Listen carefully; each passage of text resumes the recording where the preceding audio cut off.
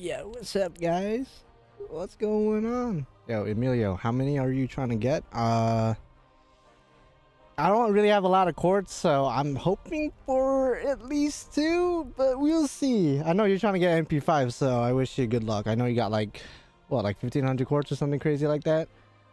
You should be fine. I mean, I'm not gonna, knock on wood. It's very possible you don't get MP5, but with that amount of quartz, you should at least be getting like MP3. This coming from somebody who NP5 Tiamat and Kide with like a lot less than 1,500, so you should be good as long, I'm giving you some of my luck, in return, bro, for supporting the homie, but I wish you good luck nonetheless. Hopefully I at least get 2. Right now I'm at like 300 quartz, but 15 of those quartz are paid quartz, only 15. I didn't whale or anything, but 15 of that is going to the guaranteed SR that's going to be dropping in about 2 weeks once anniversary drops around July 3rd. And I'm going to be going for Morgan's banner for the guaranteed SR, but aside from that, hopefully I get 2 Melusines, because I would suck ass going into Coinsky with 0 quartz, which I mean it's probably going to happen. But yeah, what's up, Brandon and everyone else watching? I don't know if you guys saw, they didn't announce it formally or officially, but there was if you guys remember a couple months ago, I think late last year, they announced a new Fate game called Fate Samurai Remnant, and the trailer actually got leaked. One of the new trailers, as well as the release date, got leaked. And Emilio, I know you're a huge Musashi fan, so if you haven't seen this trailer yet, you should look it up right now. It's not on YouTube anymore because, again, it was not supposed to be posted, and it got taken down.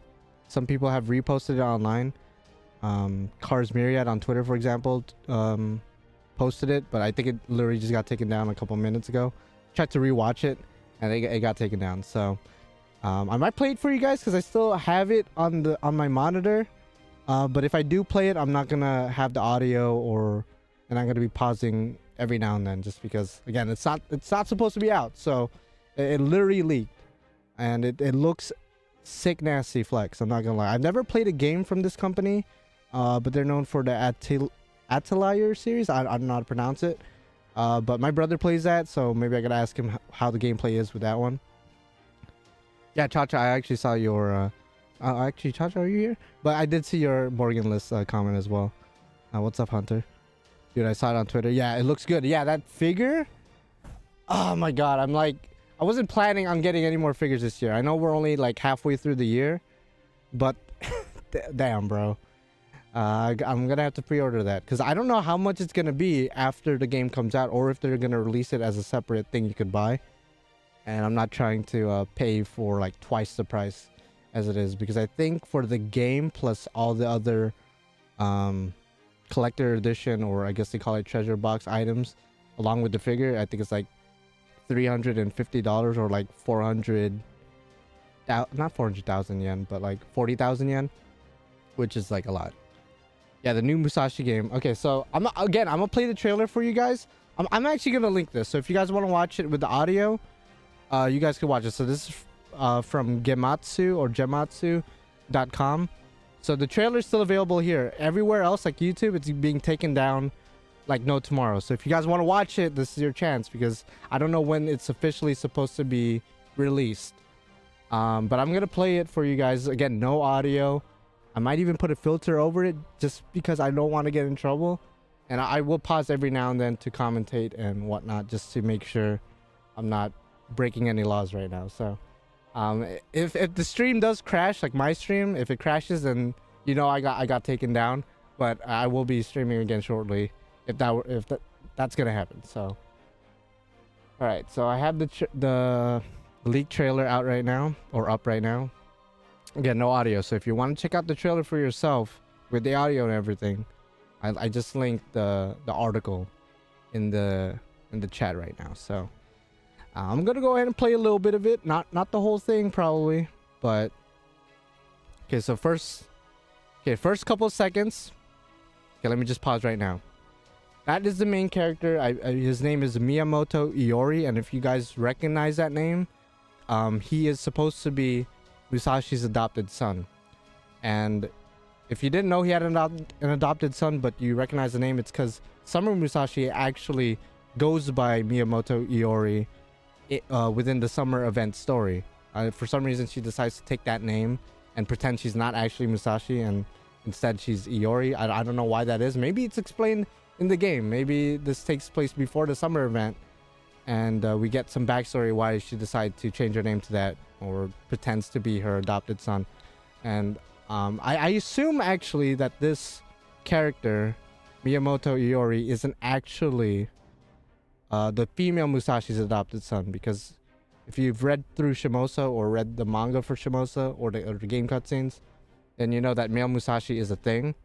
We see him briefly, and he has a couple of lines of dialogue before he dies. So I'm assuming this guy is his adopted son, because female Musashi is different, from a different timeline, technically a Lostbelt. This is a lot of spoilers, by the way, for Olympus, if you guys didn't know that. She's from another timeline, another Lostbelt. That's why she can't be summoned anymore, because she technically isn't supposed to exist. But anyway, I'm gonna keep playing the trailer. I don't know who that character is. I think that's actually Iori's servant. So Iori's actually a master in this game, and we play as him and we fight as him, which you'll see later in the trailer. Which is cool to actually see a master who's capable of fighting, because obviously Fujimaru isn't capable of fighting that good. Like, he could summon like shadow servants, and he did fight a little bit against Goetia at the end of Solomon, but he's not like a samurai or a skilled fighter or anything. He just, you know, he does his push-ups and his sit-ups. That's all he does. But this guy actually fights for real, for real. Yeah, it looks so good. It looks so good. So he has a servant. We don't know who the servant's name is. And I believe Musashi herself is a servant too. So I don't know if she's like a stray servant or someone else's servant within this Holy Grail War. Again, I don't even know if this is even a Holy Grail War. So it's like, I don't know if it's open world. Again, I don't know much about this company, but it looks, you know, it's a JRPG. You could walk around, interact with the environment, but I don't think it's like open world. It's just you could walk around and shit. So again, you play as Iori and as one of the playable characters, and he actually fights. I think that's so sick. How long till Melusine? Actually, 51 minutes. I know this is like the Melusine stream, but like this just got leaked a couple hours ago, so I want to talk about this as well because I'm excited. I'm a huge Musashi fan. So, and this game is supposed to come out on September 28th, so that's gonna be sick. Yeah, I'm assuming she's a stray servant because the whole lore with female Musashi is that after the events of Shimosa, she becomes like, what's the right word? I can't think of the right word right now, but she basically is unable to stay in one timeline for too long, and she just shifts from one timeline to another. Unstable, I guess is the best word to put it. And she just finds herself shifting from one timeline to the next, which is why she's able to travel into different Lostbelts. So maybe this is one of these adventures she had, because she said in the summer event that she's been through so many different timelines and countries and whatnot. So maybe this is one of these times where she just shifts into this timeline and just decides to stick around for a little bit. So maybe that's why she's here, but she also has a different outfit, so that doesn't really explain why she has a different different drip, which I hope we get as a costume at some point, but whatever.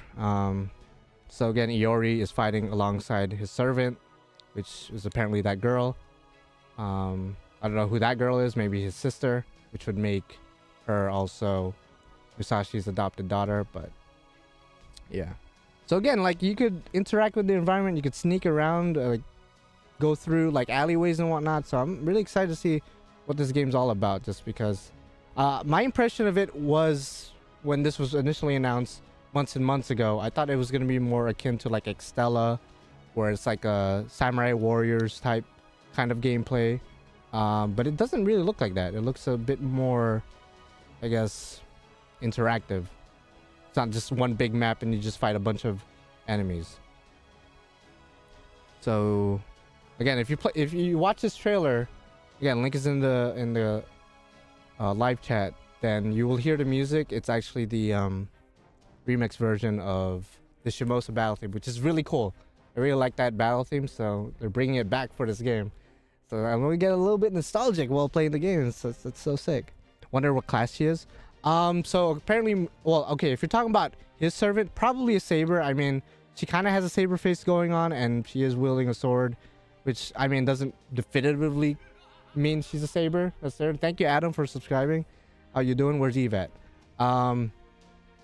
But Musashi herself, if you're asking about Musashi, I think she's confirmed to be a berserker in this game, which further supports my, I guess, theory that Summer Musashi, who's a berserker, of course, this might be, I guess, her backstory, where she came from, because Summer Musashi goes by Iori, and then she talks about different timelines she traveled into. So this might be where that came from. And then there's a bunch of new characters as well. I mean, that's Musashi right there. If you guys don't know, she has a not totally, but a different design, color palette. I'm assuming it's our Musashi, because again, female Musashi shouldn't exist at all. So she should be exclusive to Grand Order, but the fact she's here, maybe this is Musashi traveling through different timelines, like I said. And again, that's supposed to be, the main character is supposed to be Musashi's adopted son. So maybe there's going to be like a mentor and student kind of relationship between the two. That'd be pretty sick, to be honest, because if we go by the assumption that Iori is supposed to be the male Musashi's son and the male Musashi's gone or dead, then maybe female Musashi could teach him the way of the sword, which, I mean, he seems pretty good at it already, but that'd be a pretty cool little interaction between the two. Because I think later on in the trailer, he actually calls her Shisho, or, you know, teacher. So I'm assuming they're gonna have like a student and mentor kind of relationship. I don't want to see any like romantic thing going on, because that's kind of weird. But I mean, technically, that's not, you know, it's not incest, right? Like, if it's an adopted son, so I guess it's okay. I don't know.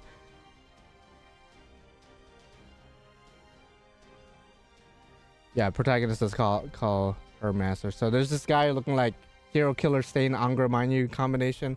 I don't know what's his whole deal about. There's a lot of new characters, and surprisingly some, or I guess one other returning character. Jalter's actually in here as well, which, again, she's just like Musashi, she's supposed to be Fate Grand Order exclusive. She shouldn't be summonable outside of Grand Order. So I don't know what happened here. I wonder how this relates to Grand Order at all, or if they just include it here for fan service and they're just totally going against the lore. Yeah, Musashi's a dad now, so when I made the dad tier list, I should have included her. Or I guess like she's like a mom now, because if, I don't know, it's weird. It's weird. So yeah, John is in the game. A bunch of new characters. I don't know who this is again. A lot of new characters, new servants, I assume. Again, this is all leaked material. If you guys want to check this out, because I don't want to get in trouble and play the audio and whatnot, here's the link to the article with the video in it. This is not supposed to be out officially, but I'm playing it nonetheless and taking that risk. So Iori gets a little bit messed up, revealing this character. I'm assuming she's the master, and then the buff guy in the back is the servant. Which, again, we don't know who these people are, so there's a lot of new characters.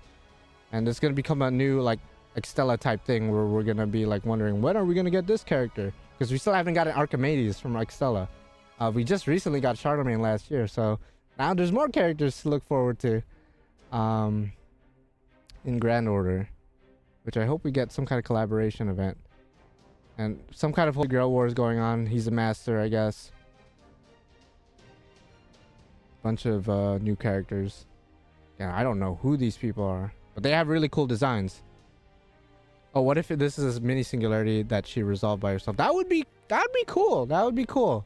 And she should have knowledge about singularities, because she met us in Shimosa. So maybe she's like, oh, okay, I don't want to burden Fujimaru with this, so I'm gonna go take care of it before he has to, type shit. Who knows? Maybe, I assume at the beginning they're not really gonna, you know, link it with Grand Order, but maybe later on with some kind of line towards the end, maybe Musashi says something that confirms that it's going to be, that this story is related directly to Grand Order.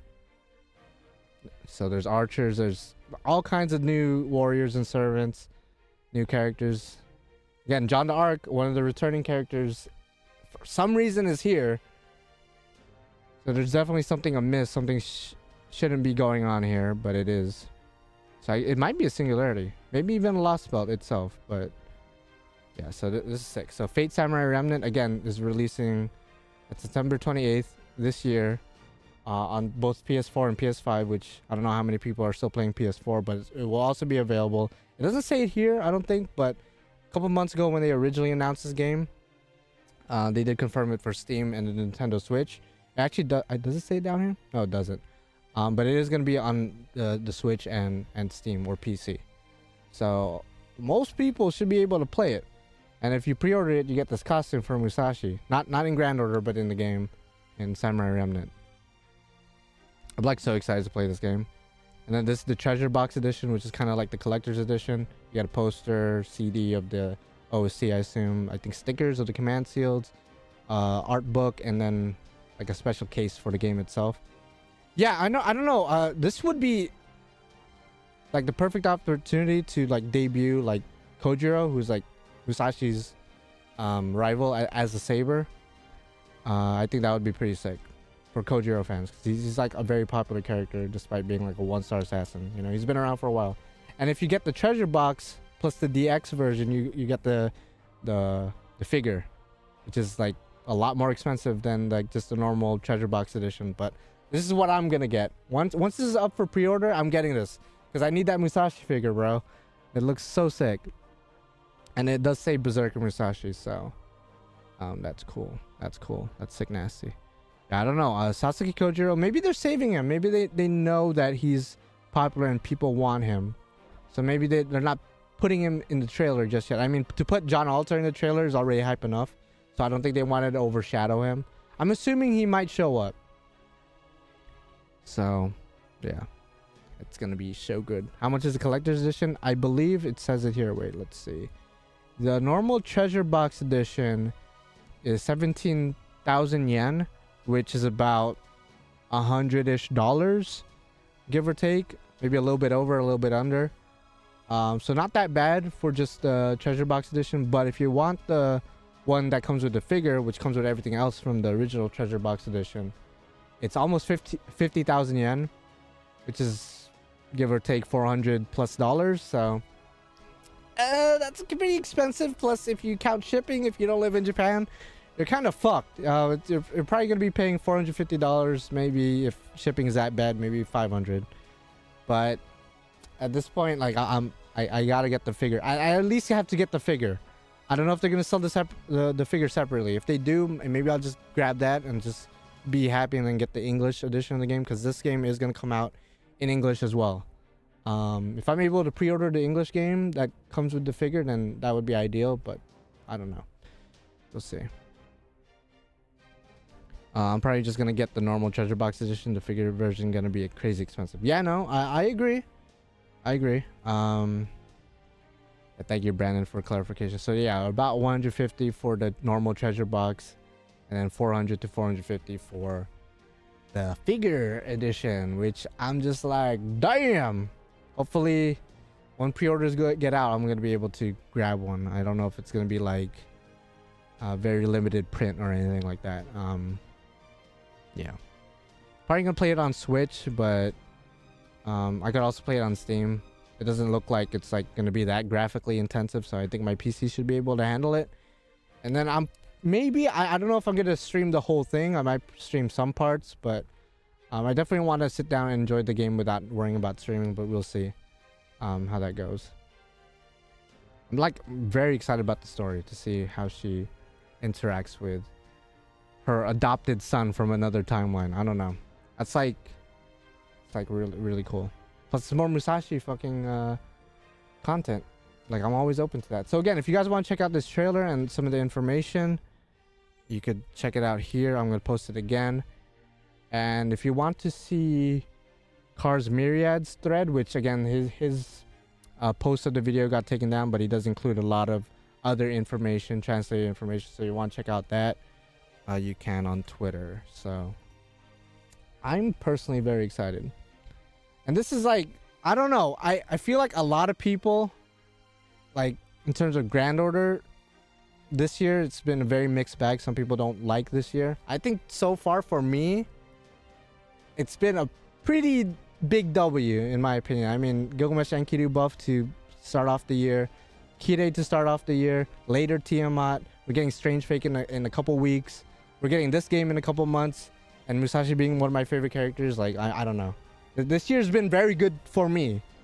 And I know that's very subjective because some people may not like Musashi or Gilgamesh or whatever, but I think this year has just been so good as a fan of these characters. But I totally understand why people don't, you know, are not feeling Grand Order in particular, but I think Fate as a whole has just been so good.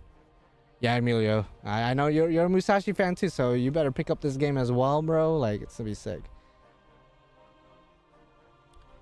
If you squint, Musashi is a saber. No, she don't look like a saber face. No shot. But yeah, I'm getting it on Steam, but I don't know how I should get the figure. Maybe Makari. Yeah, I'm sure I'm gonna be able to like find the figure online somewhere. It's just I know people are gonna resell it for like a lot of a higher price. You know what I mean? Like right now, with the game, what 50k, like 50k yen. Just $400 to $450. If we subtract the game out of that, the figure itself should be around what, $250, $300. People are gonna resell it for probably $500, maybe. So I'm hoping if they do release the figure, it's gonna be as a separate, you know, thing, maybe in the future, because it does say DX version, which, if you've been collecting like Nendoroids or other figures in the past, DX usually means like an additional version to the normal one. So maybe there's like a normal, you know, edition of the figure with like a different faceplate or something. Either way, I'm gonna get the figure somehow or another. I'm gonna get the figure. But yeah, it's gonna be sick nasty. I walked away with an MP2 Morgan this year, so yeah, Desire Sensor was the thing for me. I just wanted MP5 Tristan. God damn, bro. Shit. Not a fan of Musashi, but she hot as fuck. Hey man, at least you can appreciate beauty. You know, there's some characters I don't really care for or like, but I can appreciate the design, you know what I mean? Same thing with like, you know, anime or games or whatever. Like, I may not play it or like it in particular, but I can appreciate it from far away. So as long as you're able to appreciate Musashi's beauty, then you know, I respect you and your opinion. Even though your opinion is trash, I'll stop. You already know people are gonna go crazy and sell that. Yeah, no, it's gonna be fucked. It's gonna be... He's gonna be fucked. Hopefully your Magic figure doesn't melt. Oh, it's because it's in storage. Yeah, no, depending on how hot it is where you live. Like, hopefully, yeah, it doesn't melt. My figure budget is all for Cloud Strife and Adret. I think that came up in pre-order, no? Yeah, dude. I love me some Musashi too, you say, for sure. I wasn't planning on buying more figures this year. I mean, I have some on pre-order, right? But like, I already budgeted myself. I should be good. But this is like gonna fuck me. So I'm gonna have to make some sacrifices. I might have to cancel some stuff or chill the fuck out when Anime Expo rolls up in 2 weeks. My Nintendo Switch needs to be fixed. Oh, really?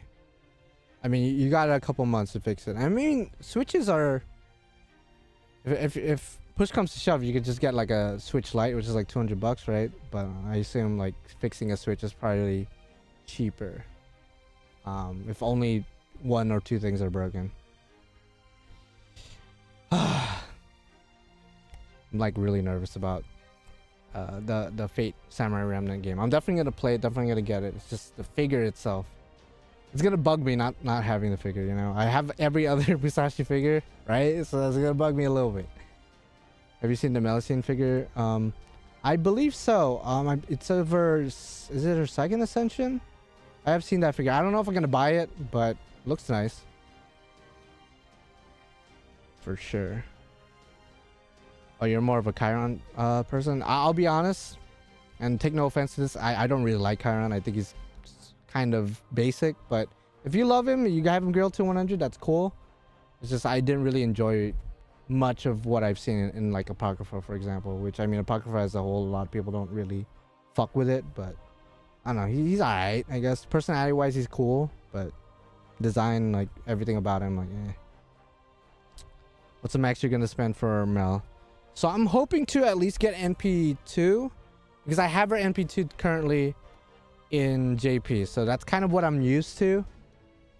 But realistically speaking, probably only gonna come out NP1 or at the very least like an NP5 Percival, because Percival is also a Lancer. So if I see a gold Lancer, you know, I'm just gonna hold my excitement for at least 5 seconds because it's very possible or probable that it's gonna be Percival instead of Melusine. So what's basic about having a horse butt? I mean, you know, you got a point, but personally, and if you're into horses, then you need to get professional help because that's called bestiality. But if you like horse butts, like, more power to you, bro. Like it is what it is. I'm good. I'm good. You know. I prefer my normal humanoid bodies. You know. Of age, of course. Sadly, I'm an Arturia Face fan, but I respect how hot Musashi is and her awesome story. Yeah, no. I think the main saber, I'm assuming is a saber, the main servant in Fate Samurai Remnant, she looks like a saber face. So I mean, it's not like you're gonna be lacking a saber face. Oh, Emilio, you tagged me on something on Twitter? Let me check that out. What you tagged me on, bro? I'm not getting a notification on my desktop for some reason. Okay, there it is. Don't worry, I won't show your messages on stream. Oh, you're showing the... Oh, it's the third ascension, the Melusine figure. Oh, shit. Oh, this was posted back in February. I think I did see this, but I just don't remember for some reason. I mean, I'm still probably not going to get it. I don't really have space for a Melusine figure, but it does look really nice. Yo, what's up, Archerblade? Did you see that Fate Samurai Remnant? It looks sick. It looks sick. I'm kind of surprised of how quick this ordeal call was. Yeah, it felt very short. A lot of cutscenes, but the quests themselves were very short. Very easy, straightforward. There's nothing too gimmicky. Not too many force supports, and the force supports that they did, you know, have in there, they weren't that bad. It was like, oh, you're forced to only bring Kama, but it's like very doable. It's not like gimmicky or weird, you know. So I really appreciate Ordeal Call for not going too hard on the force support. Yeah, dude, Archways, I'm so hyped, dude. I'm so hyped. So I'm gonna go ahead and actually like take Tiamat out of the team for a little bit. You know, I don't want to disrespect her too much, but I do want to show off some Melusine gameplay since that's who we're all here for. We're not here for Musashi or JP Tiamat. So I'm gonna go show you guys how to properly use her. Now, if you plan on getting her and you plan on using her as a farmer primarily, you could use her as a single target arts, but if you don't know, if you use her third skill, she does transform into a different ascension and she does become an AoE buster. And as an AoE buster, she becomes one of the best buster farmers in the game. But again, if you do plan on getting her and using her as a farmer, you absolutely need to get Coin Sky and Oberon. If you don't, then you can't use her to the best of her abilities. So I'm gonna go show you guys how exactly to use her. It's pretty straightforward. It's nothing too complex. Hopefully I don't mess up. It's been a while since I used her, to be honest. I've been using mainly Tiamat as my buster farmer. Oh, you finally got your AX pass? Nice, dude. You gotta activate it. Don't forget to do that. Did they say it's multiplayer too? I don't think so. I don't think it's multiplayer, which I don't really mind, but I mean, that would have been cool. That would have been so sick if it was multiplayer. Just having like a open-ish world multiplayer Fate game, I don't know. That would be so cool. So essentially, you don't have to use her first and second skill turn 1, but I like to do so just to maximize her damage. But you absolutely have to use a third skill if you're trying to 3-turn farm with Melusine. Then of course, buff her up with the buster buffs. And then she's pretty much good to go. She's pretty much good to go. She's gonna kill these enemies, no problem. She could Black Grail loop. How many sync cords you got for her? About 300 and then like 66 tickets. Which is not necessarily ideal, but it's not bad. So I'm hoping to at least come out with NP2 just like how I have in JP. Is she an Arts NP? She's Arts NP if you keep her single target. So if you don't use her third skill, which kind of sucks if you plan on using her as an art servant, which she's a single target art servant, so she's more so of a boss killer rather than a farmer. So I don't recommend using her as a farmer as an art servant. You absolutely have to use her third skill to make her a buster AoE. So then you use Coin Sky's skills. It refills her her usage of the second and third skill, and then her first skill by turn 3. And you guys switch Coin Sky for Oberon in the back. So absolutely you need Oberon and Coin Sky to use Melusine to the best of her. I think you could technically loop with her with like a maximum broken kaleidoscope, but you're losing out on a lot of damage because she's one of the few buster servants who's able to NP loop with Black Grill, and Black Grill just maximizes your damage, you know. So there you go. So she kills. Easy money. I could have used her second and third skill this turn, but that's totally up to player preference and what you're facing at the time. But see, she has all her skills back, and then her first skill gives 30%, I believe, which is enough with Oberon skills in order to get her NP. So it's pretty straightforward, pretty easy. Double Coin Sky in the front, switch one of the Coin Skies out for Oberon by turn 2, and you are good to go, pretty much. I'm gonna summon her a little after maintenance. I need to see if the barber is open today. Oh, you're getting a haircut. I need a haircut myself, not gonna lie. Not gonna lie. I got a sister complex for Melusine. I know she's 1,000 years old. Yeah, she's more like your great times 10 grandmother, but you know, I guess you could see her as a sister. In terms of age, she doesn't treat you like she's a grandma, but she actually treats you like a lover. So if you're into that, then more power to you. Technically, it's okay because she is thousands of years old. But yeah, again, gotta get a Coin Sky and Oberon to make her work. Otherwise, again, if you don't really care about that, I guess it's fine to keep her as just another Lancer. Absolutely. So what about you guys? Because I know some of you guys are trying to go for, I think, Amelia. You're going for NP5. Anyone else going for her? And at what point are you going to stop? Are you trying to go for NP5 too, or are you just happy at 1 just because you like her character? I gotta get her NP2 because that's what I'm used to in JP. Which, I mean, you know, that would be great, but I don't know. After the 3 Morgans a couple weeks ago, which Morgan's banner is gone, but she's coming back in like 3-4 weeks maybe. I don't know. I think I've used up my luck, to say the least. MP2. I think MP2 is completely fine. I've used her for farming events, and she works at MP2. MP1 or 2 for you. Just 1 for now. And she does come back later in December, I believe. So if you want to skip out on her and wait, or test your luck for guaranteed SR, you can. By the way, first of all, like, even though 90% of players aren't really going for him in this banner, he is a good arts looping AoE Lancer. So if you really need a Lancer looper, he's not that bad as long as you have Castoria. Is she better at Buster versus Morgan? I think comparing the two is a little bit weird just because Morgan's more so for like challenges and whatnot, whereas Melusine, you can use her for you can use Melusine for challenges as well, but I think she's more built for farming because she does more damage than Morgan, whereas Morgan is like semi-support sort of. So it kind of depends on the situation, but I wouldn't say one's better over the other. They're both used for totally different situations. You can use them both interchangeably for like lower level farming, but other than that, like comparing the two is like whatever. What Melusine is really good at in farming in particular is that you could theoretically use her for farming sabers as long as like not a 90++ farming node. She hits that hard as long as you have Black Girl and Oberon. Of course, double Coin Sky goes without saying. She's able to farm saber nodes despite being Lancer, so she's extremely strong. Just keep that in mind when trying to go for her.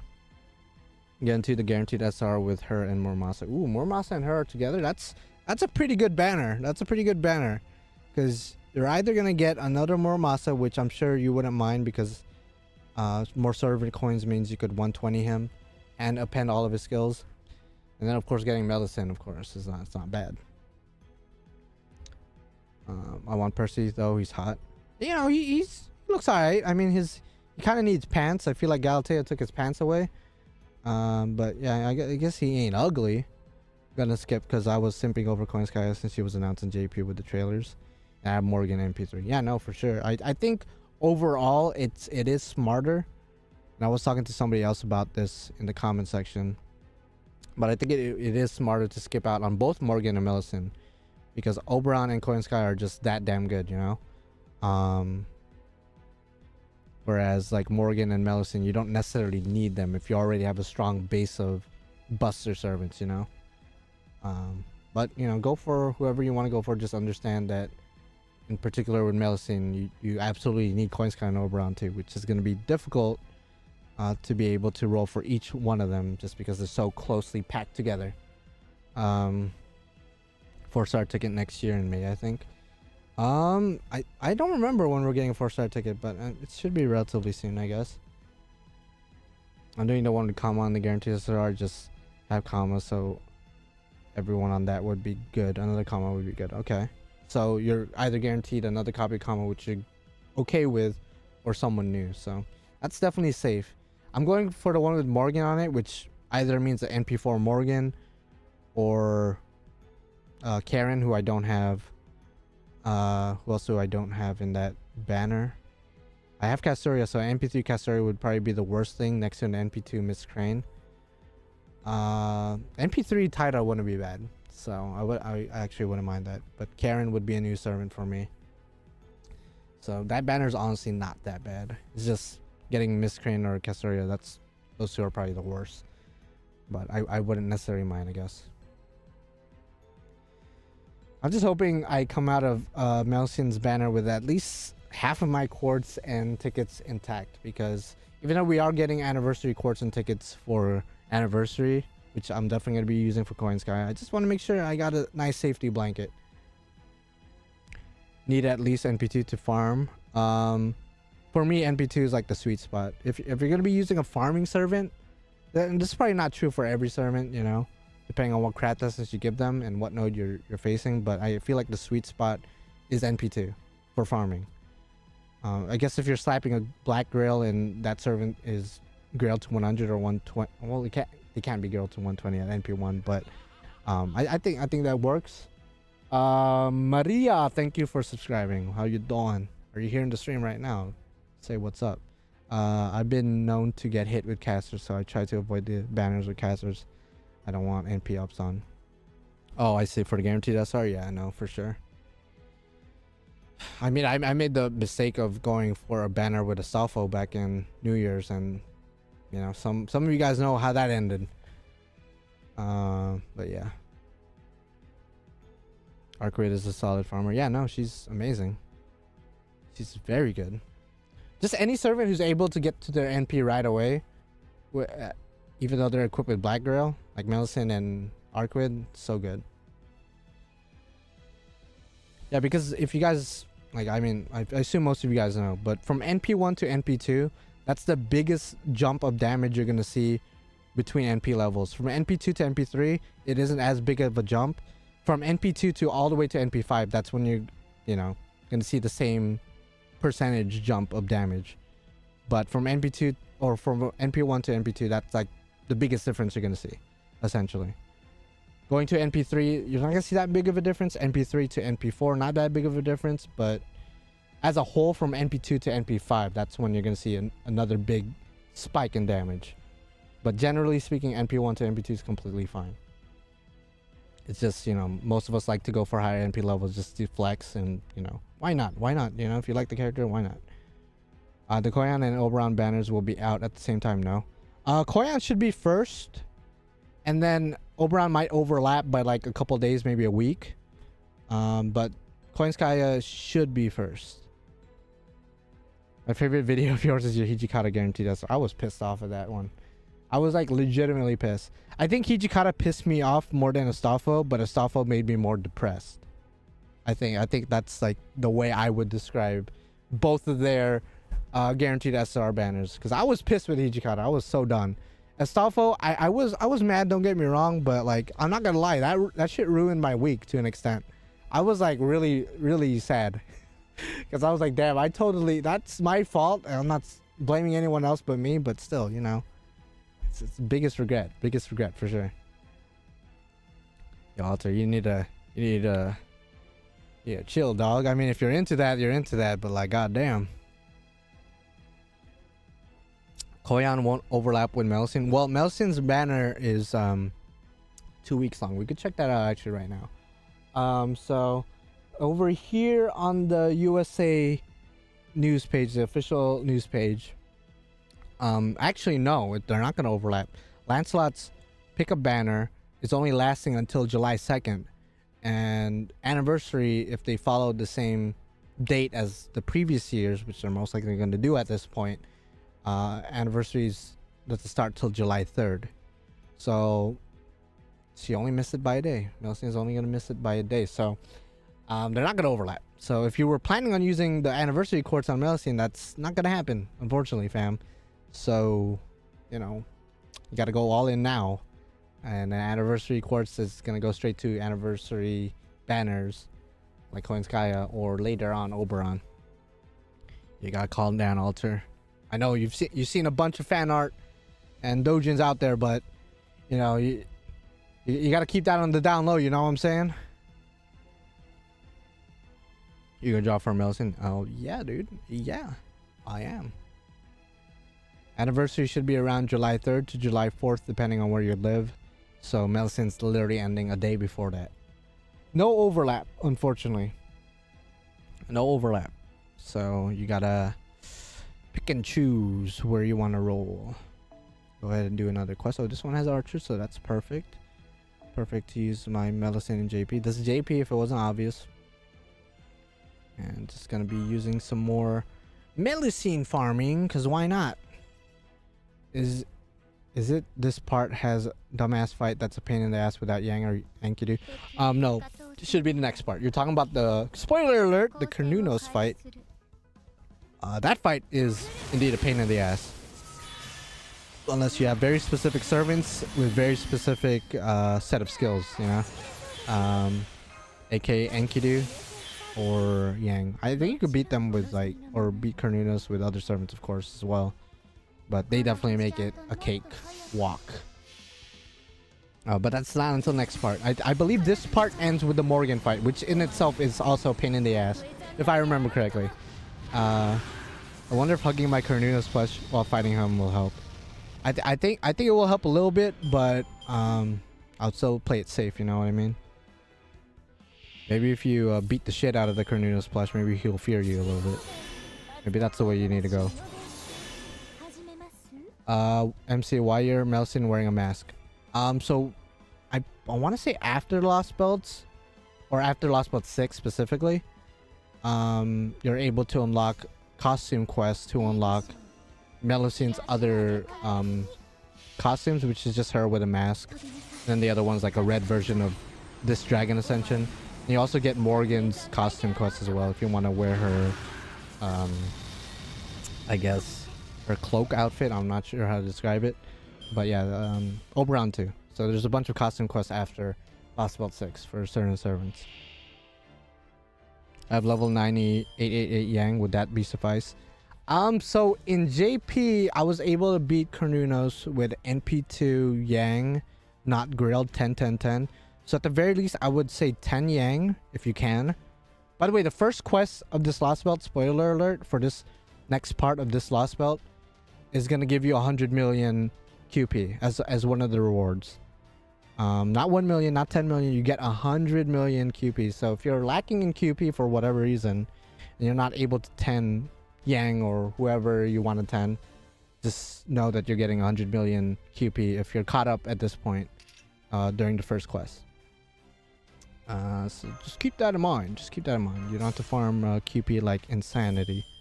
Unless you literally have 0 QP, then like you're fucked. What's up, Paradox? Between Enkidu, Arterial Lancer, or Tamamo, who should I pick for SR ticket? I think generally speaking, probably Tamamo. Just having more supports as an option is always good. Like Tamamo, some people say is useless now that Castori is a thing. But I still find myself using Tamamo quite often in JP. Especially in like force support situations. Like she's just a very good option to have just in case. So I'd say overall Tamamo. But then Enkidu is always good too. Enkidu is just good overall. I know you didn't say Ozzy there, but Ozzy is obviously good. Waver's good, but if you already have them, then no point. But out of those three, Ranga, I would say Tamamo easily. No question. I'm wondering, we getting the rest Lostbelt 6? Probably not, but it's possible. I just don't think they would. I am a meta slave player. Alright, well then definitely go for Tamamo, bro. What's up, Least Mythical? How you doing? Good luck to you as well. Good luck to everyone who's rolling for Melusine, whether you want 1, 2, 3, 4, or 5 copies, whatever. I already have Ozzy and Waver. Yeah, so Tamamo would be, in my opinion, the best. Because we are getting, if you guys didn't know, we are getting an SSR ticket for anniversary for non-limited 5 stars. So if you don't have Waver or Tamamo, I would say those are the top 2 you should get. If you already have them, I would say Ozzy is right up next because he's like semi-support and one of the best, if not the best, single target rider in the game. And if you already have all 3 of them, then at that point, it's kind of up to you who you want to get. You could get Ganesha or Janako, who is kind of a support servant, but does AoE damage as well. If you want to have her as an option, you can go for her. Enkidu is really good as well. But if you're looking at rarities, maybe getting one of the story lock servants, story banner servants, a bit better, just because they are rarer. So like somebody like Quetzalcoatl or whatever, and then you know you could go for them. You try and get Percival. Well, if you have a good enough amount of quartz, then getting Percival shouldn't be that difficult. No, Enkidu is definitely good. I mean, this is coming from somebody who's completely biased for Enkidu. I have him grilled to 120 NP 5+. Appended all of his skills in JP. I only appended 2 skills in NA, but that's besides the point. I have a bunch of figures and merch of Enkidu, so I'm a bit biased, but I think generally speaking, most people would agree Enkidu is a very, very good servant. So I don't think that's even bias talking. I think that's just objectively speaking. Would getting NP2 Coup Alter with SR ticket rather than a new servant be a dumb idea? Not necessarily if, for example, you have Waver, you have Tamamo, you have Ozzy, you have all these other very good servants. At that point, it is up to you to get a new servant or just upgrade at NP level. With Coup Alter, since Coup Alter is a very strong servant, getting him NP2 is actually not a bad idea. But again, in my opinion, I think it's just better to get like more support servants, you know, as backup. In NA, I only got like 90 sync quartz. Good thing I'm mainly JP. Yeah, I flip-flop between the two. I mean, JP, I'm like well off right now. We got like I mean, you guys can see I have like almost 700 quartz. Like I'm straight in JP. And it's funny, I haven't spent money in the game as far as like whaling in like years, but like this past year pretty much has been very good to me in JP. So I haven't needed a whale really. Just been pretty fucking lucky. Which NA, it's like, you know, kind of a toss-up, to be honest. Guaranteed SR ass. But it'd be like that. Yeah, Enkidu is great. Enkidu is amazing. Yeah, Coup Alter is in story banner as well. And Percival is, yeah, if you, I think it says it here in the news page. I'm pretty sure it does somewhere in the official page that he has story banner. But Melusine herself is limited, of course. 700 quartz wasn't enough for me to get Morgan. Oh my god. Usually I don't, you know, recommend whaling, but if you spend 700 quartz, you're so close to guaranteed to pity that I would say you should have bit the bullet and bought quartz just to get to pity. But I understand if you just cannot buy quartz, maybe you're not the most well off, or maybe where you live, your country, you just can't, you're not allowed to buy quartz. So that is unfortunate though. I am sorry to hear that. 700 quartz and no Morgan, that definitely sucks. For sure. Yeah, 200 more. That's like 1.5 packs, I guess. One $80 pack and then like half of that. What is everyone's main character in NA? Like main servant I use? I'd say Musashi Berserker still. She's like Bond 14. Like she's my go-to, like all reliable. But I would say her. I would love to say Gomez, trust me, who's also Bond 14, but you know, I save him for the boss fights. Oh yeah, 8 more minutes until anniversary, or not anniversary, holy shit, what if anniversary just randomly dropped? 8 minutes until Melusine drops, not anniversary, because if it was anniversary, then I would be shitting my pants right now. Anniversary is not until July 3rd to 4th-ish, depending on where you live, so... make sure to update you guys' games if there is an update available, and then you'll be able to get into the game. Surprisingly, Morgan's banner did not crash the servers.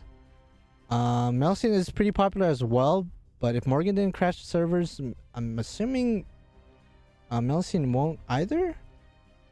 But, you know, it's just assume it's probably going to crash, nonetheless. This is Grand Order we're talking about. We're known for our servers just shitting itself. I feel like we haven't had an emergency maintenance in a while, though. I feel like it's been like 2-3 years since a big emergency maintenance. Like, yeah, LB7, there was like delays and whatnot, but there wasn't like, you know, we have to do maintenance right now because something's broken type shit. Fate Samurai Remnant's gonna be... Yeah, no, again, if you guys haven't seen the trailer for Fate Samurai Remnant, which got leaked, I'm gonna go ahead and link the article to you guys where it's still available, because a lot of the videos and trailers that people reposted got taken down because of copyright. But I think this page still has a trailer, so if you guys want to watch the trailer, you guys can check it out. It looks so good, and I can't wait. It's gonna be sick nasty flex. Yeah, I just checked for an update too. There seems to be no updates, so we should be good to go for Melusine. And if this is you guys' first time on this stream, or you don't stick around too long, I do play through the entire Lostbelt in addition to rolling. So I'm gonna do my rolls first, and then play through the Lostbelt, get some more quartz, and then who knows? Maybe I'll pull a Morgan banner and then roll for more copies at the end of the stream. I don't know. But if you guys want to just chill and hang out, I am not gonna read the cutscenes, by the way, because I am reading the Lostbelt with my girlfriend currently, and she's taking it really slow right now, as in like she's playing through the chapter as well as reading the cutscenes as she goes, whereas I'm just gonna skip the cutscenes just so I could get it over with. So I don't want to thug life her right now. But yeah, I'm scared because in rolling for Bargus and Bavanshi, I got Morgan to MP2. Ooh, shit. I mean, that's not the worst thing, obviously. I mean, Morgan MP2, like, come on now. But, like, no, I get it. If you were mainly rolling for the 4 stars, then for sure. Morgan's banner is over, I think. I'm pretty sure. Gonna be replaced with Melusine's banner. But Morgan is coming back, should be coming back sometime next month, if they go by how JP did the Lostbelt banners. But you never know. You never know. I'll have to wait till Melusine's next banner, which again is by around December. She should be having another banner. Then Morgan's gonna have like 3 million banners next year, so it's really not the end of the world if you were unable to get Morgan or even Melusine. They come back relatively soon, and Morgan in particular comes back fairly often.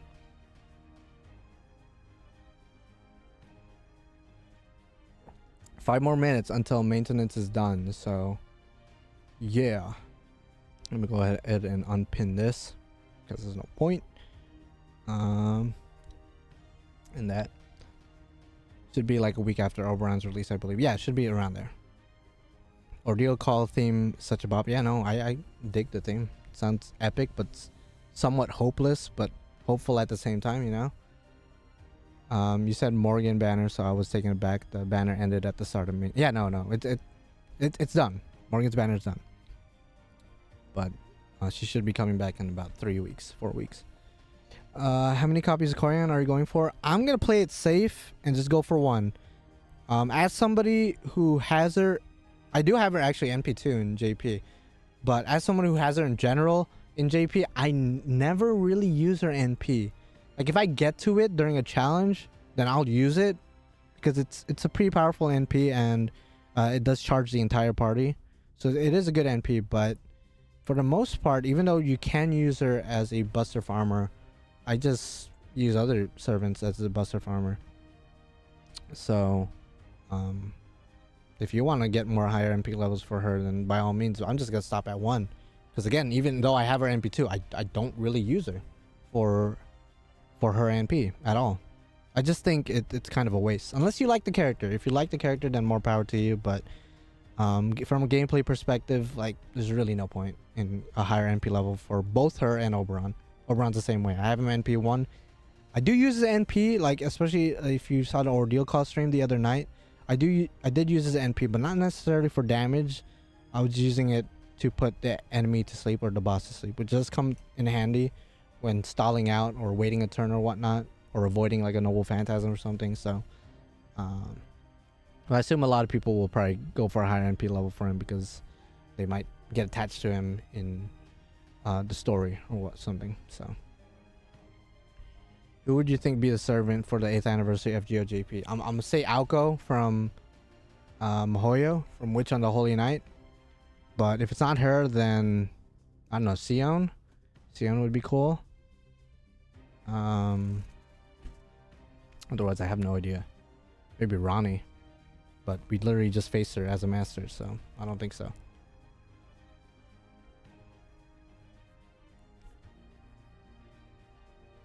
Higher Merlin higher NP's useless.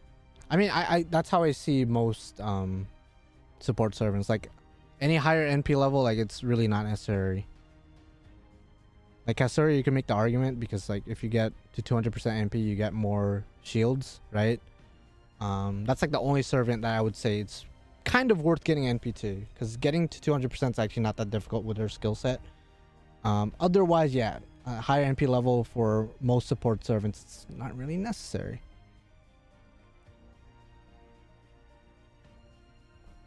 Corian is better for hard buster support than Oberon, right? I would say so. Oberon is like, I don't want to say a better waiver, but he's like, in some ways he's a better waiver in terms of just supporting every single card type. Like he is obviously like best in a buster team because he has like a buster up with his 3rd skill, but you could bring him into any kind of team and he'd work. Okay, 1 more minute and then we should be getting Melusine, unless the servers crash, then we won't. Which would be bad news, so I'm gonna go ahead and just open the game, even though it's not done yet. But I'll come back in a sec. So good luck to everyone who's gonna be rolling. And if you're not rolling, then good luck to whenever you're gonna roll, which should be in the next coming weeks, because we're literally gonna get some of the most broken servants soon. So maintenance should be done now. Wait for it. Okay, and it's not. Wait, unless I just clicked too early. Should be done though. It's like, no, extended maintenance, more quartz. They're just gonna give us like 2 gold apples or something. Not okay, guys. Are you guys able to get into the game? Because I'm not able to. JP Annie is probably Olga, to be honest. Nah, they didn't reveal her NP, so I highly doubt they're gonna do that. You accept friend requests in JP? I don't have space, but sometime during anniversary I like to like clear my friend list. Okay, yeah, no, it's like the game's not letting me in. How about you guys? You guys are having luck? Are you guys able to get in the game? Yeah, there's no update either. Not yet. Fuck, dude. Yo, there's gonna be fucking extended maintenance. Let's go. Back in the day, I used to love extended maintenance. Like, not even being sarcastic. I just, you know, more quartz, bro. That's what that means. I agree with MC about support NPs. Even though I have NP5 Scotty without even trying for her. Without even trying for her? How did you get her then? At NP5? It sounds like you tried for her, dog. Unless, like, you got 5 copies in one, like, multi-shot, then by all means. Oh, you're connected? Okay. Wait. You can now? Okay. So it was extended by, like, 2 seconds. All right, so we're in now. We're in now. So a little bit of a hiccup, but you know, it's okay. All right. I wish everyone good luck. Hopefully you get your lolly dragon. If you don't, then I am sorry. I know Emilio's going to NP5 her, but if anyone else is trying to NP5, then good luck to you too. Shout out to the dragons out there. Spam dragons in the chat, bro. Dragging these nuts on your face, to be honest. Oh, God. Woo. A little bit nervous, but you know what? It's okay. It's okay. If I fail here, it's not the end of the world. Because we get anniversary courts for Coinskaya, so just gonna bank on that. Otherwise, I will be a little bit sad. I will be a little bit sad. They gave us 12 sync courts. I would assume so. I think they announced that earlier. Is MP2 Melusine good enough? I have her MP2 and JP. I think she's perfectly fine at MP2. Perfectly 1000% fine at MP2. All right, we're in the game. Spam your dragons. Movie intro. Oh shit. Let me go. No, let me put the volume down. I don't want to get in trouble. I don't want to get in trouble, dog. Ah. 欲しいものをもらうだけさ。フェイトグランドオーダーコスモス・イン・ザ・ロストベルト妖精円卓領域アバロン・ルフェ血染めの冠お一つどうだい Copyright right now, so let me just boom. There you go. Are you going to Anime Expo? Yes, I am. I go to Anime Expo every year when I can. Obviously couldn't go for 2020 because pandemic, but yeah. All right, so I'm gonna go ahead and be a bitch a little bit. I'm gonna go do a data download first. I'm gonna go do a data download because I want to make sure the Lostbelt itself runs smoothly. So you guys are gonna have the rolls first, and yeah, it's gonna be sick. I maxed the volume out. I'm pretty sure I put it down. Oh well, on my end I put it down. But if it's maxed out, okay, I might be screwed, but that's okay. This is being recorded as a video, so if the stream does get taken down, I apologize. I did, on my end, I put it down, but it do be like that. This will be posted as a video afterwards, so if this gets taken down at some point, then it's okay. I always have a backup plan, dog. But I am worried that, like, I did blow people's ears off, so... if you're deaf, I'm sorry. I don't know the apology symbol as a, you know, but you know, it's you guys should be fine, right? You guys can still hear me. I feel really bad. I'm sorry if I blew out your ears, bro. I apologize. But hopefully it was loud enough to the point it just sounded so distorted to the point like DMCA won't fuck me, but it's all good. I was commentating over it, so maybe it was all right. It was fairly loud. All right. Well, I'm so sorry, bro. I don't know the sign language for apologies. So if you're deaf right now, then sue me, I guess. I mean, you'll have a good case on your hands. It was a mistake to roll on Cuckoo's banner before knowing what else Lasagna's cooking in order. I mean, you know, Cuckoo is a great servant. If you got her, then whatever. All right, so if you guys are rolling, good luck to you guys. Spam your dragons. She do be best dragon though. Well, I mean Tiamat's a dragon too, so she's like one of the best dragons. Let's just say that. Spam y'all dragons. Dragging these nuts. I summoned one ticket, got Lancer that spooked Vlad. Oh fuck, dude. I mean, that's a 4-star. At least it wasn't like Karna or something. Which, if you like Karna or Enkidu or any of the other available 5-star Lancers, great. But like, no one trying to see a 5-star spook. Man, it's gonna be fucked. And I get shafted as always. Sorry to hear that, bro. But like, again, you could try your luck for guaranteed SR, or later down the road when the rerun banners drop. Oh, congratulations, Victor. Nice. You love to see it. You too, Jeremy. I'm trying to get everyone who did summon. But yeah. Hit that like button, bro. If you want good luck, you gotta hit the like button. I should have said that earlier, but like it's okay. All right. Ah, there she is. Tamlin, Lancelot, or Melusine, along with Percival. So again, Percival is a 4-star Lancer, so if you see a gold Lancer, probably gonna be him, but let's go ahead and just do a couple singles and we'll see. 0 quartz for Koyan. Oh no. Okay, we did our first roll as a servant. Saber. Okay, so absolutely fucking nobody. Absolutely nobody. Congratulations, Brian. Nice. Yeah, Percival. I mean, Percival is rated up, so it's technically not a spook, but still don't want to see him. I should probably shut up because I'm probably jinxing myself too, but I'm just saying it how it is. You know, I'm an honest man. Okay, we got 2 gold CEs so far. Seno said hi to you.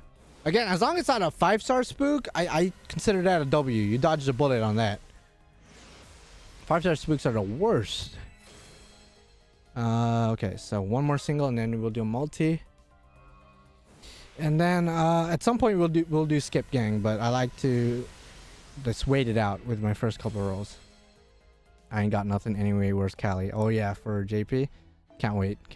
Should be next week. Okay, first multi. And then Dick will either be swinging or Dick will be very flaccid and curled up into a ball. Which I'm hoping it's going to be swinging. Hoping my Dick will be swinging. Okay. Okay. That was a little bit of a pause there. It's a crap distance, damn it. I don't have this max limit broken, so you know I'll take the C, I guess. I think I need like 2 more copies maybe. That was another pause right there. It's another CE, god damn it. God's tongue, no.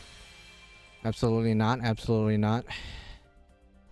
I got Enkidu when going for guest area. That's what I'm saying, bro. 5-star spooks, like, you need to count your blessings. If you get spooked by a 4-star going for a 5-star, then that's all right. As long as it's not a 5-star. If it's a 5-star spook, that's when you should, you know, cry. That's when you should cry. Oh, you got her? Nice, Clara. Nice. You got waiver? Oh my gosh. Okay, well fuck.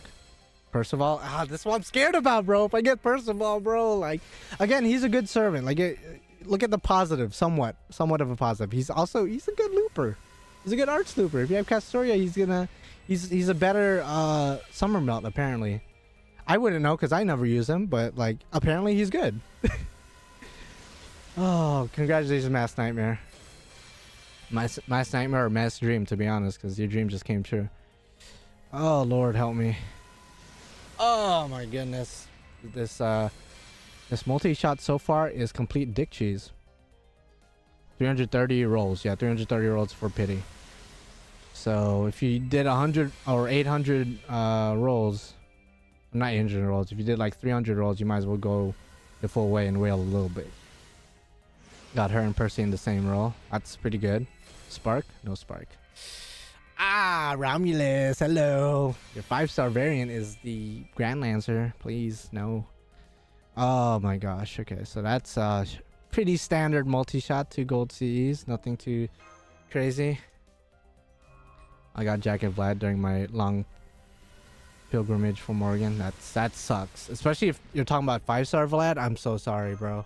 Like a 5-star Berserker in a Morgan banner that's not Morgan, yeah.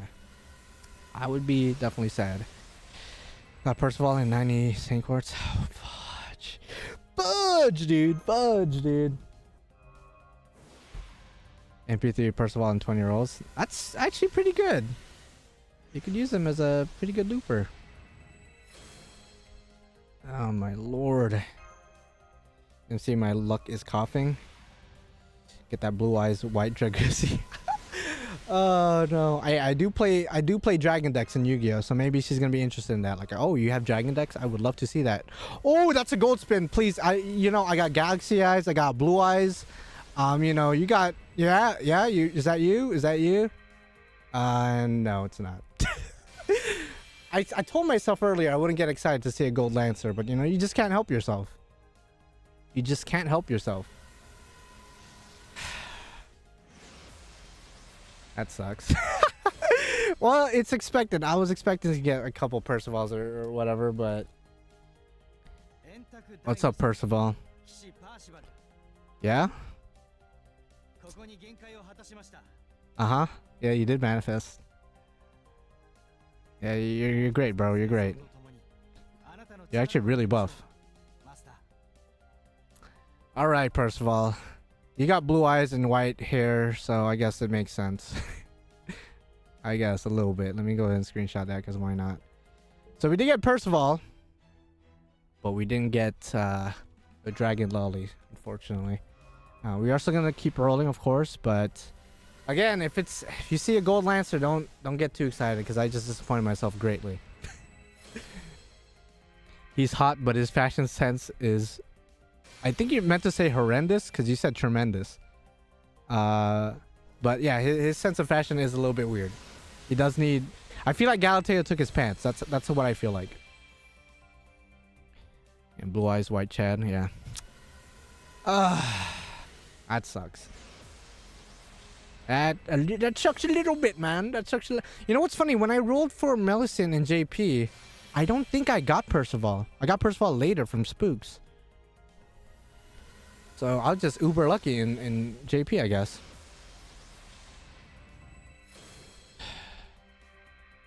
I got 5 4-star Lancers. Oh no.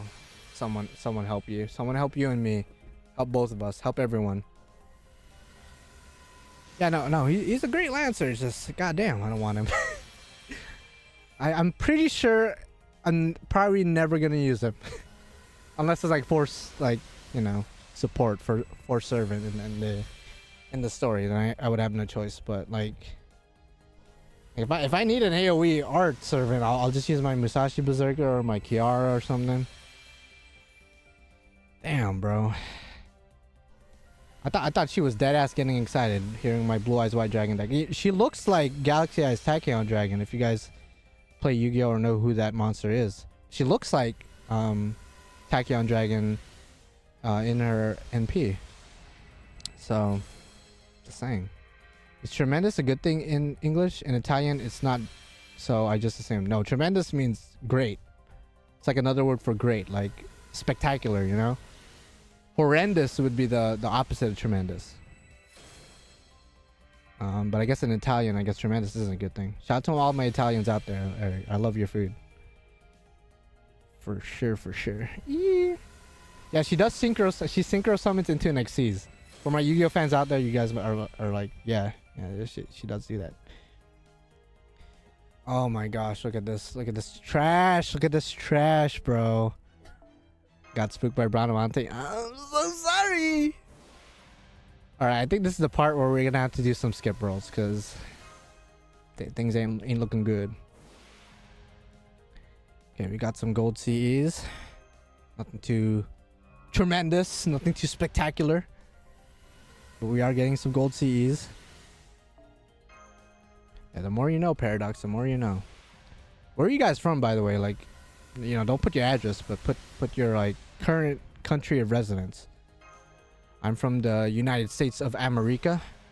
It is currently 1 a.m. where I live. Let me know where you guys are from and what time is it over there. I know Brandon's in Japan currently. Would a Dragunity Synchro deck be enough as a catalyst? Maybe. I just think she looks like Tachyon Dragon, though. I mean, you could summon Tachyon with a Dragunity deck. Rolled 90 quartz, didn't get her. Saving rest for Coin Sky. Fuck. I got her with 1 multi and a dream. Congratulations, bro. Congratulations. Absolutely. Oh, Noble Knights. Yeah, Noble Knights are based on Arturian legend, so they would be perfect catalyst if you want any round table servants. Norway, 10 a.m. Damn, bro. UK, 9 a.m. right now. Melu Loki looks like Gandora Dragon. That's true. I could see the resemblance. Philippines, 4 p.m. Hey, what's up, dog? That's a gold spin, but I'm not gonna give a fuck. Malaysia, 4:16 p.m. I mean, oh yeah. What's up, Danger? Hey, we got her. Nice.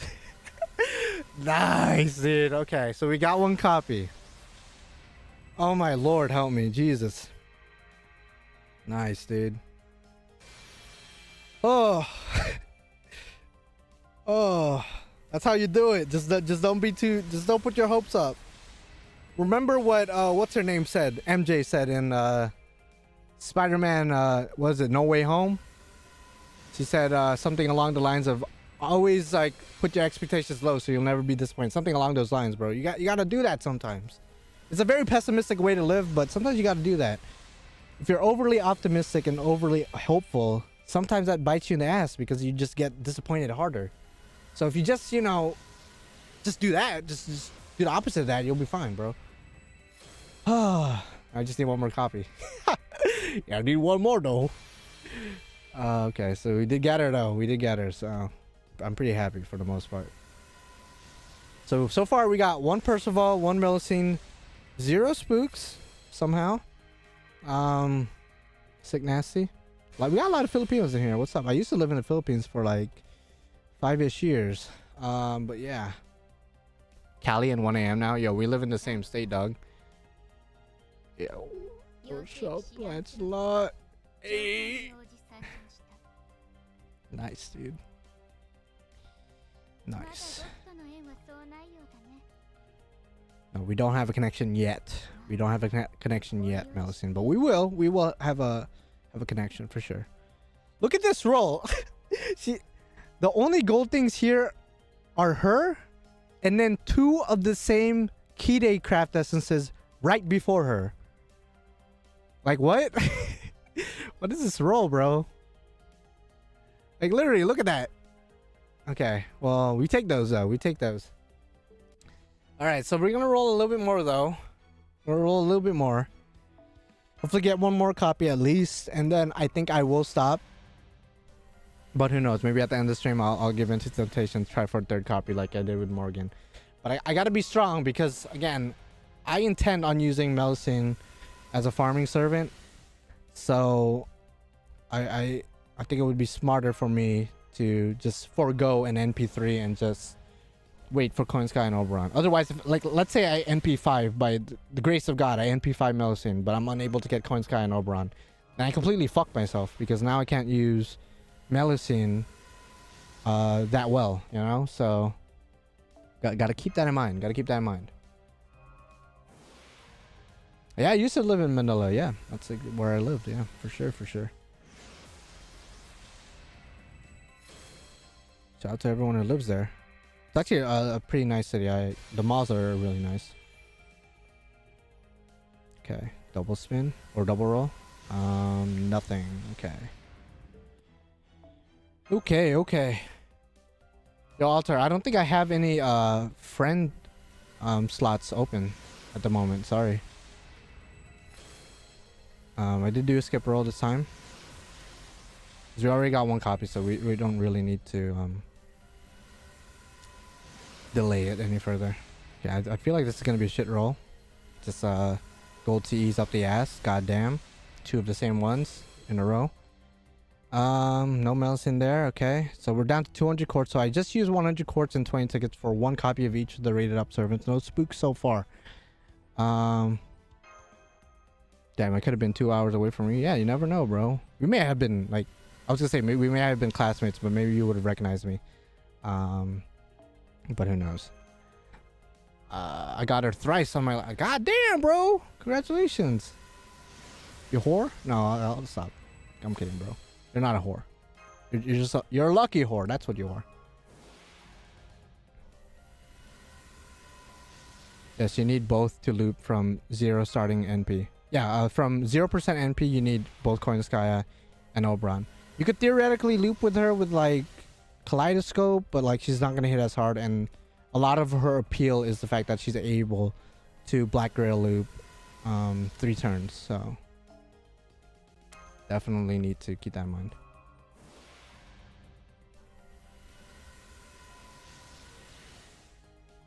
Hey, when does Mothman drop? I assume you mean Oberon. He should be dropping in about 3 weeks, maybe 3-4 weeks, give or take.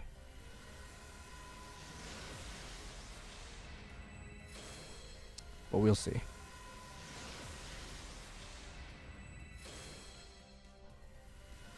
skip gang next 10 shot? So far, no. My skip gang 10 rolls have not been that great. Okay, but Oberon or coin... well, you need both for Melusine, dog. You need both. Absolutely 1000% need both. You can't substitute Koyan for, let's say, Merlin or Oberon for Merlin or anything. You need both. Otherwise, it's going to be jank. It's going to be a little bit janked.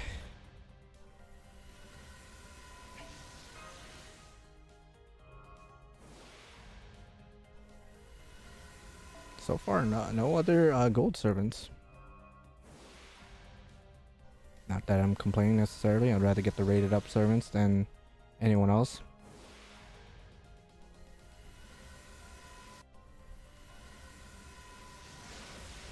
And make Oberon farm. Oberon could farm actually. Yeah, you can. Just need him at a relatively high NP level. Okay. So far, doing okay, I guess. But these skip rolls, I'm not gonna lie, they're kind of ass. Okay, that was a long pause. I'm assuming it's a servant. It is. This is a skip roll, so I am guaranteed gold here. It is a double-sided Lancer, not a gold, but it will spark into a gold. It is indeed sparking. Is it going to be Percival? Is it going to be Melusine? It is Melusine, yo! Yes, NP2, boy! I was going to say NP2 bitches, but I don't want to call you guys bitches, but I already said it, so I might as well go the full way. NP2 bitches, let's go! Alright, yeah. That's how you do it. That's how you do it. How you doing? How you doing?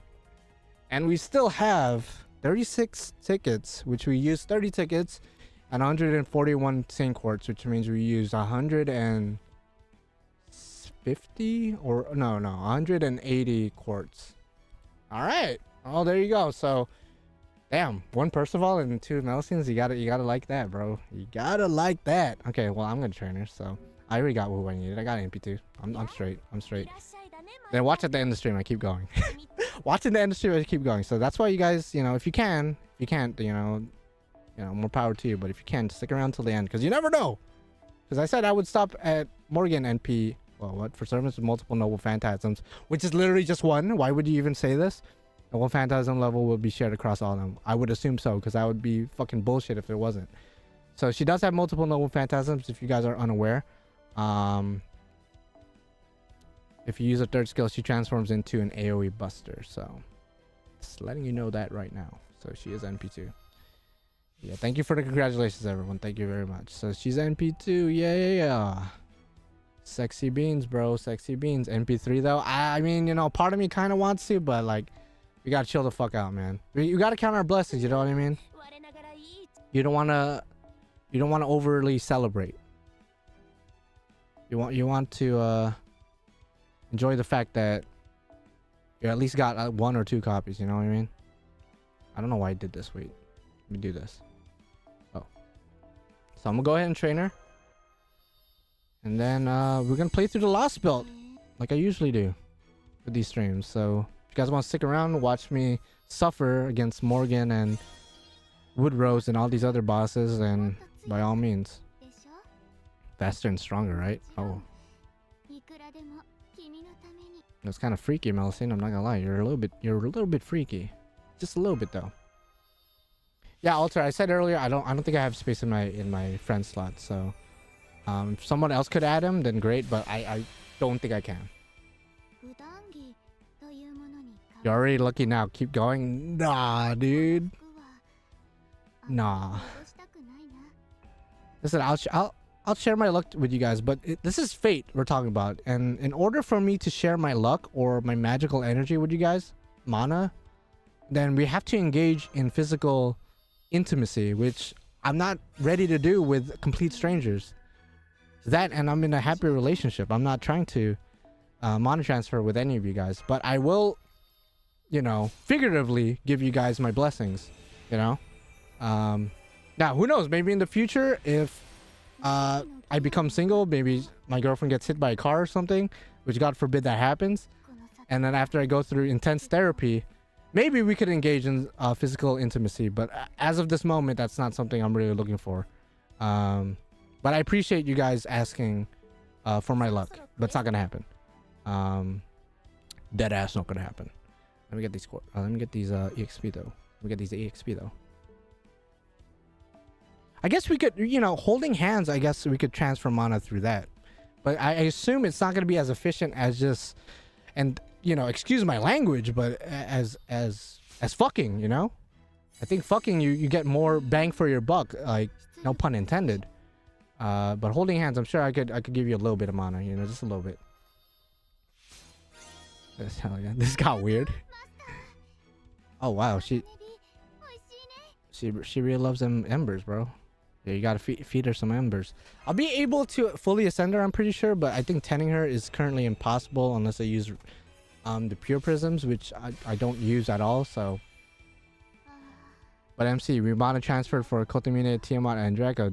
Did that mean nothing to you? That's true, bro. But see, you're a different case, Brandon. You're a different case. You're the one exception to the rule, and you weren't supposed to reveal that to the public, Brandon. Like, I'm just saying, bro. Like, you can't just expose me, dude. You can't just expose me. I'm about to get canceled on Twitter, bro. It's not gonna look good. How much mana from cuddling? That might garner a good amount of mana. If we cuddle a lot, though. I assume like overnight, probably not that much, but maybe like. We Netflix and chill, not like that though. We would just watch some Netflix while you guys cuddle with me. Maybe that might work. That might work. Like binge watch an anime or something. Was there any news on Narrowfest? No. To my knowledge, no. I'm pretty sure there hasn't been anything Narrowfest related announced. Because I did watch the Chaldea broadcasting stream earlier, and there was nothing said about Narrowfest or even anniversary, which we already know anniversary is around the corner, so it is what it is.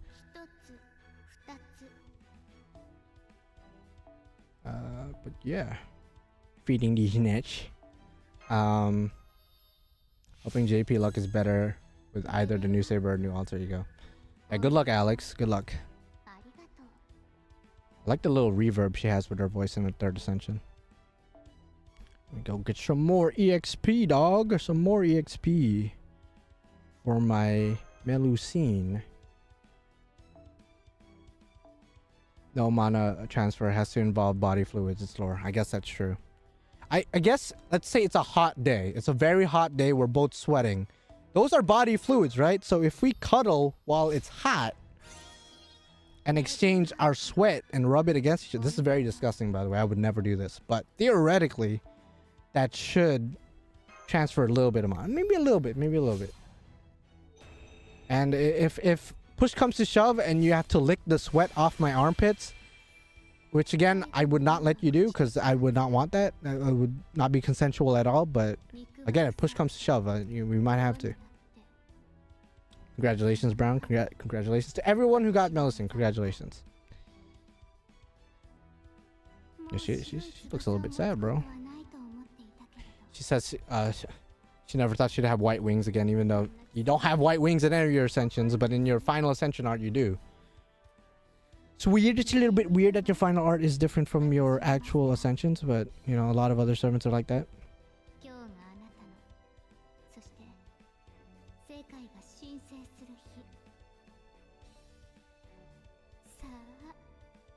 What conclusion do I desire? I desire to NP5 all my servants from here on out. That's what I desire, Melusine. If you must know, if you must know. Final Ascension Melu got me acting up. Hey man, she is thousands of years old, so I know some people feel a little bit iffy because of how she's built. But she's older than pretty much everyone in this chat and pretty much everyone who plays Grand Order, so I think it's, by legal terms, okay, you know? Is she worth NP2? Yes. Any farming servant, I would always recommend people to go NP2 if you can. If you can't because you can't afford it, or you don't have a lot of quartz or tickets or whatever, then you don't need to, I guess. Just make sure you buff them with Black Grill and a shit ton of other buffs. So absolutely. What NP? NP2, Cha-Cha. NP2. By the way, if you guys want to watch this stream back or whatever, then the gacha portion of this stream will be uploaded as a video. And the whole stream itself will also be uploaded as a video. So if you want to leave for whatever reason, then by all means you can if you want. Although I would appreciate it if you just chill and hang out with me as well. I just got a Jollibee ad.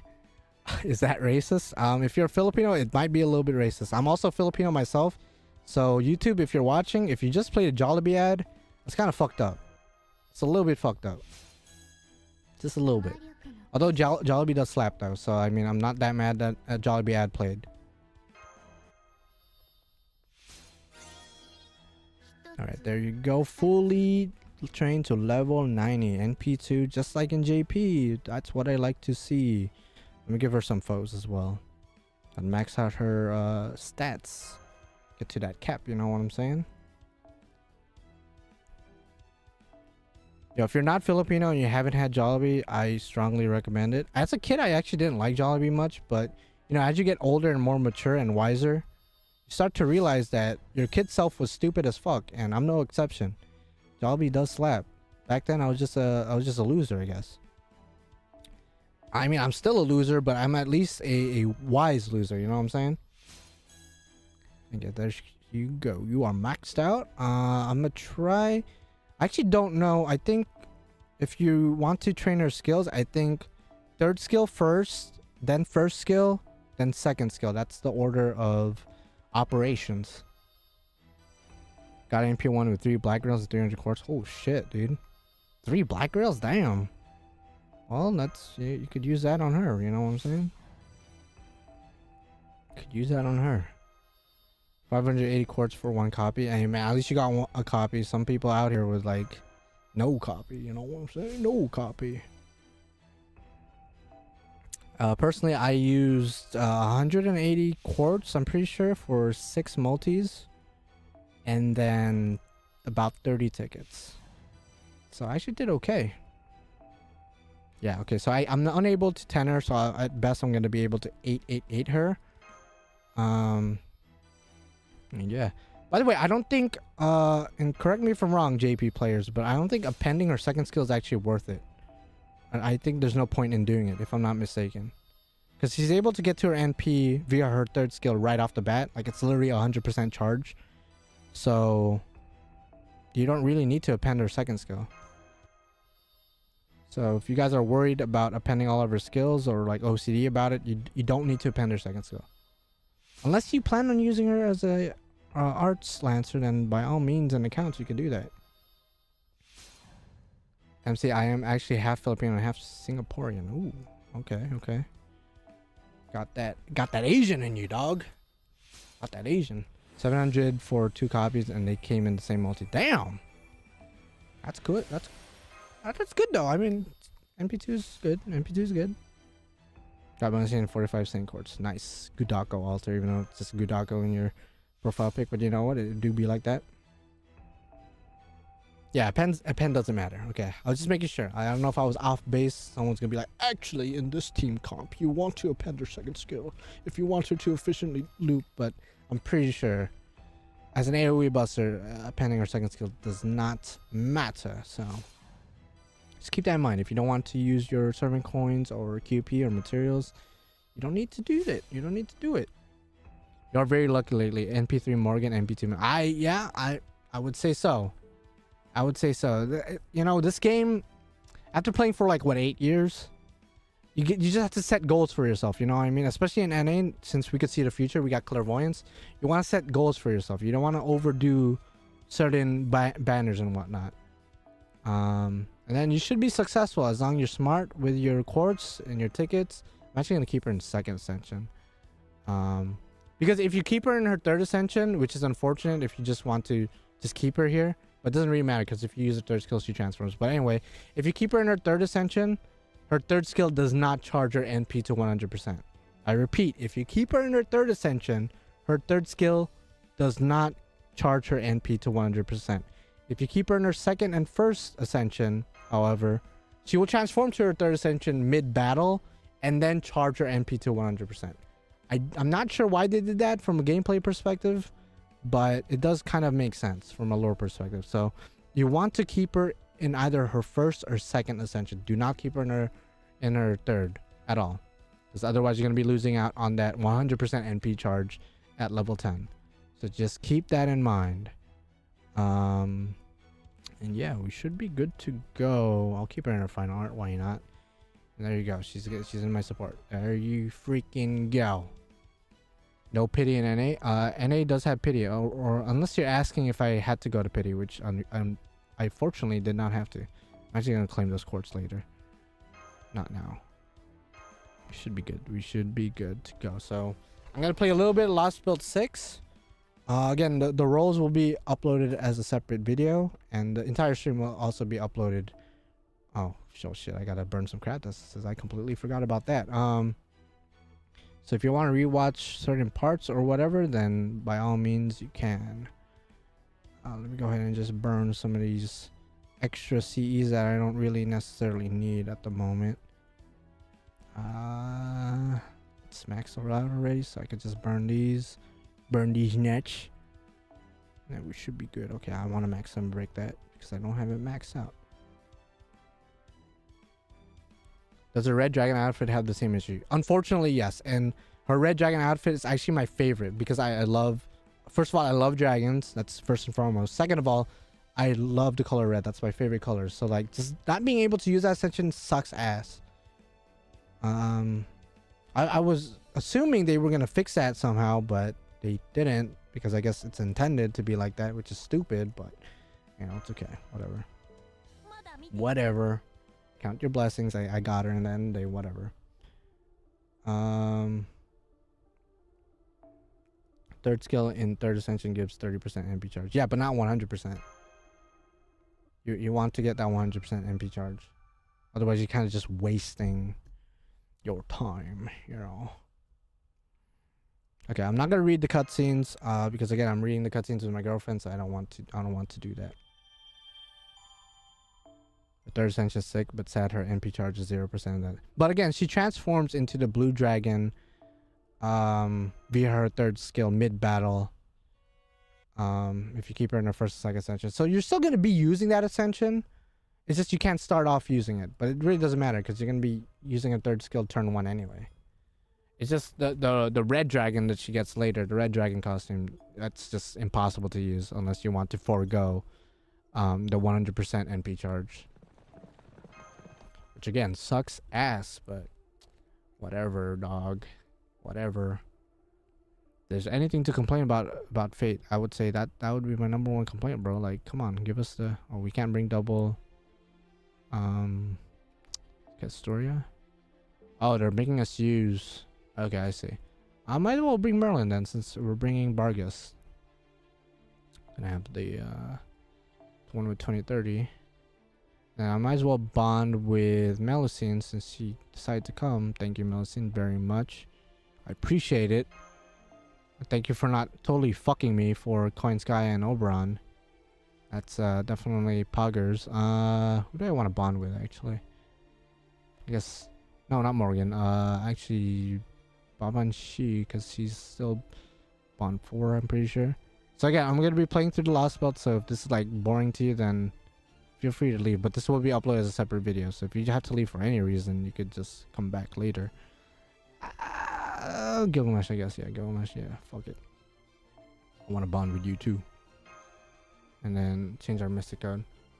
Almost under 1,000 and not even... No shot, Emilio. No shot. There's no way, bro. Like, I mean, you're getting to pity, so there's that, but really? I'm not even trying to sound like a dick right now, but that really sucks, Emilio. Wow. And I'm like rooting for you too, bro. Like, you've been talking about Melusine for the past couple months, so wow, that's crazy. I mean, definitely don't give up because I think you have a fuck ton of courts still, even after almost using 1,000. I mean, you're gonna get to pity. You're guaranteed at least one, but Jesus, quite the investment for a little drip. But maybe some NP5ers are crazy like that. Yeah, no. Let's see what we can do here. Might as well use our MP, right? Yeah, I'm gonna use our MP. I'm gonna use it. I forgot this Castoria is not 10, so I'm gonna have to do that. Go all out. Go all out. Yeah, I'm sorry, Emilio. That fucking sucks, dude. That's insane. I'd be pissed too, bro. 700 quartz, nothing. Okay, so like I said this earlier, but if you're using 700 quartz and you're like over halfway to pity, in my opinion, even though I don't usually recommend whaling, if you can, I would go bite the bullet and just whale at that point, because you're so close to pity, you might as well go to full way. And that's only if you use that many quartz. If you use like 300 quartz, then whatever. But if you use 700, dog, like you might as well pay the pack and a half.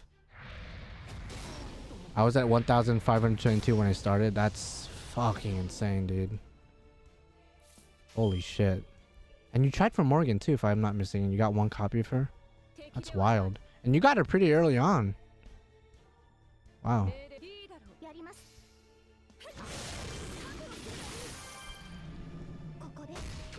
Oh, your name is free to play, by the way, so I guess you're not whaling. Well, honestly, dude, like, you know, if you live with your parents, you know, they got a credit card, bro. Just sneak into the room. Don't do that. I'm kidding. Don't do that. If you do that, I was kidding, and you're 100% responsible. I was kidding. Finally got her NP2 after 950 quartz. God damn, bro. Yo, again, I'm not trying to sound like a dick, but was I just really lucky at that point? Because I NP2'd her. Again, I'm not trying to be dick. I'm just commentating. I literally NP2'd her with like 180 quartz and 30 tickets, so. Damn. You got Morgan NP2. Oh, okay, NP2 actually. Damn. In 700 quartz, I got 2 Morgans, NP7 Vargas, and NP. Well, you didn't say the number with Fairy Knight Tristan, but damn. 709 quartz, NP6 Perswall, Jesus, 2 Rama, 1 Yan, who the fuck is that? 1 Zerk, I assume Zerk Lancelot, I don't know. Zerk Lante, oh, Berserker Atalanta. No Melusine, that's insane. That is fucking crazy, bro. Holy shit. God bless you guys, man. Like, seriously. For real, for real. Okay, Vargas is gonna kill this turn. I'm gonna be a little bitch. I'm gonna have like the quest information on the side on my other monitor, because I'm actually going out later today, so I want to make sure I finish the stream as soon as possible. One copy of the 300 Saint Quartz NP5 Tristan, which I guess is nice. For Morgan, or are you talking about normal Tristan? Because I think normal Tristan is fairy locked, story locked. I did not even notice there's another enemy, and it didn't even matter. Okay. It's pretty obvious, yes. I'm sorry, bro. I'm sorry, bro. Shit. Yes, you're really lucky. 330 quartz is 50% chance to get 1 copy. Fuck me. I'm so sorry, guys. Like, seriously, I am. I always hope that everyone who's gonna be rolling, you know, like, we'll get what we want. You know what I mean?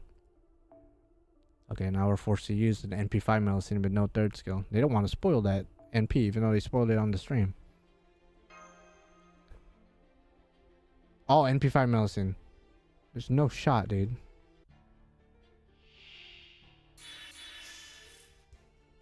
I mean, congratulations, you got our NP5 though.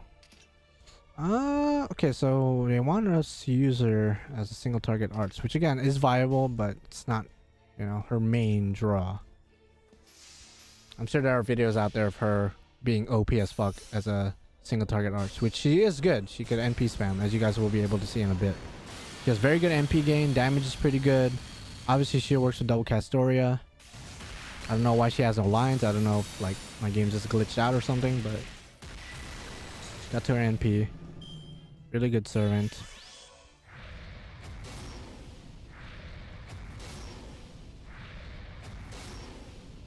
Bruh, she's so tiny.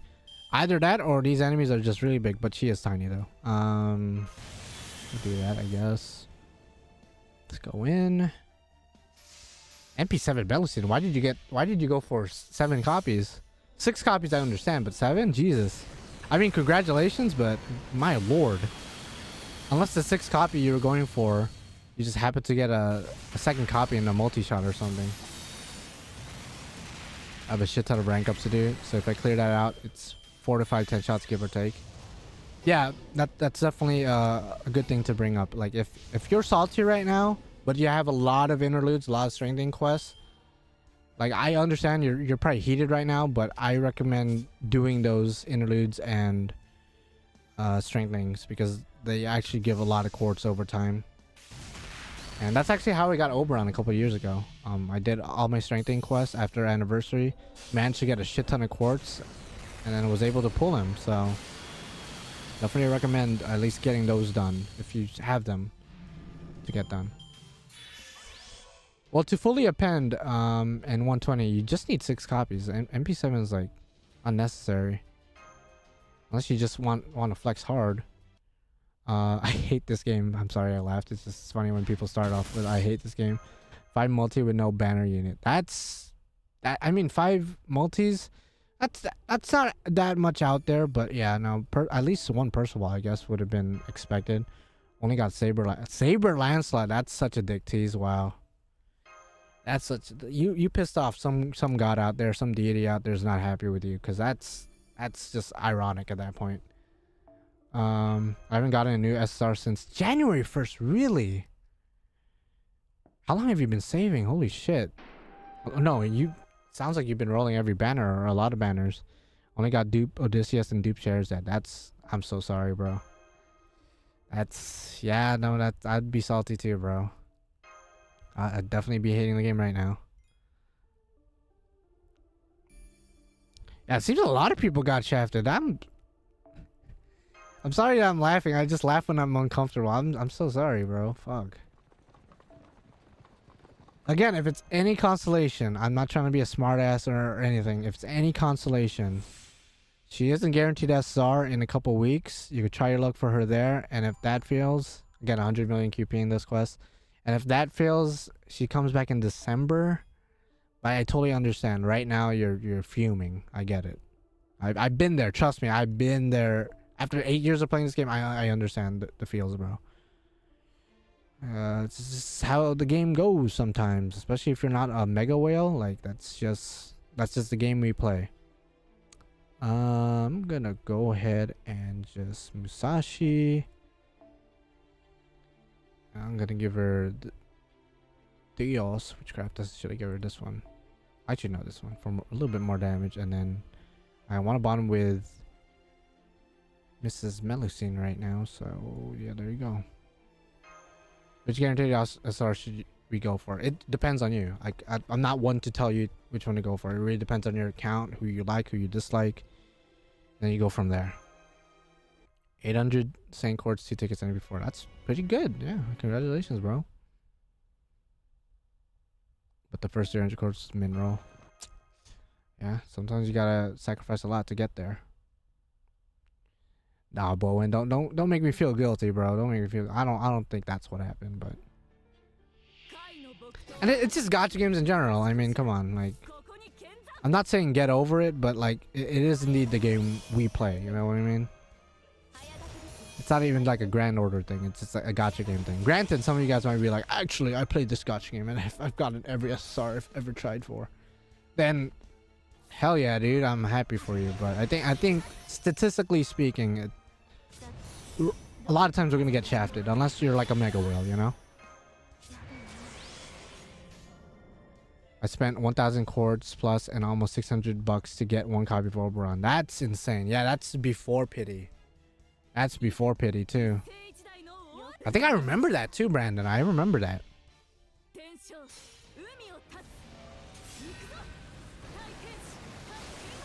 Took me 1,200 plus Saint Quartz to get 1 copy of Gil. Yeah, no. Yeah, no, it's especially back then when pity wasn't a thing. Using 1,000 quartz. Now, at least you got pity. Back then, whew, no shot. Yeah, the moment you play gacha, you just sign up for it. You just kind of sign up for it. Which is why I only play Grand Order, because I don't wanna suffer anymore. You know, this game makes me suffer enough every now and then. I try to minimize my suffering, you know. No, I'm not gonna laugh at you. I'm only gonna laugh at you if you laugh at me, bro. You know what I mean? Or if I'm grossly uncomfortable. Usually when I laugh, it's because I'm uncomfortable, not because I find humor in you guys' suffering. Unless you guys are a complete dick, then yeah, I'll laugh at you.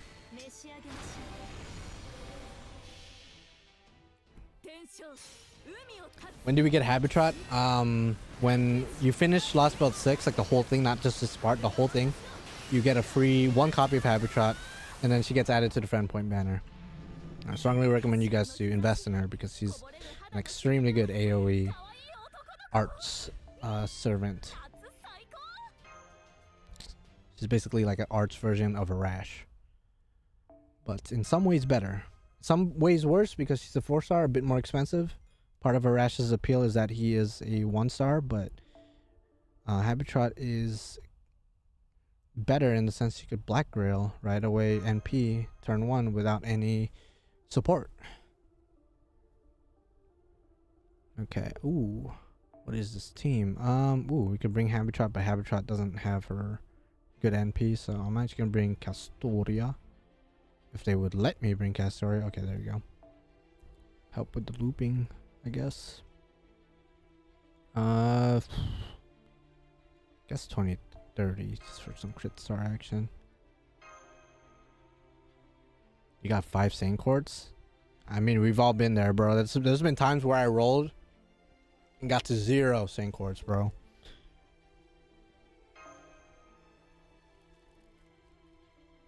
Good night, Sleepy Duo.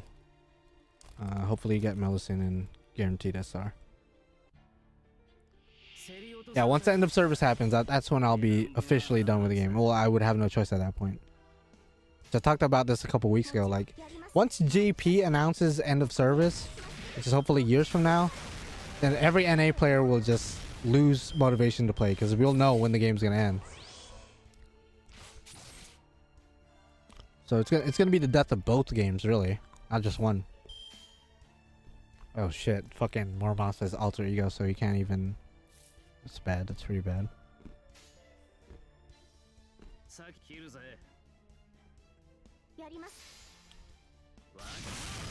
Yeah, we all need to get humbled every now and then. Eventually, it's just a fact of life, bro. I'm not upset since I got Van Gogh. I've been lucky in every banner I've rolled in. Oh shit! Oh yeah, your time has come. Unfortunately. Down to 922 St. Quartz first copy finally. Did you have to get to pity, by the way? If you started off with 1500, then I guess you didn't have to get to pity. I think, if my math checks out. I think you still have a chance at an NP5. I'm gonna be real. Like, if you're comfortable, keep on going, then yeah, keep on going. I'm gonna get one more and then I'm done with for the night. Some bullshit. Yeah, I'm sorry, bro. Yeah, at least get MP2 and then get yourself some good night's sleep, bro. You deserve it after all that. Fuck that, dude. I'd be so pissed. Damn. Having a Mormasa that cannot do damage against these answers kind of suck ass. Yeah, same thing, Alex. I hope if or when and the surface happens, we are still able to go open our account and like just see our servants, maybe still play with them. Maybe like daily quests will still be available, but obviously there's no point. Maybe have it so like every quest from the story is unlocked so we could replay the story. Like keep the game alive in a sense, you know? That'd be pretty cool, but after Magi Record and the shit they did, I don't think that's gonna happen, so. Oh, same thing, Brandon, same thing. Like, as long as my luck stays when Cali drops, which I honestly don't know how many NP, like how many copies of her I'm gonna stop at. If I'm lucky to get more than one copy, you know? Because right now I'm at like almost 700 quartz and like 20 tickets or something in JP. So, do I, you know, balls deep it and just try to go for the NP5? Which, I mean, I like her, but like, do I really like her enough to NP5 her? You know, I don't know much about her. Like, I don't want to make any hasty decisions. So I think at best, I'll probably stop at 1 or 2 copies. And then as I use her and get to know her backstory and like read like translations on her profile, I think that's when I'll decide at a higher NP level. But I'm gonna be honest, chances are probably not gonna go for NP5 just because, dude, literally Kide, Alter Ego, NP5 this year. Tiamat, Alter Ego, NP5 this year. Callie's also gonna be Alter Ego. Do I really want to invest hard on another Alter Ego? I don't know. I'm not saying I regret Tiamat or Kide, but it's Tiamat and Kide. I was gonna do that regardless, so regardless of class. Yeah, exactly, Brandon. You never know. Annie and Summer's around the corner, so I think getting 1 to 2 copies and then just like feeling her out and then deciding to roll again later, if you want to roll again later, I think that would be the smartest play. Okay, let's go ahead and just beautiful Johnny right now. Should be able to kill, perhaps. Callie is JP servant, by the way. Next 10th, and I got the MP2. Okay, good. That's good, Emilio. You're still at like what, 800 something courts. You're still at a good spot, especially like going into Coin Sky and Oberon. Definitely count your blessings. I mean, NP2 for me, that's like the bare minimum for farming servants. So if you want to play it safe and just roll for Coin Sky and Oberon, who you only need 1 copy of, then you could do that. But either way, just, you know, be happy right now. Take a rest. Take the night off. Don't keep going, bro, because you might disappoint yourself. So just be happy, celebrate your blessings now, and then later on tackle the banner if you want to tackle the banner. I don't know. Did you roll already? I did roll already. Again, my gacha rolls will be uploaded as a separate video to the stream, but the overall stream that you guys are watching right now will also be uploaded in its entirety, unless it gets taken down because I accidentally played part of the Lostbelt opening in full fucking volume. But that kind of sucks. That kind of sucks a little bit if that's gonna be the case. Yuck. 892 Saint Courts and 19. Yeah, you're good. I think you still have enough for pity.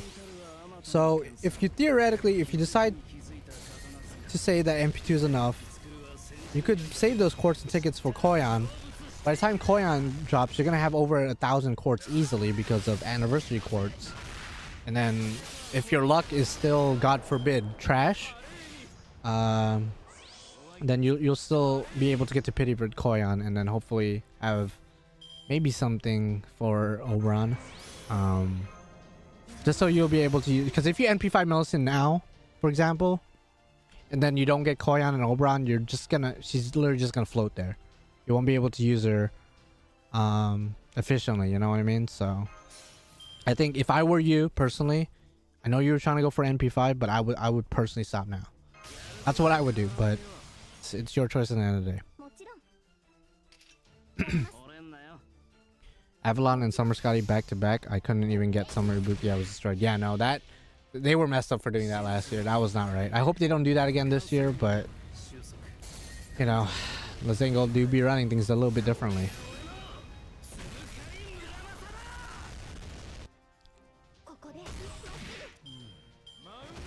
It's funny, my grandpa always had a phrase, pretty common, but still.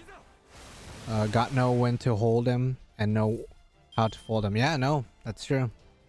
You gotta know when to cut bait. You gotta know when, like, to just hang up the jacket or whatever. Just like, just make sure you know your limits. You know what I mean? Got Jack and Anastasia in one multi. Damn, could have been NP3 Mel. Yeah, no. I'm actually curious, Emilio, if you're still watching, if you're not like lying down right now and just going straight to sleep. Did you get spooked by any 5-stars? Because if you did, fuck that. You know? How long the banner gonna last? It's 2 weeks. It's not gonna overlap with anniversary, if you're wondering. We already checked that earlier. Melusine's banner is ending 1 day before anniversary, or at least right when anniversary drops. Melusine's gonna be gone. So, if you want to roll for her, this is your chance. Otherwise, you could wait to December or roll for her in Guaranteed SR. Absolutely.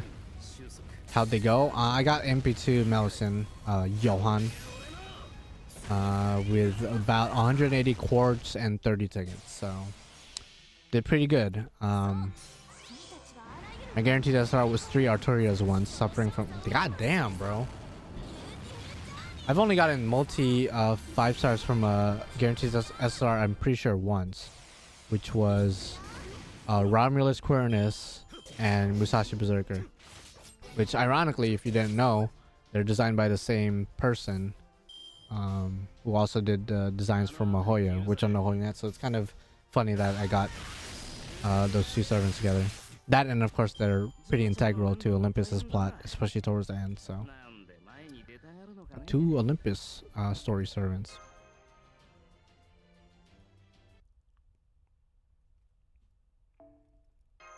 Stay strong for Koyan and Oberon banners since Morgan eat almost my ticket savings.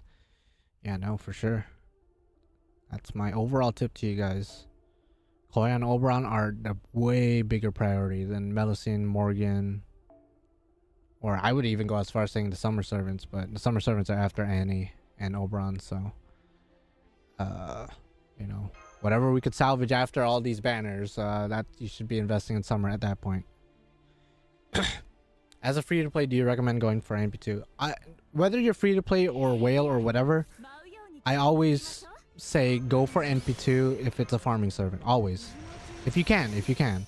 But if you are free-to-play, then I guess you want to save your quartz because you don't whale, so it's like you don't come across quartz as easily, I guess you could say, than a whale. Like, it depends on how much you have. Like, I assume Andres that you, or Andre, that you got 1 Melusine, so let's say you have 1 Melusine and you still have like 500 quartz, I would try for NP2. But if you got 1 Melusine and you only have like 100 quartz, then I wouldn't take the risk personally, because if you plan on upgrading your NP anyway, then I assume you plan on using Melusine as a farmer. And if you are planning on doing that, regardless of NP, you need Coin Sky and Oberon, so you gotta save for them. Save for Coin Sky and Oberon. They're the way bigger priority. Being an NA player is if you are free to play, you can look. Yeah, no. Like, I mean, that's one of the great things. And pretty much the main best thing about playing NA is that you know roughly what's coming out. You know, sometimes they surprise us with random banners for like Thanksgiving or whatnot, but for the most part, we're pretty much following JP to the T. I mean, some things are earlier, some things are later, but again, for the most part, it's pretty identical, you know. Oh, nice. Timelier sword. Congratulations. Congratulations, bro.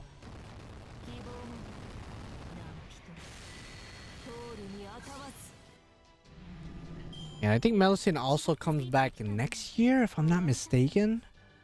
But that's like late next year, so after December, you're gonna have to wait a while for the next time she has a raid up. So yeah, 6 months from now she has another raid up, and then like pretty much over a year from now, that's when is her 3rd raid up. So definitely a long time between the 2nd banner and her 3rd banner. Londinium. I believe there's 14 overall sections in this part, so I'm gonna be sitting here for a while.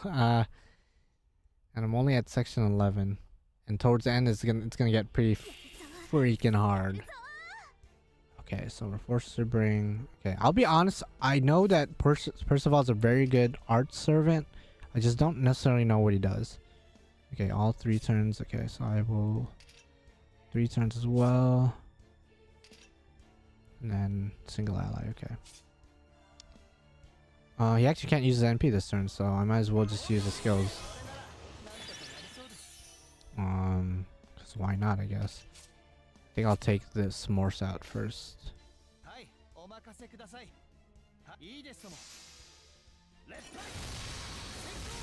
Oh bro, I messed up not even 1/4 of the way to get to pity now? What do you mean you messed up?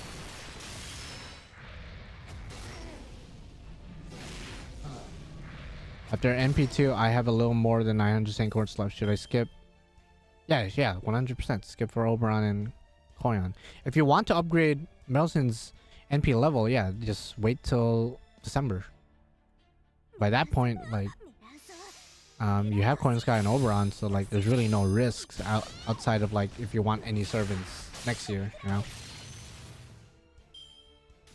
800 Saint Quartz now is 100 left. Holy shit, dude.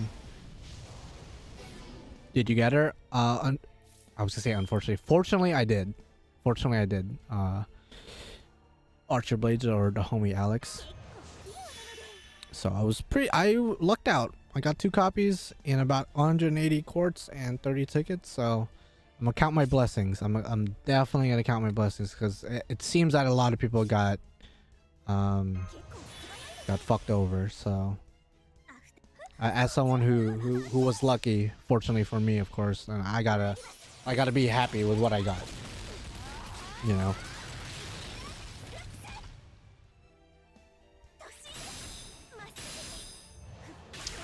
Yeah, you could 3-turn with Melusine with Waver and like a support Oberon and whatnot, but it's not gonna be nearly as efficient.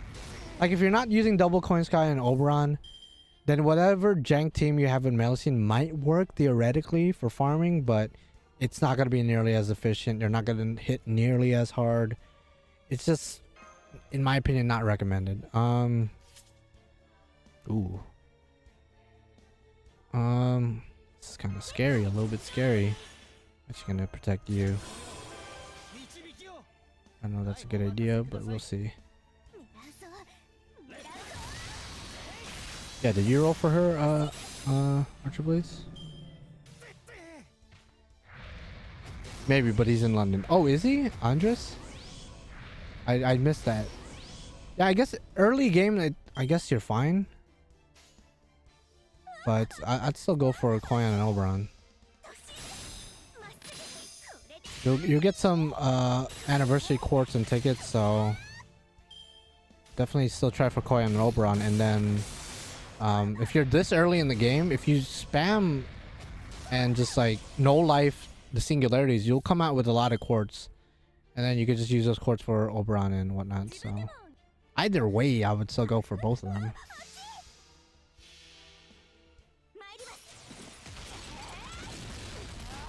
Exactly, Dark Sonic. If you want to Black Rail loop with her, which is the primary way people use her in JP, then you do need those two. But Andres, if you're like a new player and you're still early on in the game, then you could get away with like Waver or whatever other supports. It's just like later on, especially in events as well, you're gonna want the Koyan and Oberon. And they're coming in a couple of weeks, so like I would just say from here on going forward. I used to have an NA account with Sherlock, but lost it with my previous phone. Yeah, I'm sorry to hear that, bro. I'll be honest, if I ever lose my FGO accounts, whether we're talking about NA or JP or both, I'm just never gonna pick up the game again. I might like, you know, keep up with the story, but even then I would be pretty salty still. Just seeing anything Fate would piss me off. Granted, most of my room is Fate, which if you haven't seen my room video, you should check it out. Which means I would be pissed off 99.9% of the time. What should I do for this one? Let me see. What? It won't let me skip the choices, so I guess the choices matter for this quest. Okay, it says there's no consequences, so I'll just skip so I don't spoil it for you guys.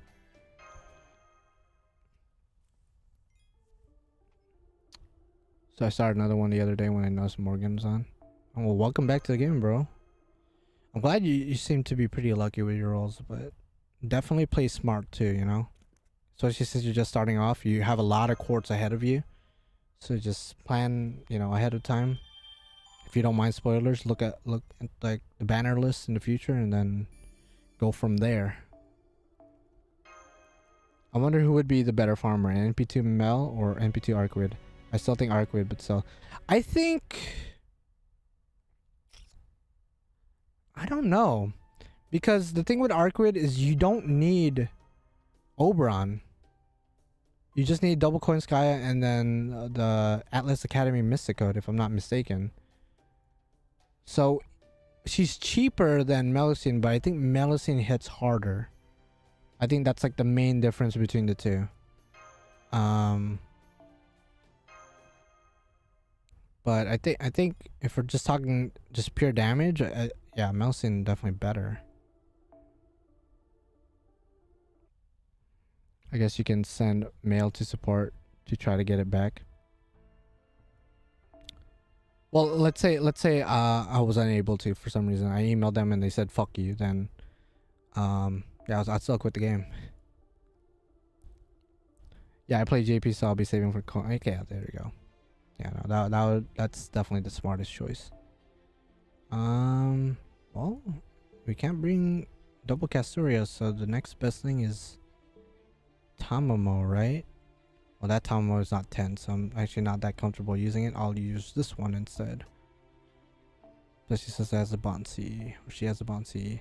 I'll just bond with Melusine, Morgan, and Gilgamesh, King of Heroes.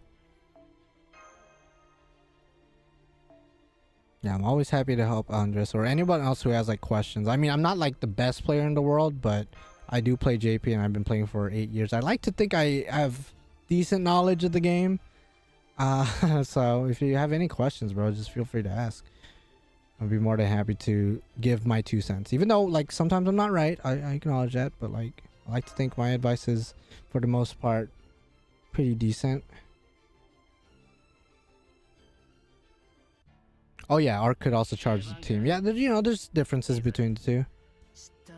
Like Arcade might lose out on some damage, but in terms of like supporting the team, you know, it's like no question. Oh my lord, Jesus. Fighting night classes and Alter Ego Muramasa holding me back a little bit.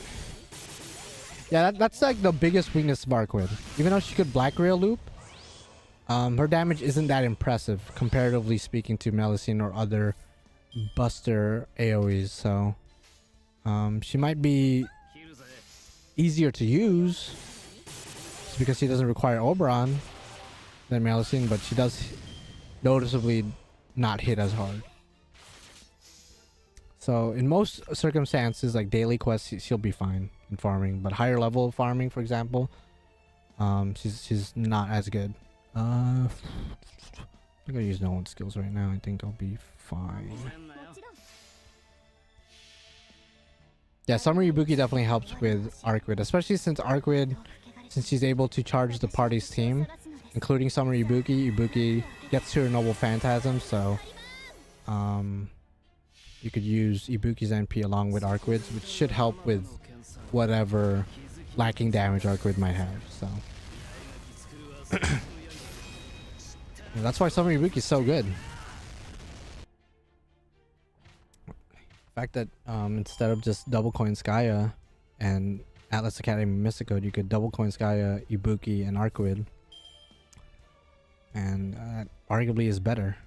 Although I don't think you could Black Grail loop with that team. I could be wrong. Actually, no, I think I am wrong. Yeah, I think you can. I'm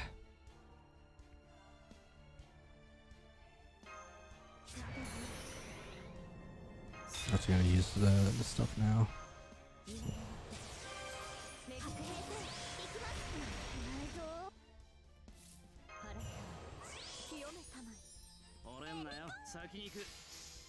I haven't reached Lostbelt 6 yet, and I have a bit left until I get there.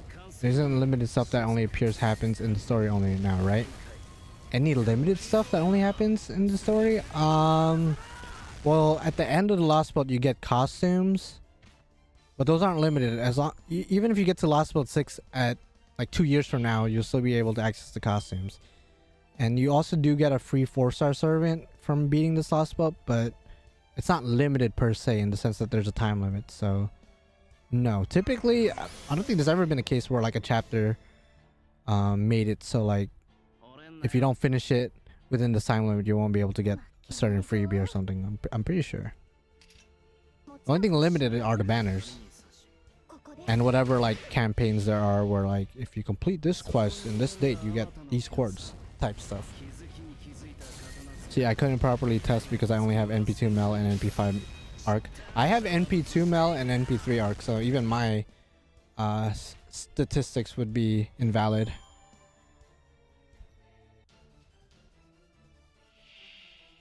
Oh, congratulations, Reiner. Congratulations. Oh. Okay, let's do this. We should be able to get Castoria's NP. Tamo heals everyone, or gives everyone NP as well. Skill cooldown. And this is why I recommend, if you don't have Tamo and you're wondering who you should get for your SSR ticket, I recommend getting Tamo, just because in situations like this where you're forced to only bring one Castoria and you can't bring your own or somebody else's Castoria, you could bring Tamo, and Tamo works. You know, she isn't as good for looping as Castoria, but she definitely gets the job done. Oh yeah, not needing plug suit, like just being able to spam click and not really pay much attention with Arquid, Double Coin Skya. It is pretty convenient, but it's not the end of the world, you know. It's not the end of the world. Just heal the team. Do that. I'm gonna use Castoria's MP later for attack up. If you want to know any event requirements, next Guda Guda event needs Lostbelt 5.5. Ooh, I didn't know that. Thank you for letting everyone know. Yeah, so if you're not caught up with the story, at least by 5.5, you won't be able to play a certain event that's coming out in about 2-3 months. So you have a couple months to catch up. It is grueling though if you try to speedrun it, so I recommend just taking your time. And play every now and then. But yeah, being fairly new to the game with little time to play it gives me some space to know. Yeah, no. And welcome to the game, by the way, and thank you for stopping by the channel. But yeah, none of these story chapters have anything limited tied to it. No time limits tied to it, except for the banners. Those are the only things that have like a time limit to it. And again, so certain campaigns where if you complete certain quests within 2 weeks, you get like, you know, quartz or mana prisms. But other than that, nothing too crazy. Hopefully you stick around and enjoy the game. Just enjoy the game. Play at your own pace. And if you can, try to get into the story, because that's like the main selling point for me, or for most players. Like, a lot of players get bored with the game because the gameplay does get repetitive. But if you're able to sit down, and I know you said you didn't have enough time, but this is just a general statement. If you're able to sit down and read the story and get invested, that's when the true fun begins. That's when you really feel invested in the characters and like the story and like playing the game, you know. Even though the gameplay is archaic to some people, just the story itself hard carries. So we are forced to bring Percival. Can I use his NP this time though? Because if not, then he could eat my ass. Can I put him in the back? I can. Okay, well, I don't have to worry about him now. Thank God. Then we could bring Melusine for some just bonding moments. For some bonding. And by the way, if you're new and you're reading the story and you're still into singularities, the first 6 chapters, which is a good chunk of the singularities, they do suck. So if you're reading it and you're like, damn, the main character totally lied to me, this story is ass. They are ass. Everyone agrees they're ass. Some of them are decent, like London's okay. Okeanos I feel like is alright.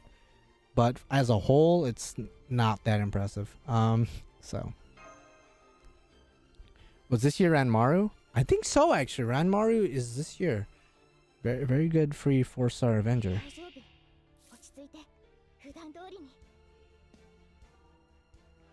The replay is indeed repetitive, but as long as you are invested enough, like you said, I feel like it doesn't matter much. That's what I'm saying.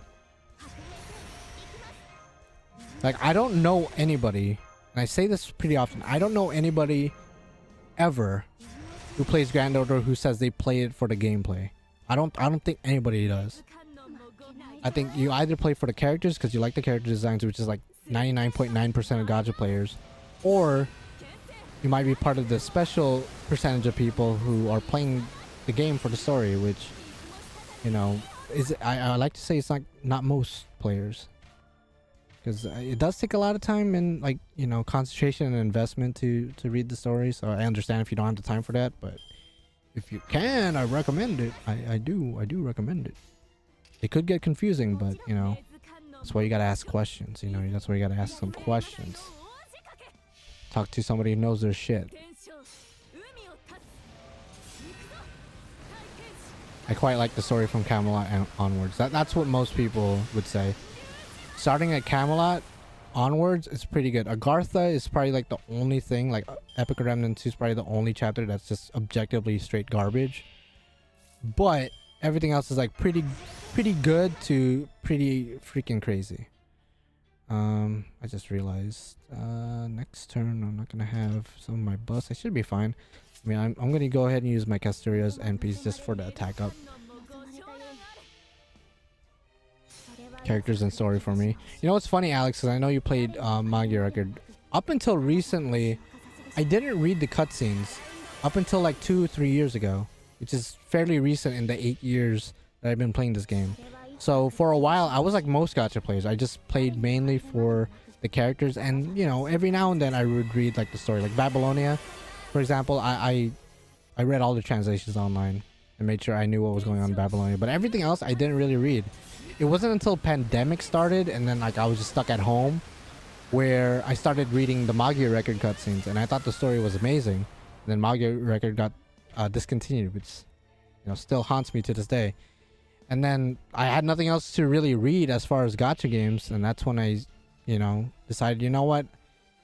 The cutscenes in Grand Order are long as shit. Not nearly as short as Manga Record, but I'm gonna bite the bullet and actually read it. And I gotta say, bro, I don't regret it, because actually knowing what the fuck is going on helps a lot with the enjoyment of the game, to be honest.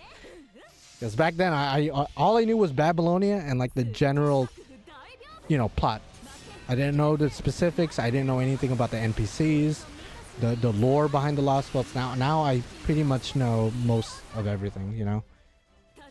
Yeah, everything that has Gil, I was on top of. Everything else, side. I mean that's still kind of the case now, but where I still prioritize all the Gilgamesh related stuff, but obviously he hasn't really been the focus in the Lostbelt arc, so yeah. Same, still salty about Manga Record. I don't think there's a single Manga Record player out there who's 100% over what happened. That was a sad night for me. When I saw the end of service announcement, I was like, are you for real? The game's only been around for a year. Just got to Ordeal Call last week because I was slacking. Well, I mean, Ordeal Call literally just came out, so you're actually not that far behind from everyone, from the general public. Class score requires so many. I have not touched the new class score system in JP. I'm waiting until like I fully understand it and like I have enough materials to like get through it. Point of story, Ritsuka can't get her. Yeah, he can't catch a break, bro. Like he's going through a lot. He's gonna need major therapy, bro. Or a servant who's gonna erase his memories, because like at this point he has major PTSD. Is it likely they will drop a Fate Strange Fake Servant FGOJP? I think definitely sometime in the next year, I would say. I don't know if anytime soon, but we'll see. Because Fate Strange Fake comes out in about 2 weeks. They might do something in JP. Who knows? Honestly, don't know which class to choose. I'll be waiting. I think what I'm going to do, Brandon, is that I'm just going to spread everything out between every class. Because you're right. I'm the same way. I don't know which class to pick. Like, I think most people would probably pick Berserkers, because I mean, it's Berserkers. So, everyone uses Berserkers, and they're like the most splashable servant out there. But at the same time, a part of me wants to invest on archers, because Gilgamesh is my favorite servant. But then if I'm gonna invest in archers, might as well do lancers, because if I invest in Gilgamesh, I gotta invest in Enkidu too. So I think what I'm gonna do eventually is I'm just gonna invest in every class to spread everything out equally, which is probably not the smartest thing to do. I'm sure somebody's gonna be like, no, you want to invest in mainly Berserkers for now. You can invest in other classes later, but my OCD would bug the fuck out of me if like Berserkers are just buffed to all hell and back, and then every other class is just like whatever. So probably just gonna spread all my materials everywhere. Melusine seems so damn tempting since he's one of the servers I plan to get this year, but anniversary gonna be amazing, so Coin Sky priority. Well, also keep in mind, anniversary will also give us a lot of courts and tickets. So you could invest a little bit on Melusine right now, and it wouldn't be the end of the world. Probably gonna go with extra classes because most of my farmers are extra classes. That would be a smart play to do. It's either extra classes or berserkers. Or if you're like a NP5 Melusine 120 farmer, then probably lancers.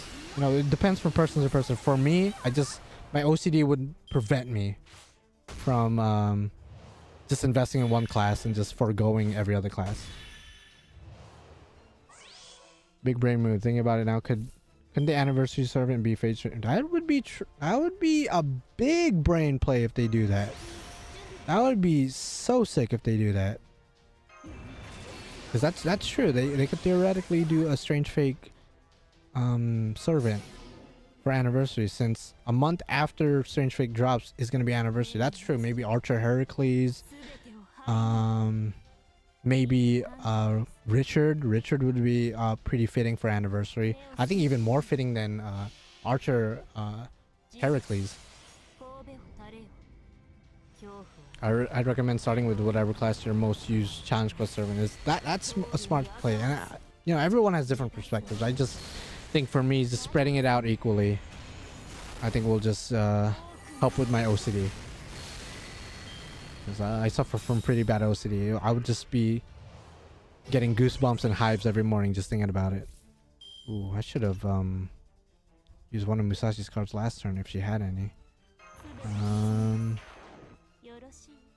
I'm gonna protect the team. I should be good to go. I'm gonna lose out on a lot of my buffs next turn, but that's fine. That's okay. Jack would be cool, but I don't think Jack is anniversary level. Like, it would be hype to get him, but I don't think Jack is fitting for anniversary. I think Richard makes sense because Richard is like arguably the main servant of Strange Fate, but I mean, for me it's Gilgamesh. And then of course another version of Hercules or Heracles, just, you know, being one of the original servants of Fate Stay Night, just having another version of him would be pretty hype. So it's either one of those two if they decide to go with a Strange Fake servant. I don't think Jack would be fitting at all. One of the stronger buffs in the class score is extra attack enhancement, because it's actually full enhancement, not just damage. Oh, so it helps with like NP gain and crit star drop and stuff of that nature, right? If I'm not mistaken. That's cool. I feel so bad for the quick meta. I feel like the potential is there, but Buster and Arch is just too strong. Yeah, I mean, you know, with the implementation of Summer Scotty, I think they still have the advantage because of Summer Scotty, in the sense that if there's a force support situation where you can't bring double coin sky, you can't bring double Castoria. The thing is with Quick is you could bring normal Scotty and Summer Scotty. They're two different servants, but they effectively do the same thing for quick looping. So I think Quicks have that advantage, which isn't the biggest advantage in the world, but it's still something. Whereas with, like, you know, arts teams, if you're forced not to bring a friend support or only one copy of Castoria, you could bring Talmo, but it won't be the same. It won't be as effective. Same thing with Coin Sky. You could bring Merlin and I guess Oberon. I mean, Oberon, you could bring him across every team, but still, it wouldn't be as efficient. Whereas like Summer Scotty and normal Scotty works. And if you really want to go there, you can bring 3 Scotties too. Acidities is just real broken lore wise. Jack is fucking broken as fuck too in Strange Fake. If you know what Jack can do in Strange Fake, you'd be shitting yourself. Like, Jack is really strong too. Make no mistake. When do we get Avenger book? Probably someday. Probably not soon though. Abino Samurai would be cool. I don't know about Olga. They didn't show her NP, so I highly doubt they're gonna bring her for anniversary. That would just be so weird. Does it matter what I choose for this act? I don't don't know actually, so I'll just do that. Have you seen the new Fate series game? Yeah, I saw it. It got leaked earlier, the one with Musashi and then John Alters there. If you haven't seen it, guys, then I highly recommend checking out. Type Fate Samurai Remnant, and then a new leaked trailer came out a couple hours ago, which is pretty hype. Not gonna lie, pretty freaking hype. Does NP1 Morgan function as a farmer without Oberon? Morgan in general, I wouldn't recommend for farming. She gets the job done, even at NP1, I'd argue, but she's a lot better in a challenge quest environment with Merlin and Castoria. Yeah, I'll see you later, Andres. Thank you for stopping by. Hopefully, I get to see you again at some point in the future. But yeah. I wouldn't recommend, especially without Oberon. Yeah, that definitely Morgan's gonna struggle a bit. Okay, I'm not seeing the Tomo I had earlier. Unless the Tomo, another Tomo is over here somewhere.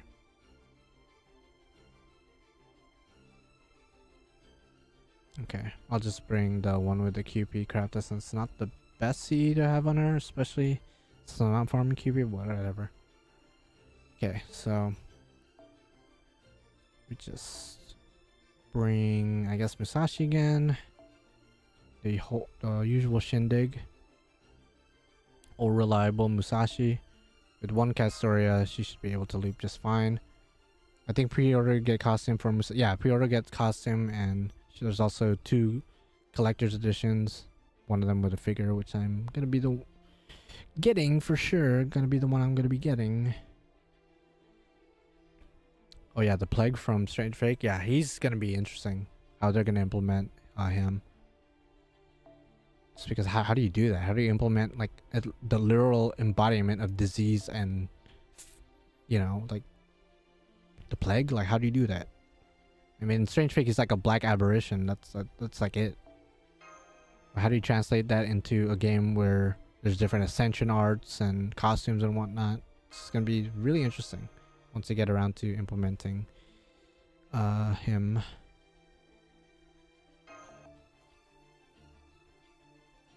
I need like a billion QP. Okay, you're definitely over exaggerating. You don't need a billion to 10 a servant, but no, I smell you though.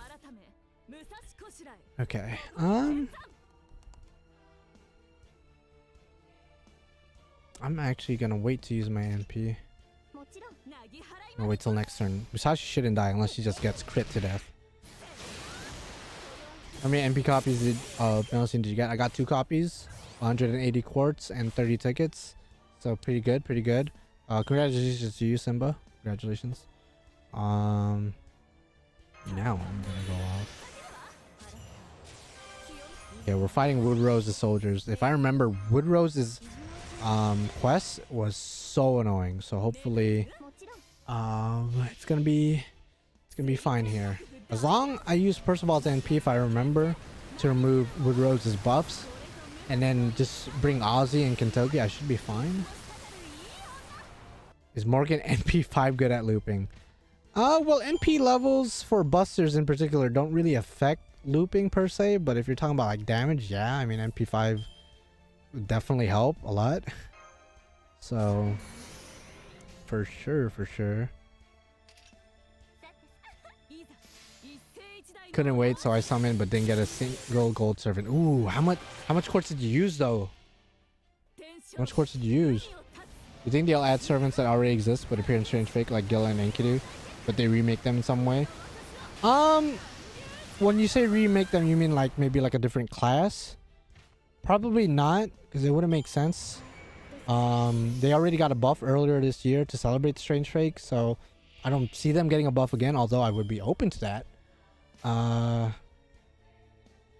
far as anything else outside that, like an animation update, I think Enkidu probably needs an animation update, but other than that, I don't see anything else happening.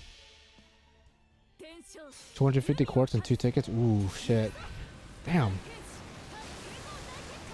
Is that everything you have, or like just a portion? Hopefully that's just like a fraction of what you have. Even NP3 is good enough to 3-turn farm. Yeah, 3-turn, like For Morgan, MP3, even MP2, I would say it's good enough for like daily quests and like lower level farming. She definitely struggles though when it comes to like higher level farming nodes. I'm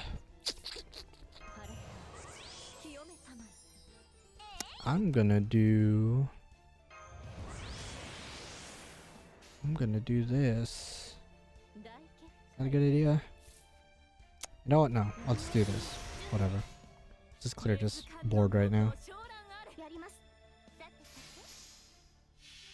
The 400 for Morgan was kind of regrettable now. Ooh. Damn. Yeah, I'm at 0 now. Fuck, dude. Again, anniversary quartz is around the corner, and I think you said this a couple streams ago, but like, if push comes to shove and you have to wail for Oberon and or Koinskaya, then honestly, like, I wouldn't even blame you. It's like not even, like, I understand. I would definitely understand at that point. Also, correct me if I'm wrong. I think the first quest with 6 enemies at once is about to come up at some point. I'm actually gonna do this. Maybe not a different class, but perhaps new art, stuff like that. I did not know they got a buff. Yeah, they got a buff earlier this year. Because earlier this year, I think late December, Strange Fake was supposed to drop. And it was going to align well with the buffs that was planned out. But it got delayed due to like production issues apparently.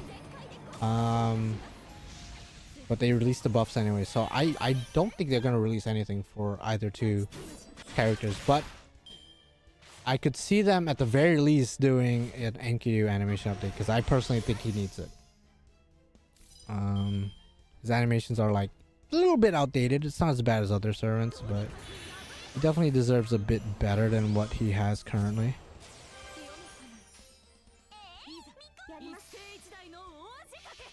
Its intuition is very strong, but I will not break my vow until Koyan herself drops. Gotta keep as many state courts for my boy Oberon. I don't know. That's the smart thing to do. For sure, for sure. I've started Lostbelt 6, but I'm doing all the free quests. Previous to Lostbelt, right? Because Lostbelt 6 has no free quests available to play in NA. But I get it. So last 3 enemies. And then I could just tag Tomo out for Morgan. You might be like, why are you doing that? Because Morgan's second skill is targetable, so I can do that. And then we are good to go.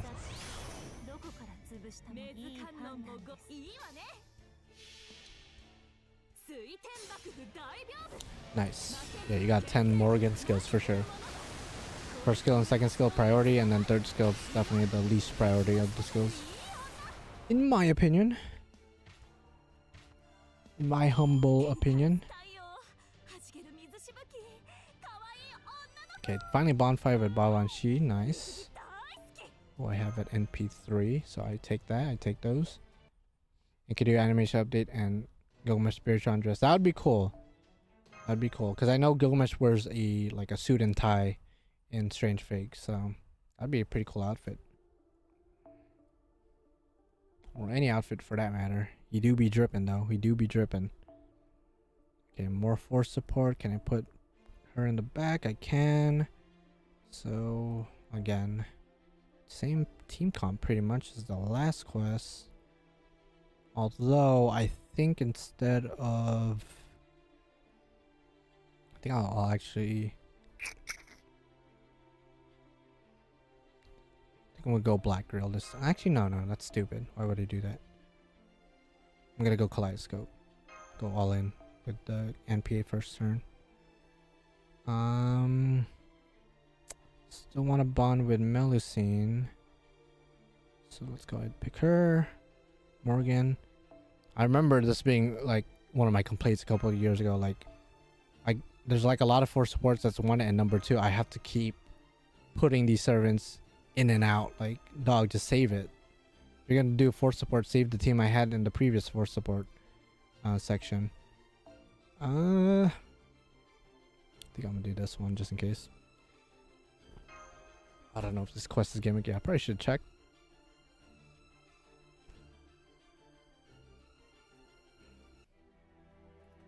For Samurai Remnant, is the figure collector's edition going to be release international, we don't have any information as far as that goes. Because again, the information for the game's trailer and whatnot was leaked, so no official statements have been dropped. So I think they're gonna withhold any information about an English release until later. They might even announce it at Anime Expo this year in a couple weeks. So I don't know if anyone else is going to Anime Expo this year, but I am. I don't know if anybody else lives like in the LA area or who's willing to travel, but I will be going to Anime Expo. I'll be watching the anniversary Grand Order stream there and just hanging out, just chilling. So if you guys are going, which I always enjoy meeting some of you guys, you know, I have a relatively small channel, but it's always exciting to meet some people who know who I am.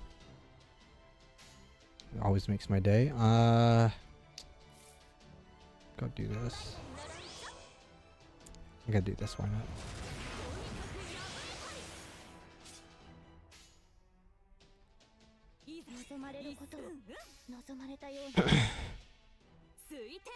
For this year's NA goal, I want to finish Lostbelt 4 and Lostbelt 6.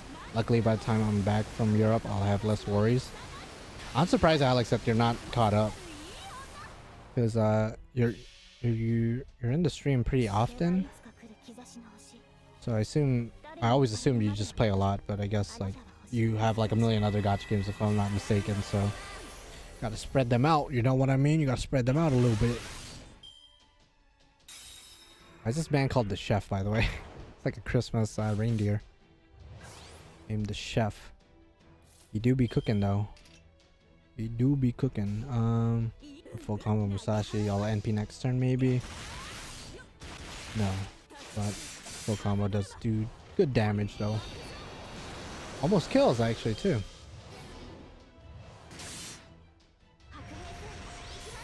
Since it's not a visual novel and the company is known for worldwide releases with all their games, Fate Samurai Remnant is definitely coming out internationally. It's just a matter of, will we have collector's editions outside of Japan? Will we get the figure up for pre-order in English websites and stores and whatnot? That's the real question. I don't doubt that we're gonna get an international release. Plus, I think they did announce that an English game is gonna come out. I went to their channel earlier, like the English channel for the company, and they have the trailer for Fate Samurai Remnant there from the initial announcement. So it'd just be weird as fuck if they decide, you know what, we're gonna give you a trailer, but we're never gonna drop the game. So definitely a totally different situation from the Tsukihime visual novels. Let me go check what is this quest about, huh? 3 enemies, nothing too crazy. Okay, cool.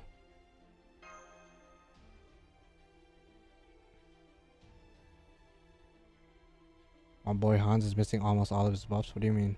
Oh, like the chance to buff, yeah. Your luck do be bad, I guess. I don't know.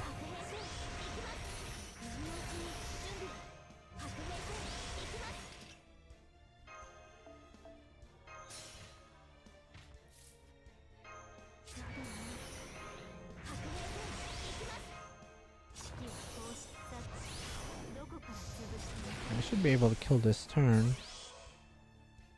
Morgan and Musashi. See, people typically put Arts and Buster against each other. Which one's the best? You know, Quick's not even part of the discussion at this point, especially with Coin Sky's introduction. You know what I say? Why not both, bro? Bring Morgan and bring Musashi. Musashi probably could have one shot by herself, but you know what? Morgan's there too. Dude, the Natsuverse MMORPG, I would nut so hard. I would nut. Like, gacha games, alright, whatever. You know, visual novels, okay, been there, done that, right? But like an MMORPG with like open world and like customization and stuff of that nature, I would totally nut, dude. I would totally nut.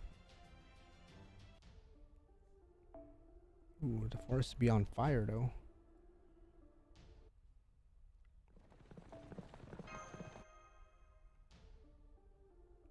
Okay, let's see. Okay, more force support shenanigans. So we gotta bring Tamamo again.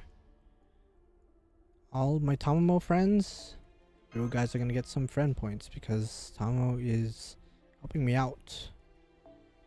This was not 10 actually, so if I could find a 10 one, that'd be great. Although push comes to shove, I will bring that one. Oh yeah, Fate Apocrypha originally was supposed to be online RPG, but for some reason they canceled it. They scrapped that idea. Which, I mean, I guess back then it probably wouldn't be as successful. Like if they were to release a Fate MMORPG today, I think that would do pretty well. But back then, you know, I mean, Fate's been around for a while, so it probably would have had like a cult following, but definitely would not have been as popular. Now with Grand Order and a bunch of other spin-offs that sprouted because of Grand Order's success, I think MMORPG would be a lot more successful in today's environment.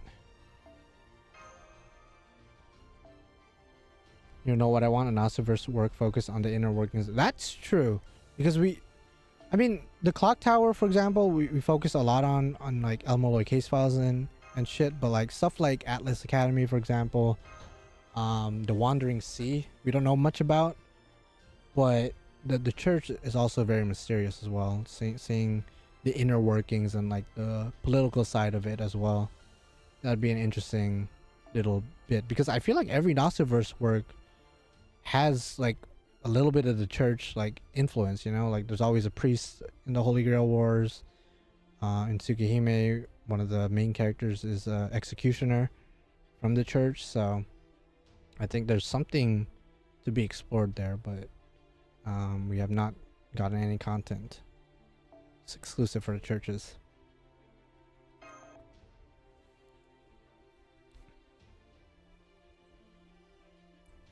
Having a Fate game with a personality test like Pokemon Mystery Dungeons. Yo, just like Mystery Dungeons? Yeah, that would be so sick. Honestly, I would just keep re-rolling until I got Gilgamesh, you know? I'd just pick answers if I knew it would get me Gilgamesh. But at the same time, it would just be funner to whatever result I get with honest answers. You know, that's what I'm gonna... And I accidentally buffed Castoria. I think I should be fine still, but I did not mean to give the arts buff to Castoria. That was my bad. But no, that would be sick. That would be a pretty cool way to do it. Like there would be like a million guides out there like which questions or which answers should you give if you want Gilgamesh in this new MMORPG. Like, and I would just follow that guide to the T because I would want my boy Gil, you know?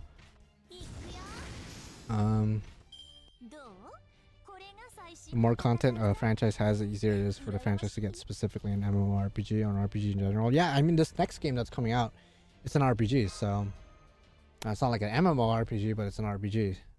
So I'm pretty excited about it. Tsukihime collab. Yo, CL for anniversary this year. We got Archibald last year, so CL this year. That'd be so funny. Yeah, the church is always like, you know, looming over whatever's going on, so it'd be interesting to see. Ooh, at the end, battle ends when first HP break is broken. Okay. I'm actually gonna go all out, just offense. I'm bringing Super Orion. I'm not messing around. And apparently she has a damage buff, so I gotta wait a couple turns before I could make use of Super Orion's insane crits. So I'm actually gonna give him a craft essence just to boost his damage a little bit. That one would do. And then, you know what, double Merlin, fuck it, dude. Double Merlin Orion, fuck it. I'm not messing around with this fight. I mean, the battle ends after the first HP bar break, but I just want to make sure I'm good. The new Fate game is an RPG. I'm pretty sure, yeah, it is. It is an RPG. Again, check out the trailer if you haven't, bro. Like, it's so exciting. Seeing the gameplay, just being able to walk around and like interact with the environment. That's so cool. In a Fate environment, that's so cool. Well, obviously, there's a lot of games where you could walk around and do shit, but like Fate though, Fate. I mean, Extella kind of, but you don't really interact with the environment. Like, there's no like hub like village or anything, whereas in this one it looks like there is, so it's gonna be so fun. Actually, I can't do this. Dismiss the code. Let me do this one just so I could have the shuffle.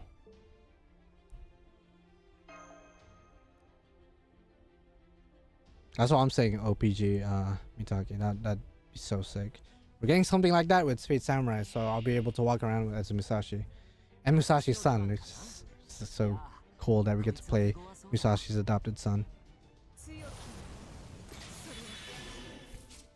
Okay, you're only gonna go after him.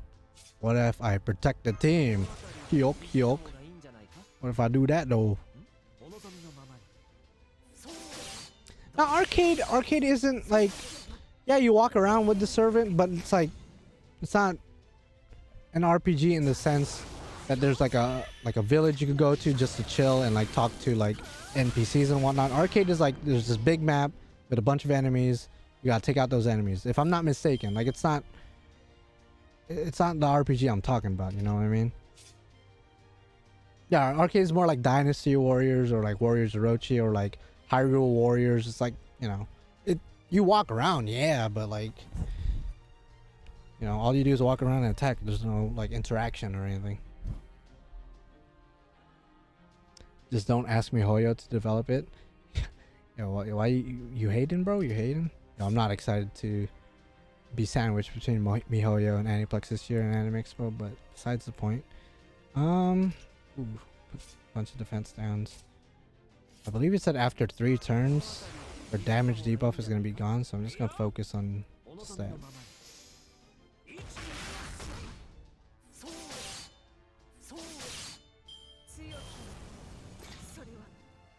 Sashi is one of my favorite characters, and I don't even know the details of her story. I did, for example, not know she had an adopted son. Gotta get to reading soon. Yeah, so I'm assuming the son that we play as in Fate's Remnant Samurai is the adopted son of male Musashi, not the female one we all know and love, you know?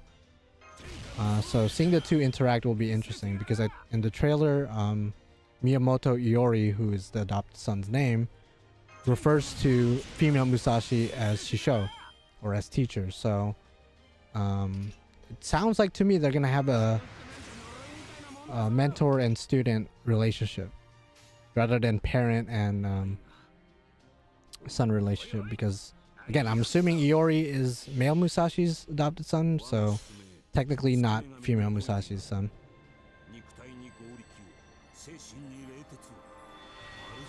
To be fair, Alex, it took Grand Order after, damn those crits, it took Grand Order 5 singularities to have a good story. So 2 years for Genshin, which I don't know the story of Genshin at all. Like, I mean, I guess it doesn't surprise me. I guess it didn't take Grand Order that long. It took like 7 months, if that.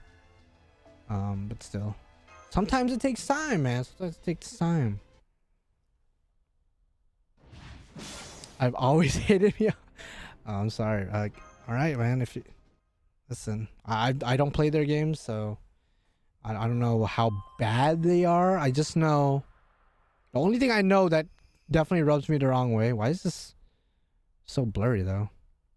The only thing that kind of rubbed me the wrong way is that like during first anniversary for Genshin, apparently the rewards were trash. Like they didn't really give much for first year anniversary, which it's your first anniversary. You're supposed to give a lot, you know, to commemorate the first year of the game's release, since the game's release.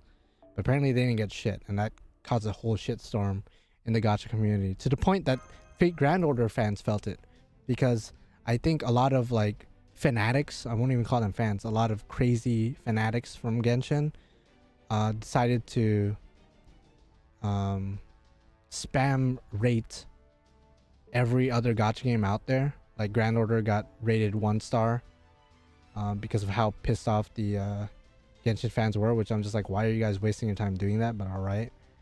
And not even just Grand Order, they like go to other gacha games that they don't play and just like, you know, rate it really low because they're mad at Genshin, which makes no sense. I was like, why are they doing that? So there, for a while, there was a bunch of 1 stars for every gacha game out there. Just because, I guess everyone felt the Genshin impact. I don't know. It do be like that. But hopefully, the company MiHoYo does better with their anniversaries from here on going forward, because that was a shit show. As someone who doesn't play the game, just witnessing it from the outside looking in, I was like, God damn, bro. Second anniversary was just 2 10 shots? Really? Fuck, dude. Oh, people would be so pissed if it was Fate. People would be so pissed if that was Fate that was doing that shit. That'd be so fucked.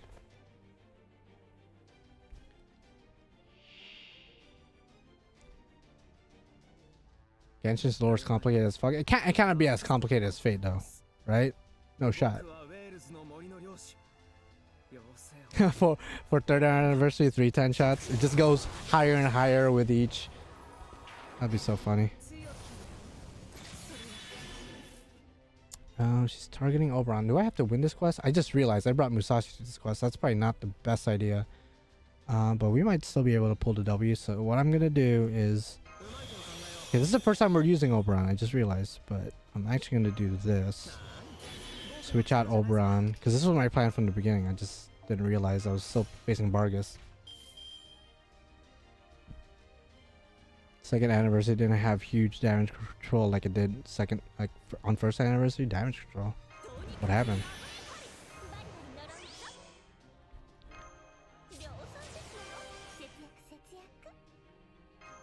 Third anniversary. Third impact has good anniversary. They let you pick character that's SSR. Oh, okay. Like a free SSR ticket type thing. And that's why I like, if you play Star Rail, just realize that this company doesn't really, I guess, doesn't have a good track record when it comes to giving their fans rewards that, you know, are good.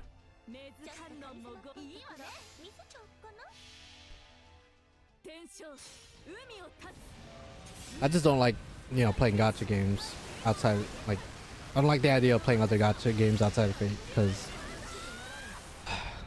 even though as much as I like Fate, the gacha aspect of it is like the one thing I dislike. Not even because of rates, I just, the whole idea of gacha just annoys the fuck out of me and pisses me off a lot. So if I were to play another gacha game with not as much investment as I do with the Fate series, then I feel like I wouldn't last. I'd just get so pissed off and just stressed out, and I'd be like, you know what, this game's not worth it. But you know what, different strokes for different folks, I guess.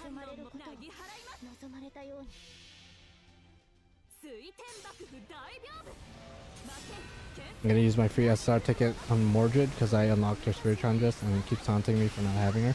Not bad, you know. That's a cool reason to go for her. Why not?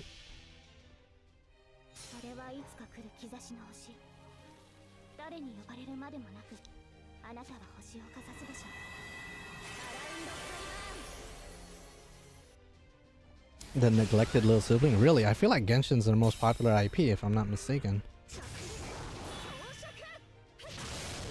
Please attack Musashi. One more time? Ah, fuck. One more time would have been good. One more time would have been good.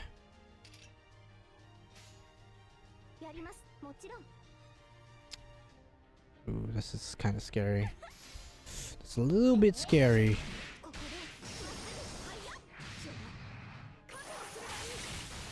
My crit Castoria to death. Ooh, she's doing big damage. Okay. Okay. No, that's fine. That's fine. Okay, I'm gonna wait for the skills to reset a little bit. Okay, Tomo's about to take some hits, but I think that's fine. I'm just gonna set up some crit stars. Set up some crit stars.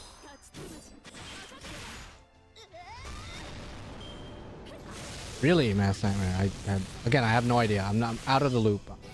I actually, like, if you guys want me to be honest, I avoid every other gacha game like the plague. Like, as soon as somebody posts anything about a gacha game outside of Fate, because Fate's the only one I give a fuck about, I just scroll through and like not even look at it, because I'm trying my best not to get tempted, because the characters do look nice, don't get me wrong, and I do like the open world aspect of just walking around with the characters you pull, but you know, my resistance EX is preventing me from getting into any of them because I'm just gacha just scares the fuck out of me. Okay, let's just do this then.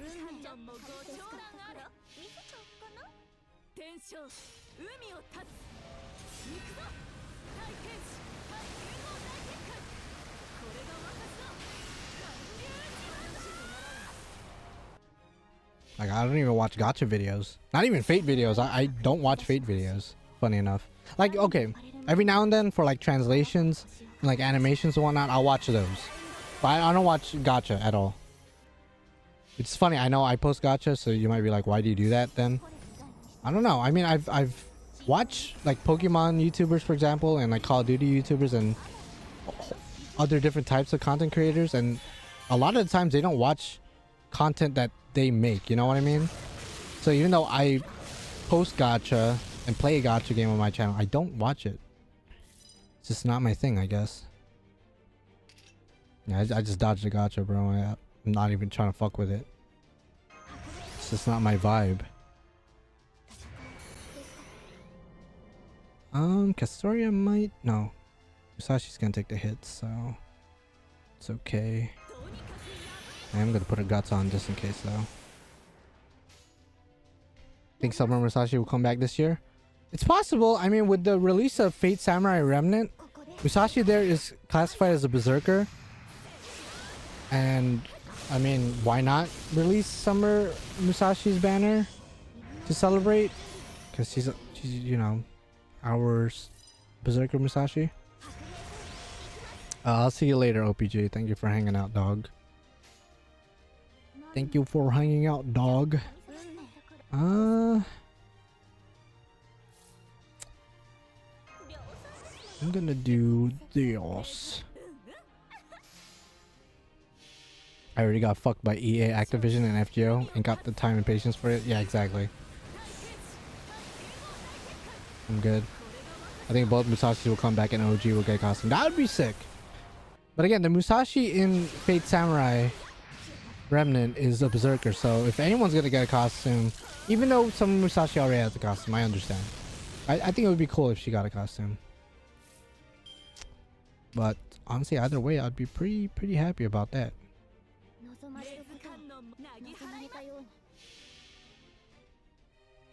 The only gacha game I play is rhythm because I like the genre. Yeah, I mean, if you like, you know, rhythm games. I personally suck at rhythm games, so even if I wanted to play it, I would just suck ass. Like, when it comes to timing in general, with any game, I suck at timing. And rhythm games are all about timing and just like being able to tap really fast at the right moment. Like, I can't do that. I suck. I absolutely am ass. Did I have so much gold apples? 360 worth of... I have only 190. But yeah.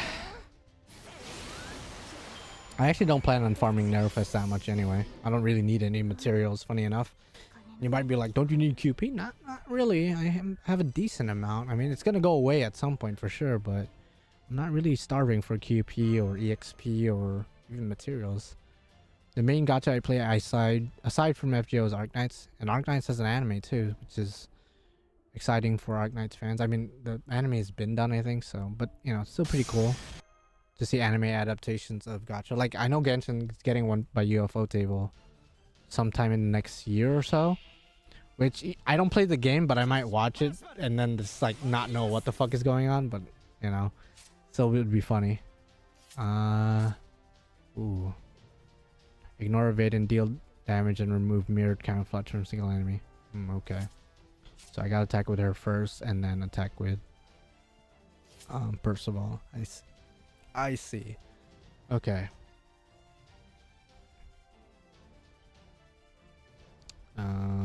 Let's see what we can do here. Might as well use our NP charge, I guess. Target, why not? No, I'm just gonna use both of all of her skills. And then if I'm not mistaken, after one attack, I should be able to do damage. Yeah, okay.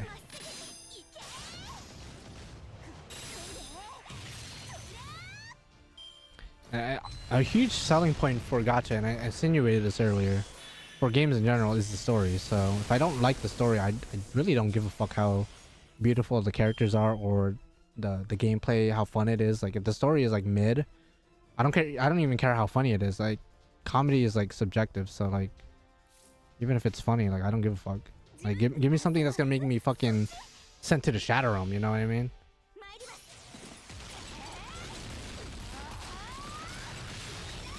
We're roughly the same QP range. Going 10-10-10 speed, took a shit ton of it. Oh yeah, for sure. No, I know.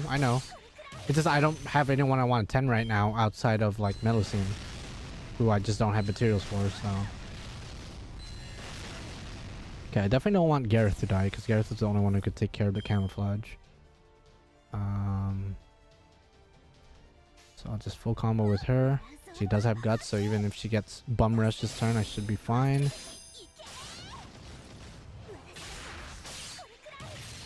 131 pulls for NP2 Melusine. Okay, nice, bro. I got NP2 Melusine as well, so we're the NP2 bros. How you doing? Oof. Okay, so I could just target him. And honestly, since Percival is kind of useless, I'll just protect her. I'll just let Percival get absolutely railed right here. I don't know how to talk about this. I probably should have used this first skill earlier. That might cost me. But we'll see.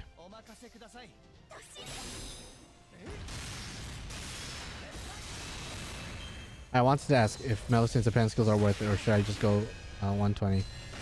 If you NP 5 plus her, I guess you could append her skills, but we talked about this earlier, but appending her second skill does not matter.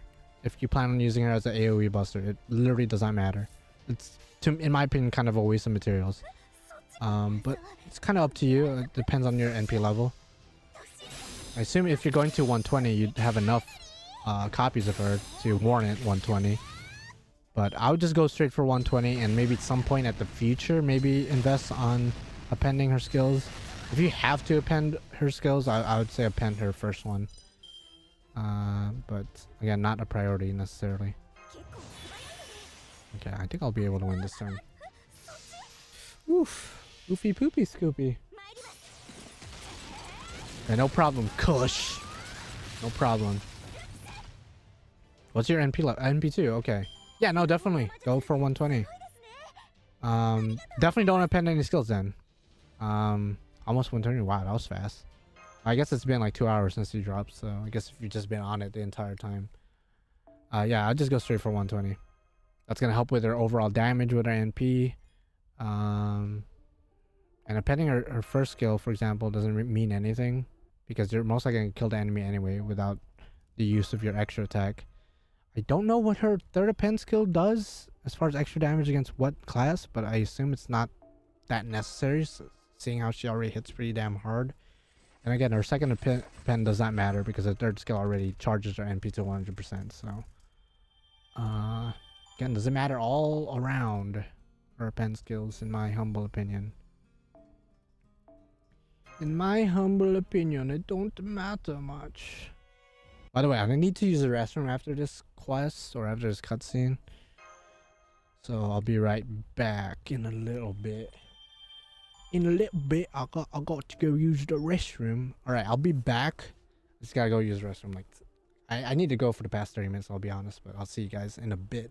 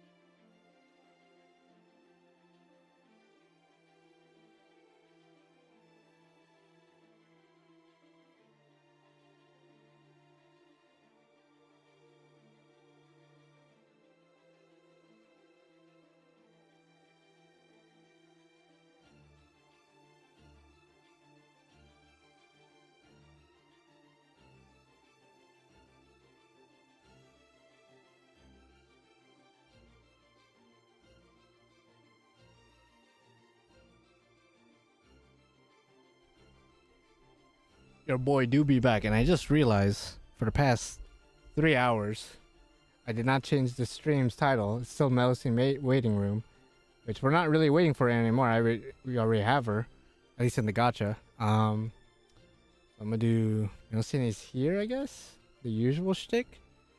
That usually gets people's attention, I guess. But yeah, I'm back. I gotta put my glasses back on because these are blue light glasses. I don't have prescription or anything, but it just helps with looking at a screen for a couple hours. It just helps a lot. Make sure my eyes don't get too strained. How's everyone doing though? Okay, we're at section 14. We have 10 more sections to go, by the way. Holy shit. And we're gonna be here for a good bit. It's been 2 hours, although we've spent the first 20 minutes doing gacha, which, again, if you haven't seen the gacha, it will be posted as a separate video within the next 24 hours. And then the whole stream itself will be posted in its entirety some point after the stream is done. Ooh, what is going on here? Okay, I think I want to keep you there. That one will work. Ugh. Okay. Okay, we're forced to bring Oberon.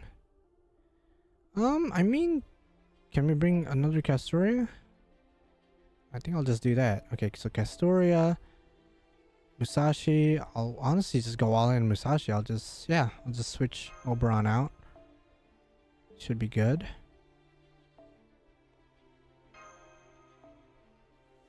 Should be good.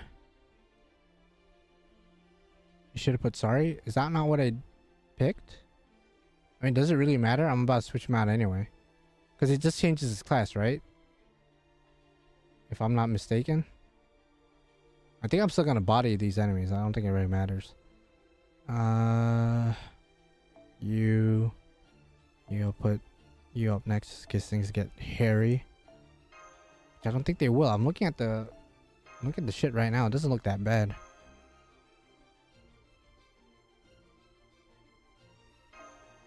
Battle ends when Oberon's dead. Or I could just win.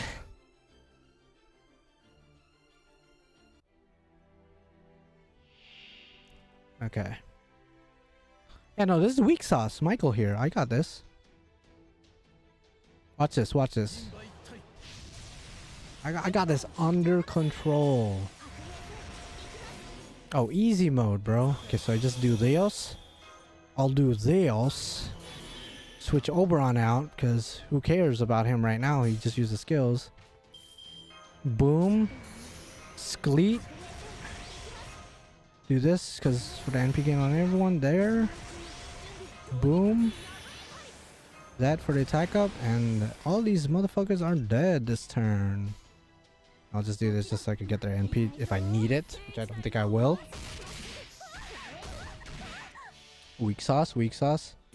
Musashi NP5 Black Grailed with double Castoria and Oberon. I think this is gonna be easy ass quest. Yeah, get bodied, easy mode. Yeah, bye bye. Got my NP back, no problem. And people say Musashi needs an NP battery. It don't matter, bro. Oh, it got drained a little bit. Oh, I'm so scared. Okay, what are you guys gonna do? Nah, weak sauce, bro. Weak sauce. So weak, bro. So weak. Or am I just too strong? Brace yourself, Oberon's left. Yeah, he's gone. See, it's all good, bro. I think either choice, bro. I was good.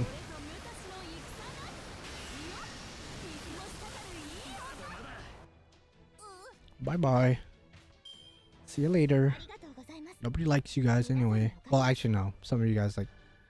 That was a completely inaccurate statement. Mormasa's there. Castoria was there. Da Vinci. Like, there's a lot of fan favorites there. Easy. Weak. I don't want to wait for Oberon to die. I might as well just win myself.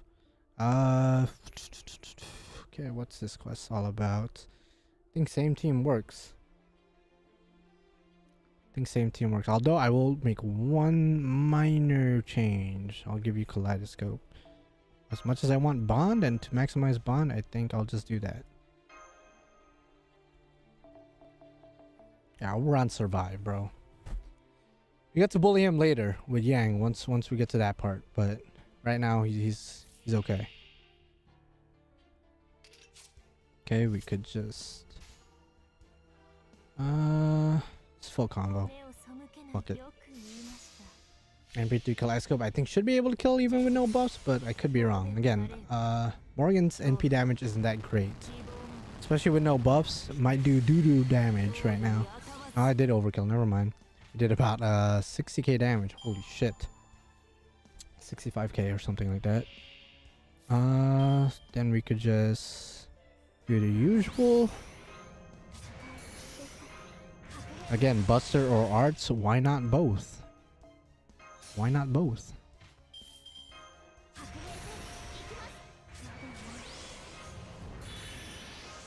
Both is the only correct answer, my friends. Both is only the correct. That's the only correct answer, dog. Why pick a team when you could play for both teams? Sorry, quick teams. I mean, you guys are still doing all right for certain servers. Like Kama, still really good. But in terms of farming, still need a bit of a push to be as efficient. Oh shit. Now we should be good. Let's do this. Bit of that. I'm actually gonna stun you because I don't want to watch your animations. I'm gonna do this. Permanent defense down. Boom, boom, boom. I think the enemies on wave 1 have fade trait. That's true. That's true. Otherwise, she probably would have done like 30k each. Weak sauce.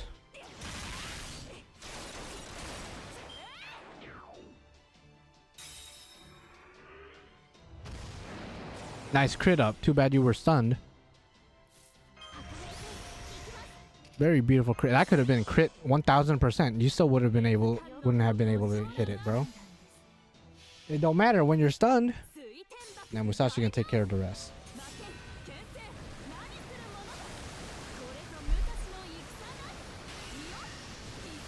Good job, good job. All reliable, bro.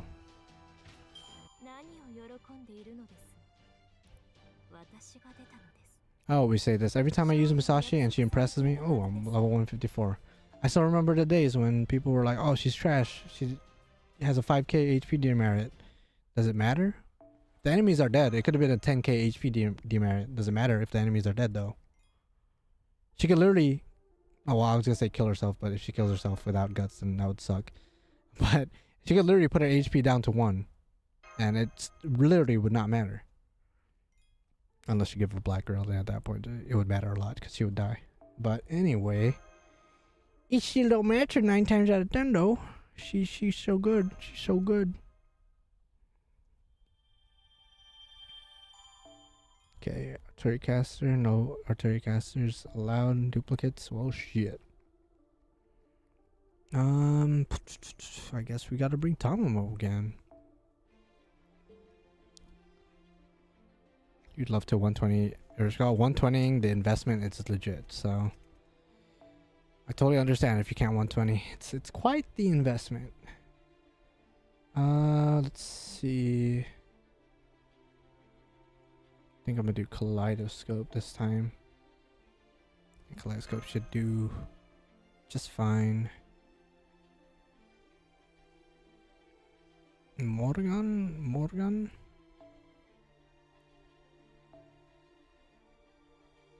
Melusine for the bond. I honestly don't know how to bring here. I mean, Gilgamesh for bond, right? I could just do the same thing I did last time, actually. Do this. I think I could do the same thing I did last time. There you go. Some bonsies. We're good to go. So at some point I'm gonna switch Morgan out, I guess after she uses an NP for Tamamo. Then we win!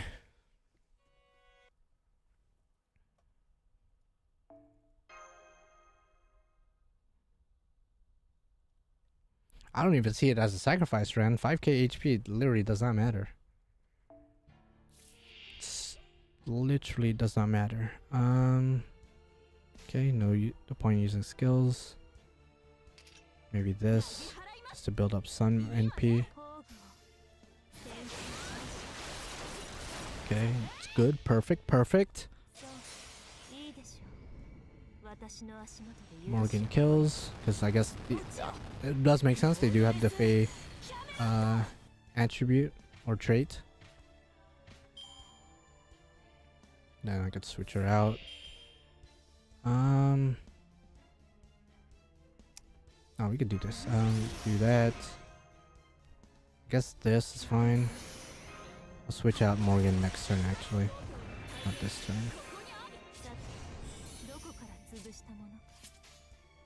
Then we're actually gonna boom.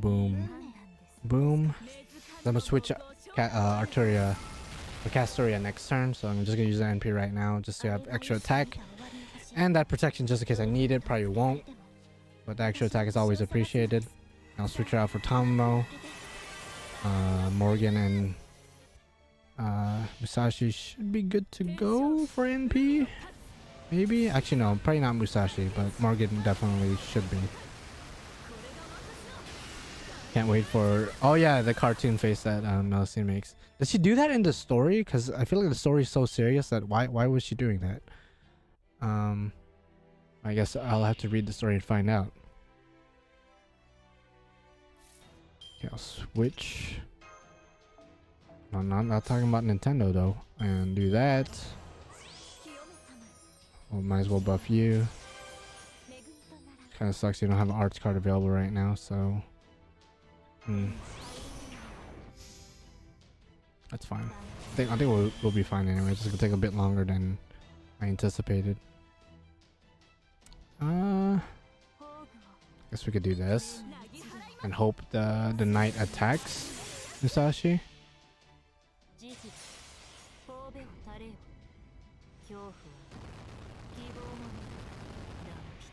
Okay, as long as it attacks Musashi, we might be able to get our MP anyway.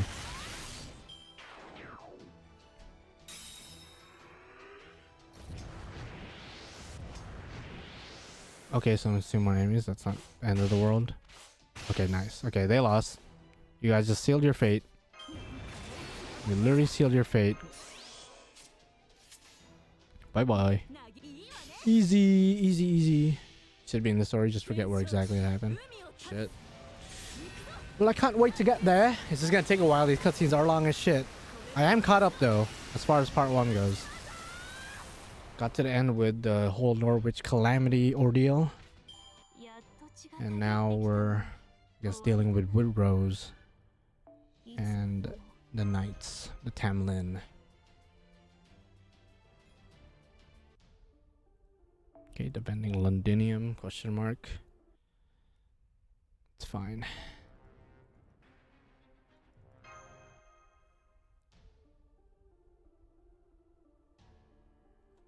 Okay, can we bring double Castoria? Okay, I don't have to put him in the front. Then I'm not gonna put him in the front. If you're gonna give me the option, I'm not gonna do it. I am feeling this Morgan and Musashi team comp. I'm not gonna lie, so I think I'm gonna keep going with that. Seems to be the wave right now.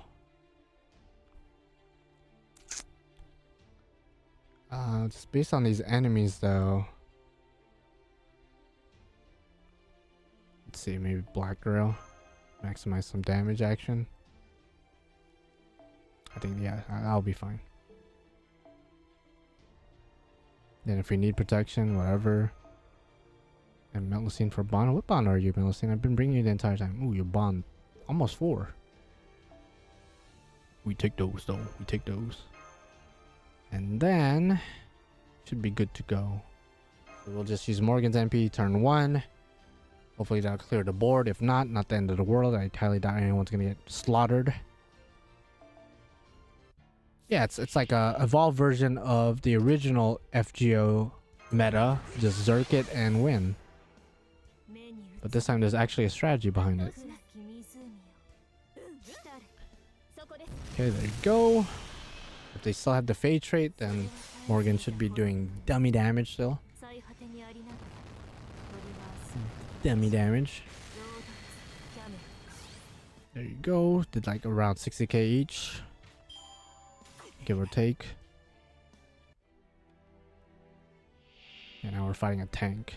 Where did this come from? Oh, Tomo tank. So it's from Coin Sky. Of course it is. Do that.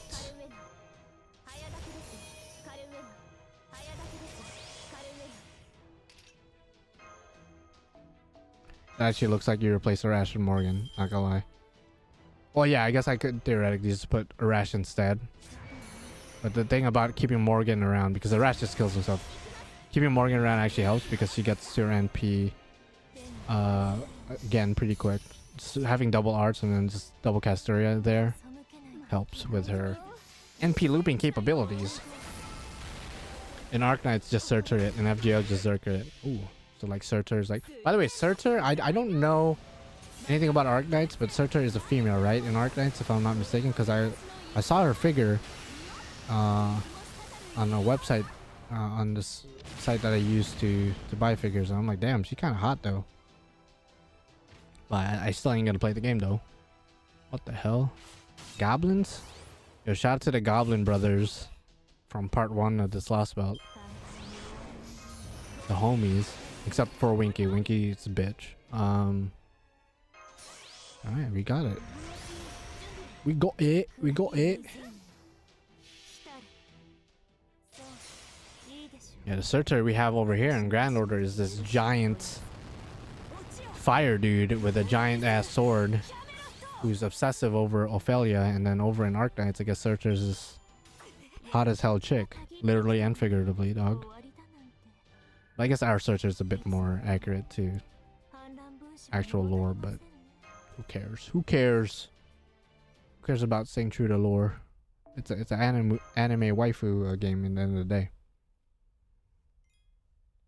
OP gameplay wise, weak lore wise. That's interesting. Formation restricted again. Of course it is. So that means Tamamo Musashi, the old best friends. Actually, what am I facing? I gotta make sure I'm not facing like Bargus or something. Okay, just 3 sabers. Weak sauce. Around 60k HP each. Yeah, okay. No problem. No problem. See, back in the day, I didn't have a guide with me because they weren't available at the time, but thankfully I could cheat a little bit and look at a guide on the side. And I should bond with Gil a little bit. I feel like he's gonna fall behind if I keep bonding with Musashi, because I think they're around the same bond level. So Gil is bond 14, about 1,600,000. And Musashi is also 1,600,000. So I don't want Gil to fall too far behind, bro. He's the king of heroes. That would be an insult. So I'm actually gonna put Waver there. Actually, do I want to bond with Waver? I guess, yeah. He's pretty close-ish. Okay.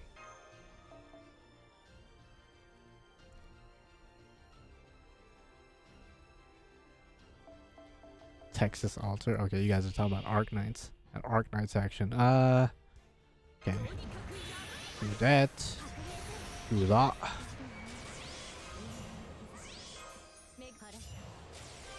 Let's switch out Tamamo. Probably should have done Narrowbright instead of Waver, but I think Waver works as well. I think. Hopefully. As long as I get at least 70% back refund, which I should be able to with Musashi's NP gain, should be good. Should be alright. Should be alright.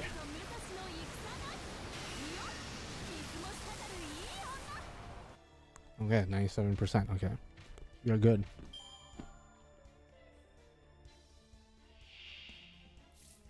Defense up. Just in case we need more attack. I just got an Indian ad. An Indian ad? Those ads should have played in the last stream when we were actually dealing with a bunch of Indian servants.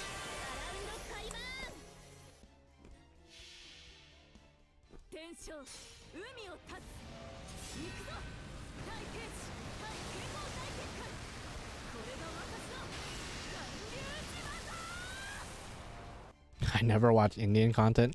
Yo, I always get like this Toyota Chinese ad. And I'm like, I don't even know Chinese, dog. Why? Or watch like Chinese content necessarily.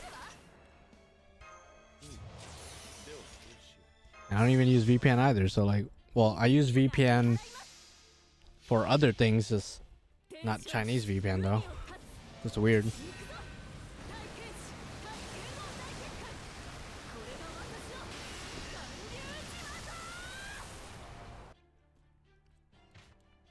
Sexy, 1,000,000 damage, nice.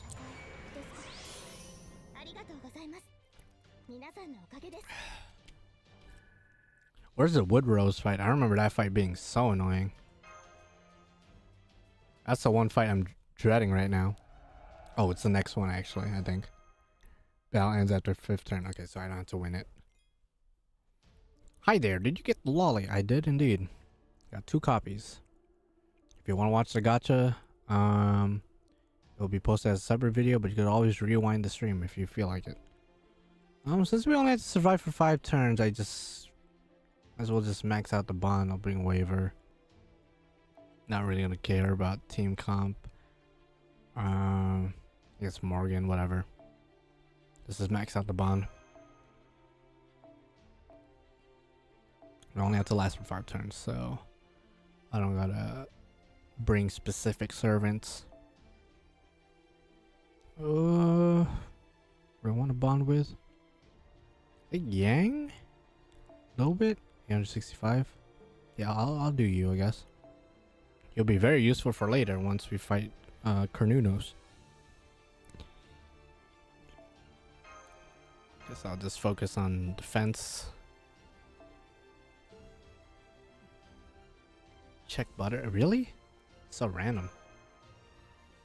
Yeah, YouTube do be weird with the ads. I'm sorry if you guys are getting ads, just like random ass ads. I swear to God, I'm not doing it. But if you're getting Indian ads, then I'm definitely not doing it, you know? Oh, this isn't even the quest. Well, I messed up. Well, I'm not gonna sit here and just do that. I was looking at the guide and I guess I skipped the quest. My bad. Made a little mistake, but it's not the end of the world. I guess I just gotta bring the same team I brought last time. Oh, it actually saves our team this time. Okay, so not... I have to restart that badly. Still on the bond with Morgan, so... Sorry, Yang. So literally just bring the same exact team, right? Yeah, it looks like it. That was my bad.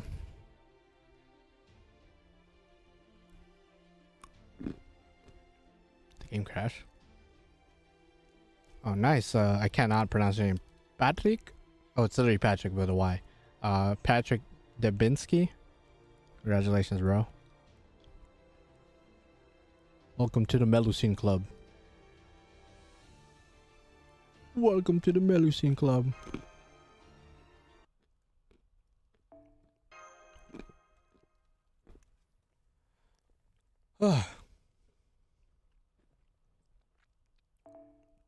Got that EX luck, bro.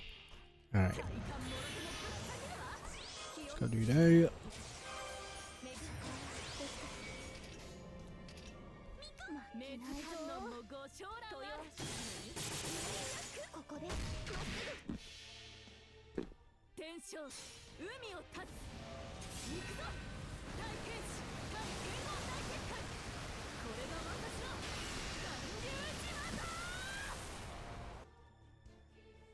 Okay, good NP game, good NP game. Okay, next one's the Wood Rose fight. I just have to survive. Oh, let's do that. There's a chance we won't refund. This might look weird, but the next set of enemies doesn't have anything too crazy. Okay, it doesn't. I'm actually gonna do this. Make sure I refund a good bit.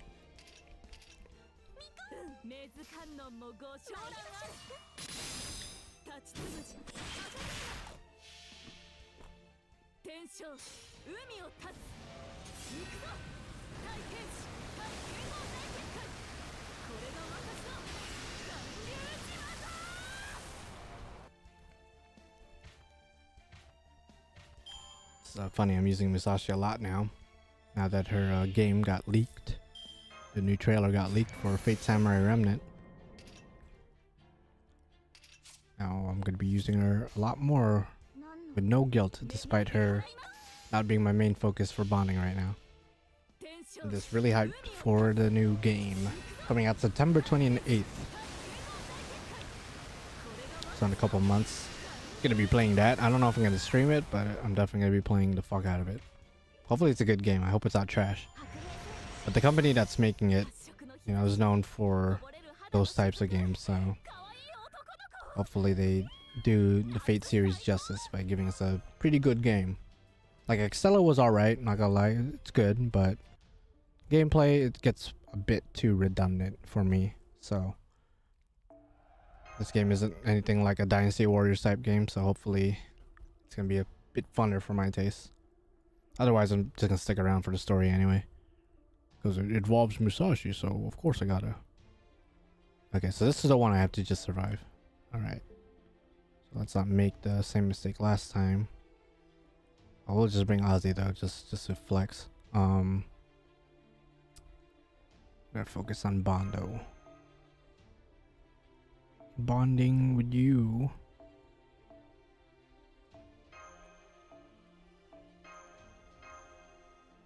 Okay, we should be good. Let's protect the team. Now the quest after this, I think that one we're gonna have to win. Yeah. So the next one against Wood Rose, who again is to me one of the more annoying bosses in this LB, in this Lostbelt. Have you seen the Fate Samurai trailer? Yes, Chacha, I have. It's so hype. Cannot wait. Okay, just focus on survive for 5 turns. Nothing to it really. If you guys haven't seen it, just fight Fate Samurai Remnant. And a new trailer got leaked.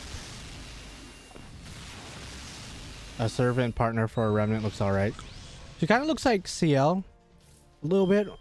CL with black hair. But some people also point out that she also looks like a saber face, which she kind of looks like as well. But it's just the Takeuchi face, pretty much.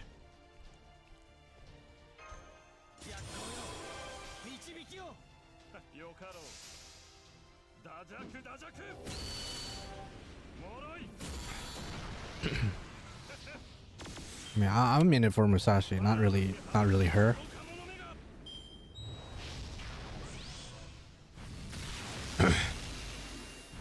Oh yeah, the name is scrolling a little bit. I think we've had that before, but it's definitely not that common, and it moves way too fast.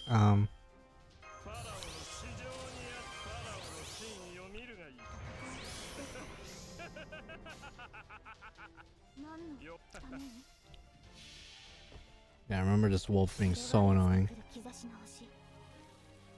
But should we do that now? Because I'm cheating a little bit, looking up guides.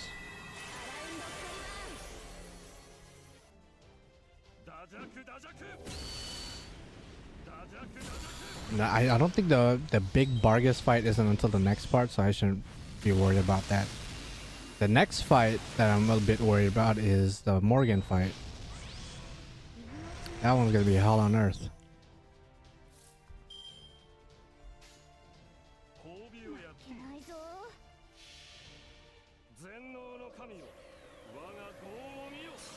Oh yeah, the master, Miyamoto Iori, which if you didn't know, Chacha is Musashi's adopted son, so we could start calling her mommy now. But it's just so cool that we get to play as her son. Like what?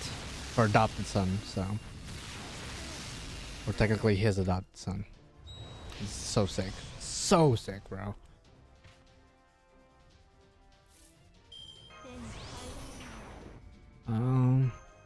Oh, it's the 5th turn already. It doesn't matter. I'll just attack. It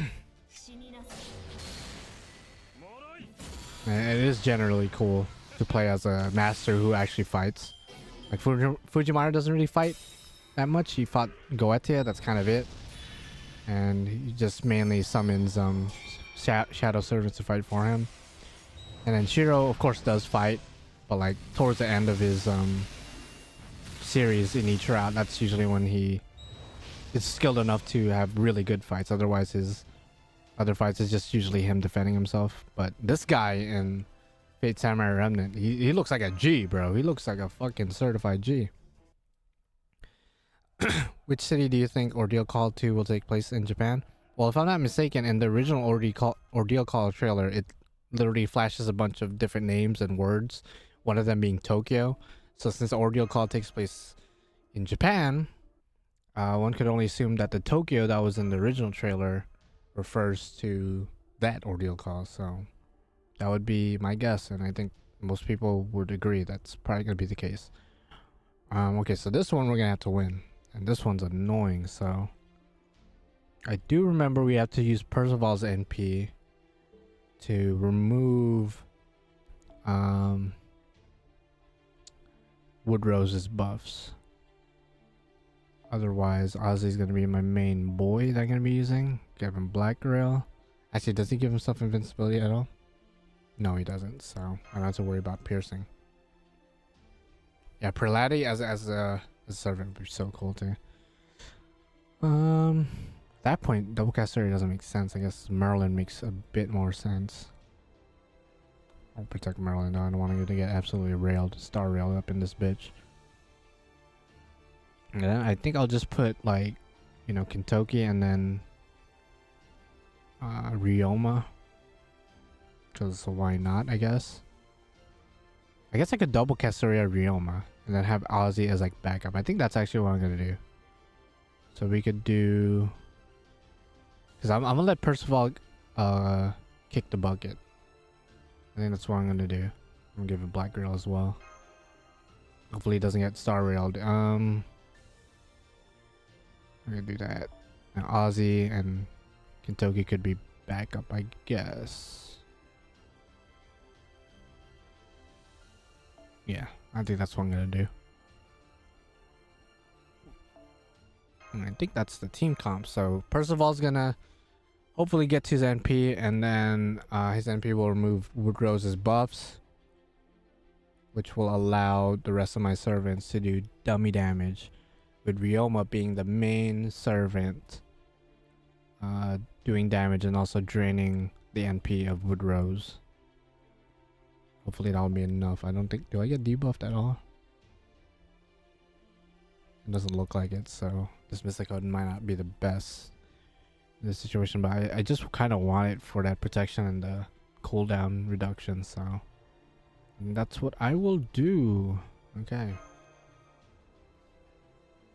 Use Best Bro Banner Cardo. That's true. I probably should have done that, but alas, bro, alas.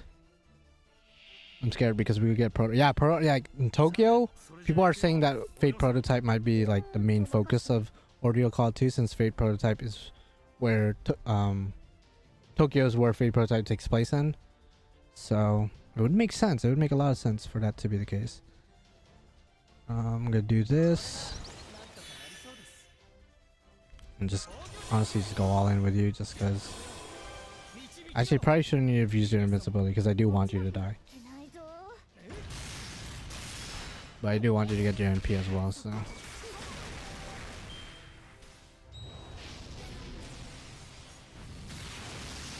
Okay, he should be getting his NP right now. Yeah, what does that debuff do actually?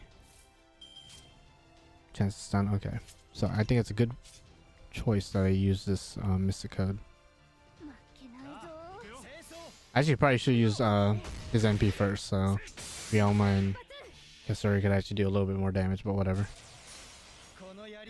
Yeah, I'm excited to see if, because there's definitely going to be a part 2 banner for Ordeal Call 1, so Ordeal Call 2 there's definitely going to be a part 2 banner as well. So I'm excited to see maybe Proto Arthur and Proto Gil. You know, I think that would be pretty sick, nasty flex, but you know, I guess in the end of the day they could do whatever the fuck they want, but I think that would be the only right play that they could do at that point. Carter Arthur for like maybe a pre-campaign, and Proto Gil as one of the two banners, and then whatever the part 2 banner could be whoever the fuck they want. But Proto Gil would be nice. He's just playing funny how Ritsuka can summon. No, correction. Well, I mean, unless you count Tiamat and the other, you know, like common and whatnot, the beast candidates, that's still beast, even though they're different classes. But with the case with Draco, who's still a beast, she summons herself. So technicalities. He's not the one summoning Draco as a beast. Otherwise, yeah, he does summon a shit ton of beasts if we count the others. Okay.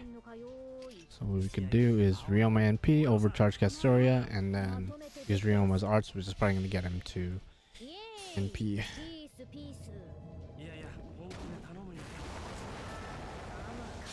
I'm going to be dreading if we have to fight Monica. Yeah, no, I think that's probably what's going to happen, to be honest. The original beast, if I'm not mistaken, at least chronologically speaking, I think Fate Prototype was the first one to mention beasts. And therefore Monica is, spoiler alert, the original beast candidate, I guess. Something happened already? Yes it did, Arif. Yes it did. And I was pretty lucky. With 180 quartz and 30 tickets, I was able to NP2 Melusine. So I'm pretty happy about that. Okay, there's a chance I could get stunned, but that's okay. I could just heal it off anyway next turn if I must. So I'm just gonna focus on. Just gonna do. I guess do this. I guess doesn't really matter. If I'm not mistaken, I'm pretty sure she's an OG beast. Not like lore-wise, but in terms of like chronological order of the Fate series. The Grand Order definitely takes advantage of the beast concept, but Prototype is the first one to mention or utilize beasts.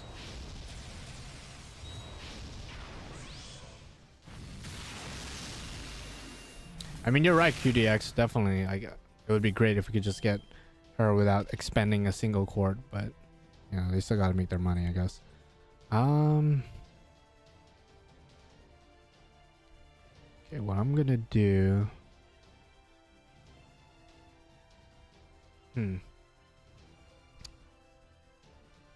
I think I'm just gonna full combo this Castoria. Yeah, it's fine. Wow, I remember this quest being a lot harder. Like, a lot harder. Now, as I say that, watch him just body my team now. Okay, stun, charm, whatever. Okay. Oh! Right when I was underestimating him. That's why you don't jinx yourself like that, kids. You just don't do that. Alright. Well, that kind of sucks. Because now we have 2 Castorias and a arts, or a quick servant, I should say. Artsy fartsy. I could full combo Kentucky. No, we gotta play it safe. We gotta overcharge this Castoria and then do that. That's some bullshit. Did you summon Melusine? Yes, I did. Again, the gacha portion of this video will be uploaded as a separate video. But this whole stream in general will also be uploaded, so.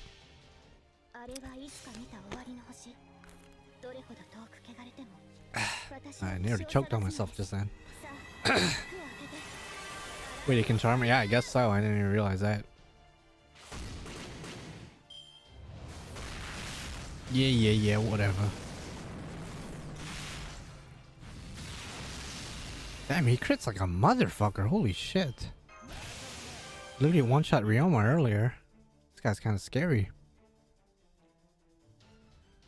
Okay, I'm actually gonna save the attack up from Castoria for later.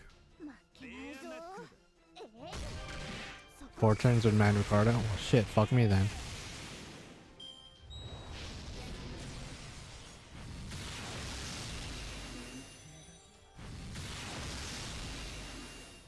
Okay, Ozzy's here. Like, he's literally our last line of defense. Okay, what does he do? NP gauge. Okay. Okay. And he still has Pierce. Alright, well.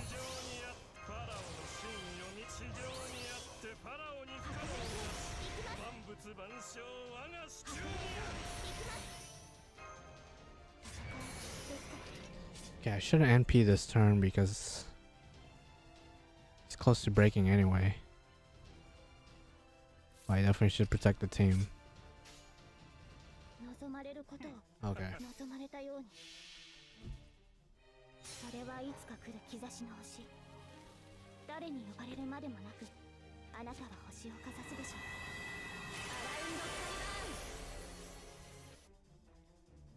Okay, please kill. Okay, good. I didn't know how much the defense put up, you know, what percentage. Okay, so he's gonna charge himself, right? Oh no, he gives himself guts. Defense down, whatever. I thought he charged himself by 2. It's okay. Ozzy has skill seal if we need it. Okay. So I'm actually gonna use. Does he still have Pierce? No, he doesn't. So I'm gonna protect you. And then yeah, NP Ozzy.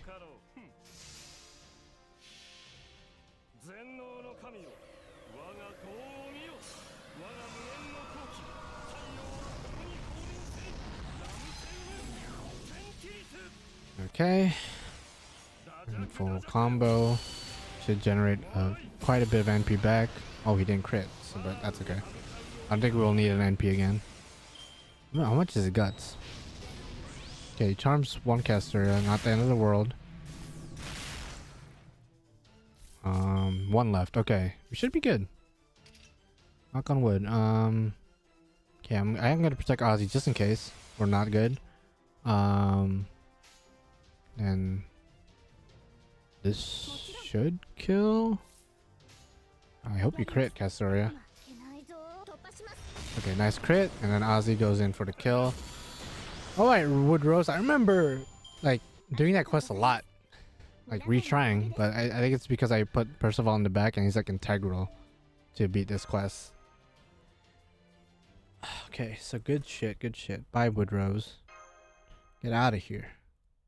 The next quests are just cutscenes for a while. Okay, we take those. We take those.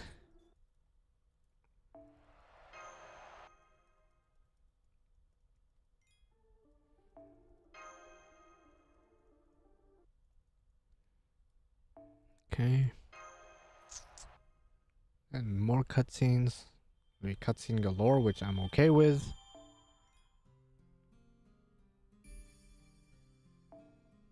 Okay.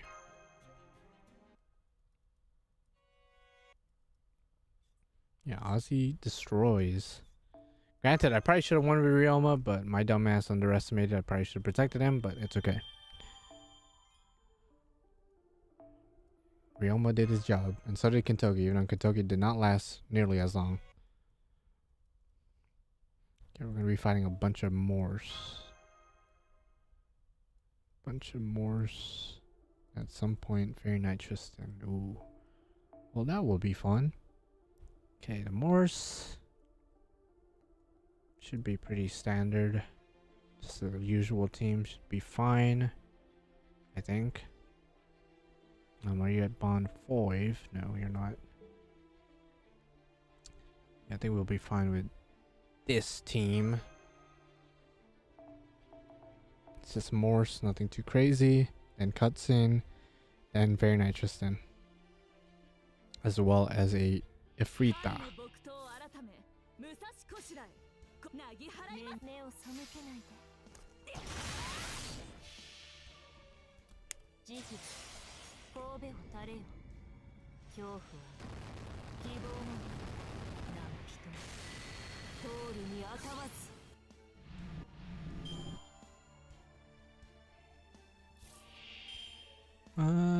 Yeah.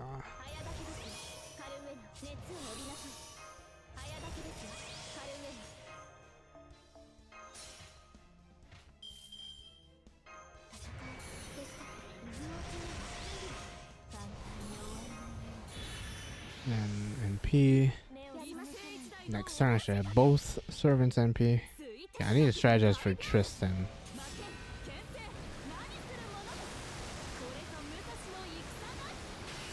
Oh, I can only bring one servant, one NPC servant. Oh, fuck, okay.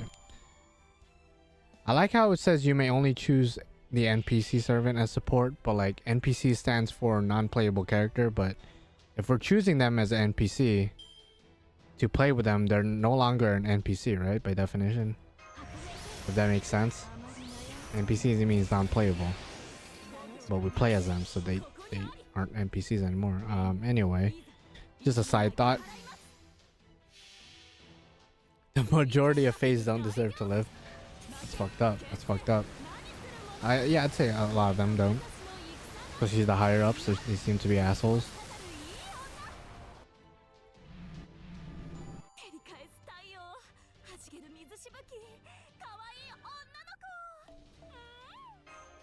Getting a good amount of bells too. We might be able to 10 one of Melusine's skills.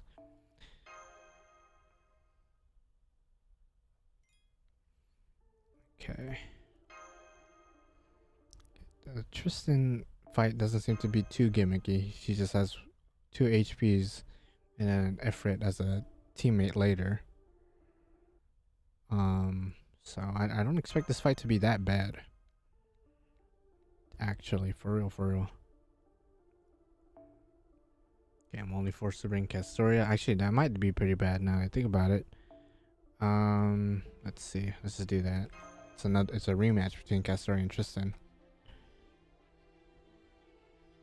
She doesn't inflict curse, so we could heal that off with our MP. Oh, she's in her second ascension.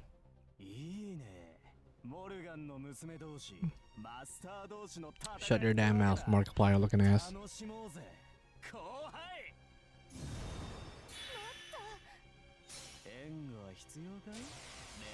Attack up. Okay, do we actually have 10-10-10 skills though? That's the real question. Okay, we do this time. Okay, so Castoria is actually not complete ass crack. Thank you, Savri, for subscribing. I appreciate it, bro. I really, really do.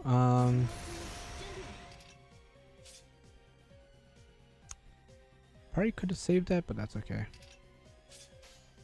Protection, do boom boom. What if Markiplier became an evil motherfucker? Yeah, for real though. I'm not gonna lie, Beryl does drip though. I do love his outfit. Red and black, chef's kiss, bro. Love his outfit, but he is an asshole.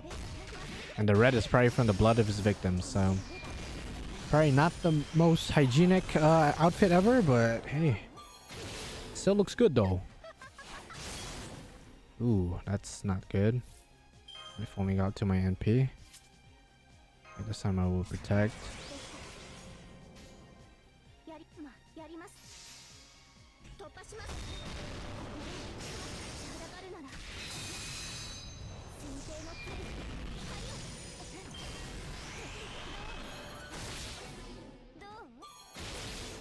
Okay, those curses are a little bit scary. Just a little bit scary. I think I'll just use the normal protection, not even Castor's MP. I think I'll save that. Even though it does heal off the curses, but I want to wait till I get to 300%, I guess. And I hope I kill in this. Yeah, okay, there we go. So I have 300%. So I have a 3-hit invincibility. See, the problem is that the Frita now is going to be summoned in a little bit.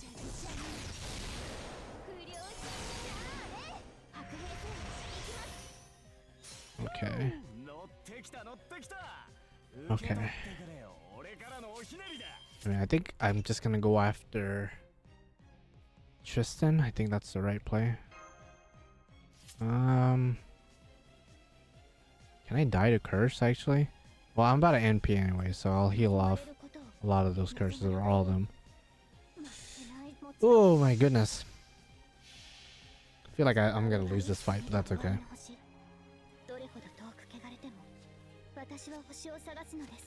Okay, so I got 3 hits. And then she has her NP, but I'm not that scared of it. Or at least I shouldn't be.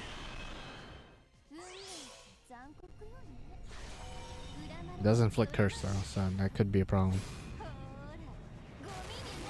Started pouring heavily and you thought Tillock. The Tillock is wet though. Okay. She do be wet. I feel like I'm gonna lose this turn because I could NP this turn. It's gonna heal off the curses, but only one hit. I don't know if that's gonna be good enough. We'll see. If I lose, I lose, and I'll just play better next time. If I lose though. It is what it is.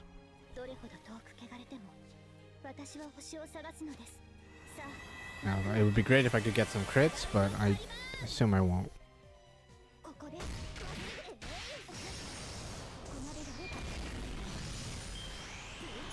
there's the first hit. Oh yeah, I'm not living this. Yep, okay. Damn. Okay, I'm just gonna withdraw.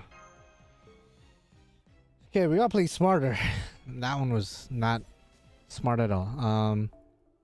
Okay. I think the Mystic Code is fine. Okay, we'll see. I think the Mystic Code's alright. Because I could heal off the curses, which I didn't really take advantage of, but that's okay. This is gonna be the one fight I'm gonna be restarting, really. This gimmicky ass fight. Okay. We gotta listen to the Markiplier talk again. Where do you live, Ren? Storming over there? Hopefully, it's not that bad.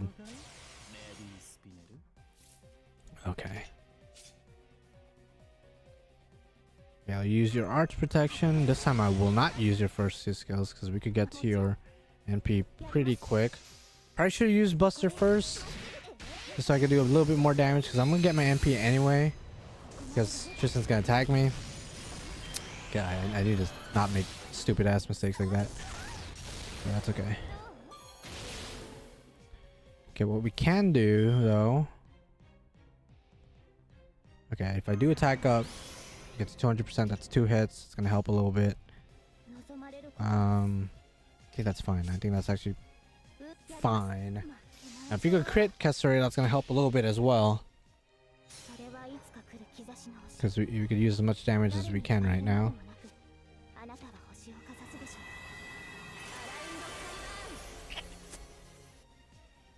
Whatever damage you could muster up. Yep, nice crit, nice crit. Okay, we should be able to get our MP again next turn. She's gonna hit us 3 times. Yeah, no problem. Okay. Alright, yeah, I think we're good. If we could crit again, that'd be great. If we could just keep spamming out Castor's MP, we're in a good place.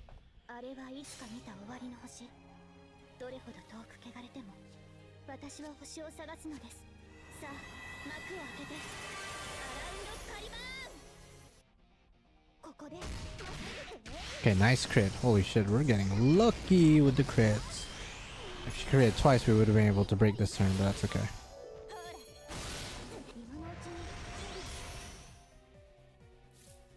Okay, I'm actually going to... So I can get a 2-hit right now. I'm wondering if it's worth it. I don't think it is. So I'm just gonna... If I use my 2 arts cards first, I probably would have got over 200%. Should have gave me a 2-hit. But I don't think it's worth it right now. She's about to use her NP. I'm a breaker. I should be good.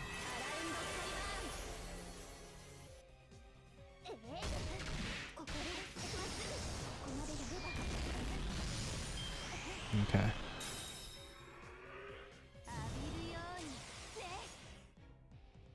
Okay, so I only got 1 hit, but that's okay. If she does start critting me though, that might be an issue.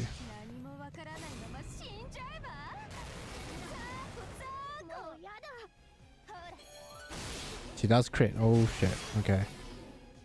Okay, a little bit of a problem.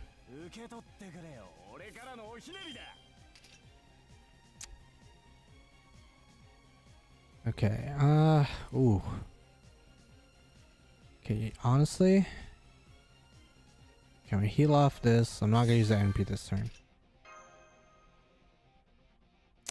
Okay, I didn't want to do that because I didn't use her second skill yet, but I just want to do this for this, so I could just use that protection and just save my NP for later.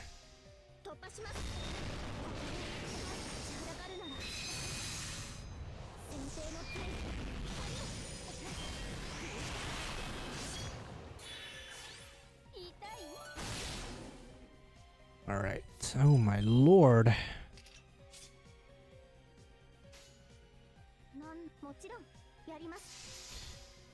Oh, do I have to kill the Ifrit too? This might be a problem. The next quests are just cutscenes, okay.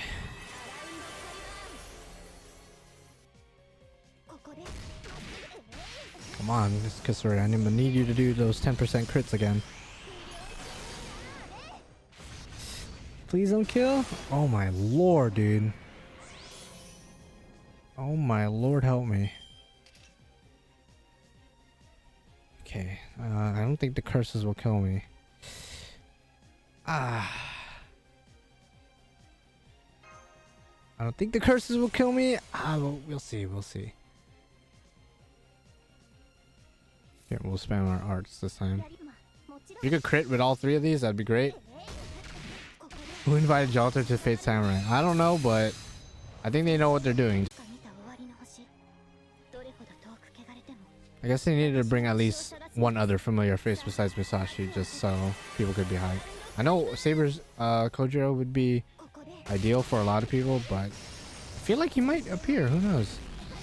Maybe actual alive Kojiro.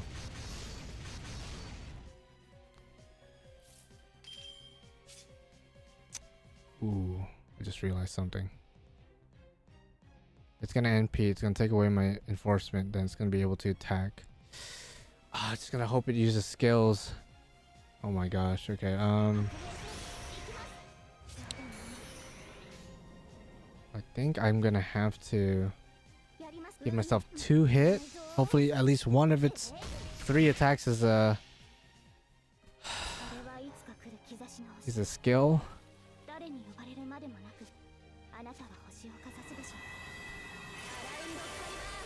Oh god.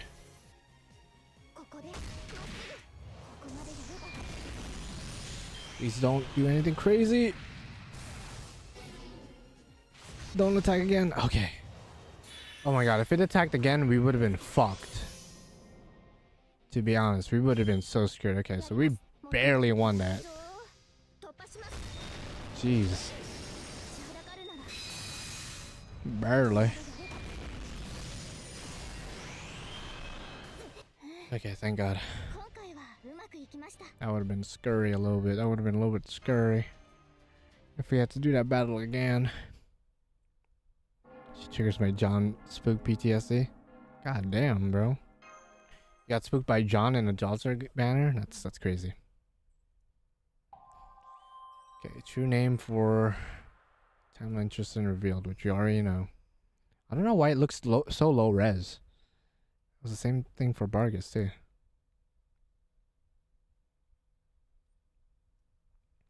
Fuck that battle. God damn, bro. Okay, this one has like a forced dialogue pick, which has no consequences.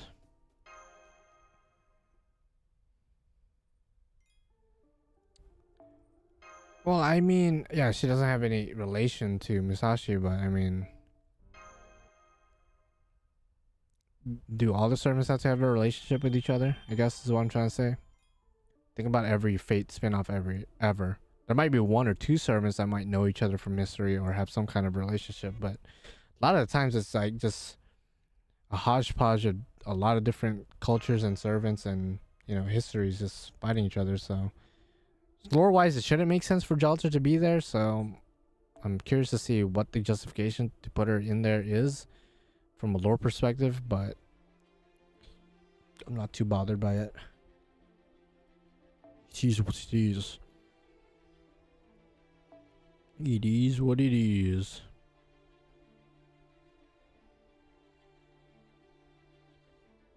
I'll do that one. I'll do that one. We could do Tomomo. Do Tomomo, I guess.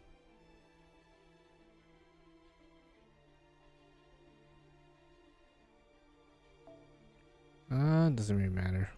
Just do Bond. John always spooks me in the most unfortunate moments. Worst possible spook I can get at this point. Yeah, getting a John spook this stage of the game, not the best. Back then, I'd argue year one, she was probably one of the best spooks. And Percival doesn't have his NP. Alright, well. Who's the available servants I could bring? I'm not down to sit here and just like use a servant who can't even use their NP. I'm gonna go bring maybe a red rabbit, red hair. Admittedly, I don't really use him, but like I think he's AoE. Okay, he is. So he might be the best servant to bring in this situation. I guess instead of I'll bring Scotty instead.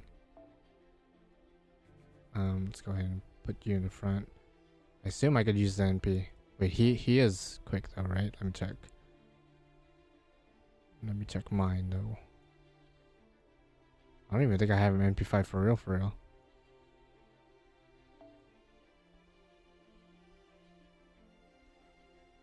He is quick, okay. Yeah, I don't have an NP5. Story locked. Story locked though. Okay. Sometimes too a 90% exception rate. Yeah, no, exactly.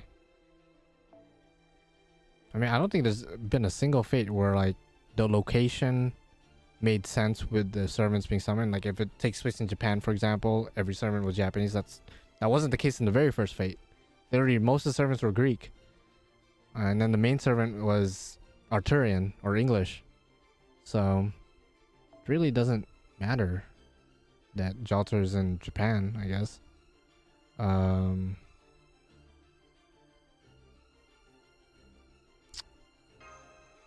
But whatever. Do I really want to bring this? You know what? Nah, fuck that. We're going rogue mode. Fuck Scotty. No offense to Scotty. I could bring Doublecaster. Okay, I could bring Doublecaster anyway. I don't know why I'm overthinking this. I could just bring my normal Musashi shit.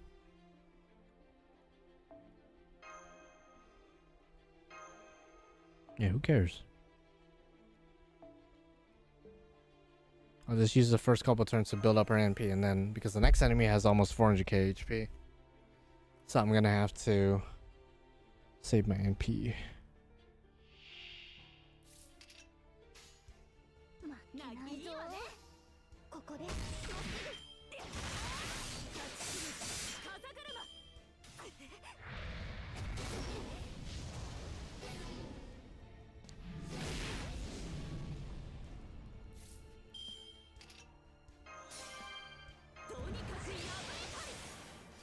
Only 2 battles. Okay. Next turn I'll NP. I just wanted to make sure Musashi could generate a little bit of NP, because against Berserkers she's probably not going to generate 100%, even with double Castoria. So if I just use the first couple of turns to generate a little bit, and then go in for the kill now, the next turn I could go all in offensively. What's you gonna do to more attack up?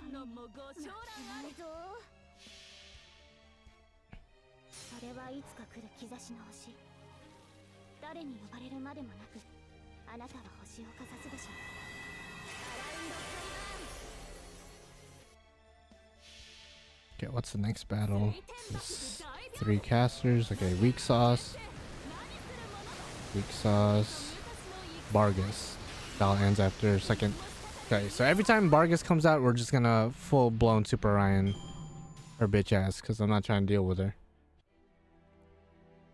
Super Ryan like hard counters. Okay, let's go all in. Let's see if we could get a full combo. No. Okay, that's fine.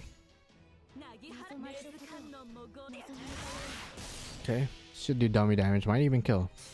The 2 Castoria NP buffs plus their skill buffs. NP5 grilled, and I think this is gonna kill. With the black grill?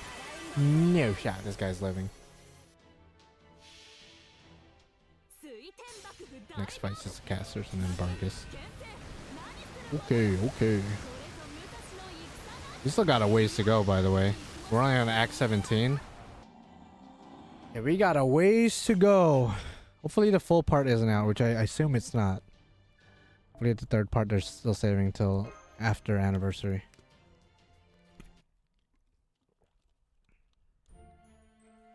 Let's get out of here. Get the fuck out of here.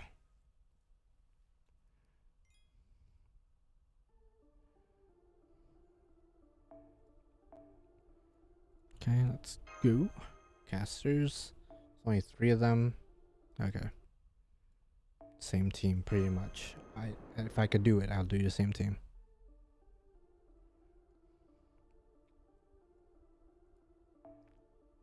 Formation restricted. Do I have to bring them in front? No. Okay, so far there hasn't been any of that crap. I hate it when they do that. Oh, you gotta keep them in the front even though they're trash for this quest. I'm just like, alright. Kind of wasting my time, but alright. Okay, black grill, because why not? And the usual squad. Yeah, we got a ways to go until the big Morgan fight. I'm actually gonna bond with you. Okay, you're close to bond 5. Good. Good.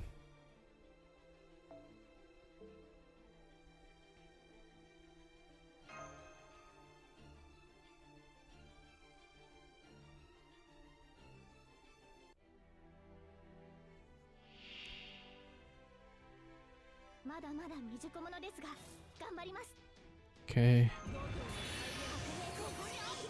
Have a full combo, so we are good to loop. There might be just one enemy for now, but that will not really hinder us because we got full combo. Plus it's a caster. Easy mode.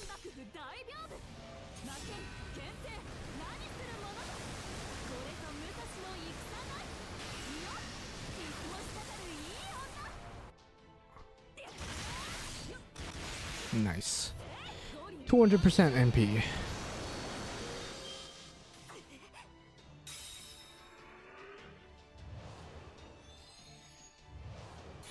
Yeah, what are you guys gonna do? Absolutely nothing. Absolutely nothing.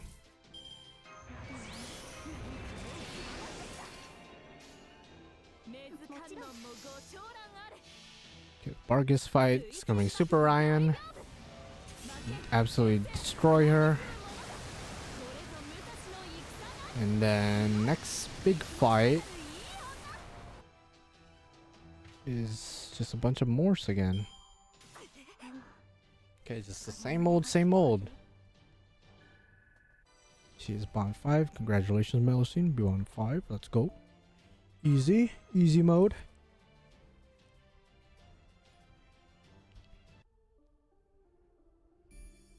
Manchester. So it's been 2 years since Oberon came out. So who's the best pretender so far in JP? Ooh, still Oberon. It's just, I mean, he could be any class really. His skills is just too broken. You put that on any class, it doesn't matter. But if we just forego the fact that he's a really good support offensively, the best pretender is probably...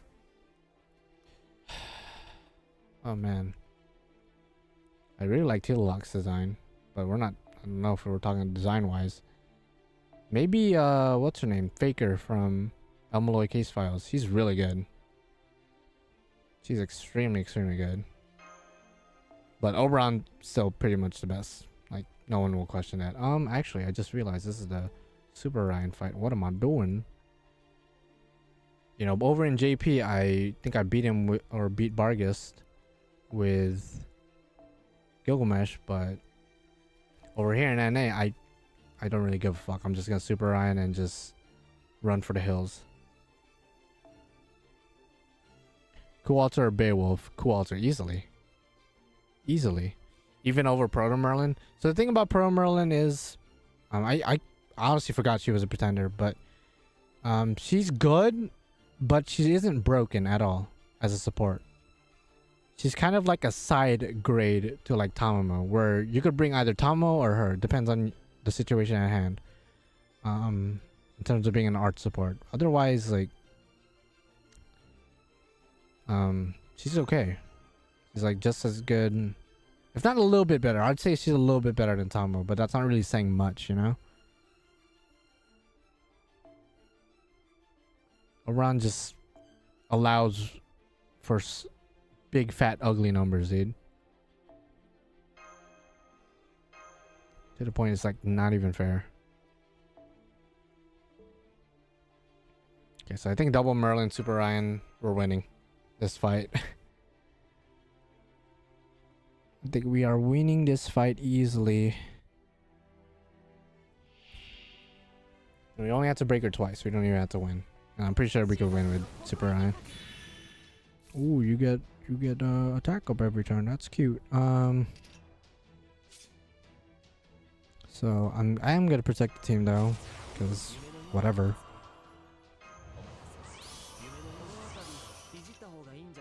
I'm gonna NP now and just Super Ryan gets NP or not NP cards next turn. We pretty much win.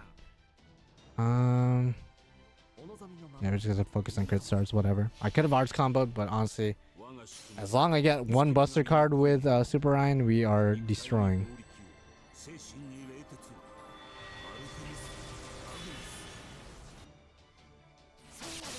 Give me crit stars, Merlin.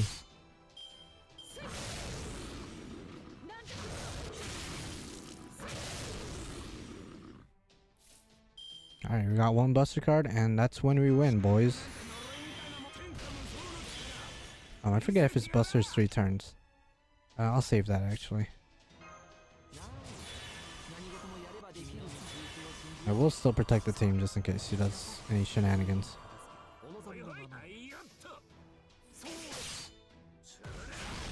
$534K. Get bodied, dog. Get bodied.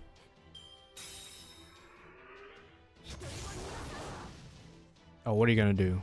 Oh, you're draining my command seals. It's like I use those, right? Oh, you're gonna NP this turn? Huh, okay. Go ahead, do your worst. I'm not even gonna look. Not even looking, dog.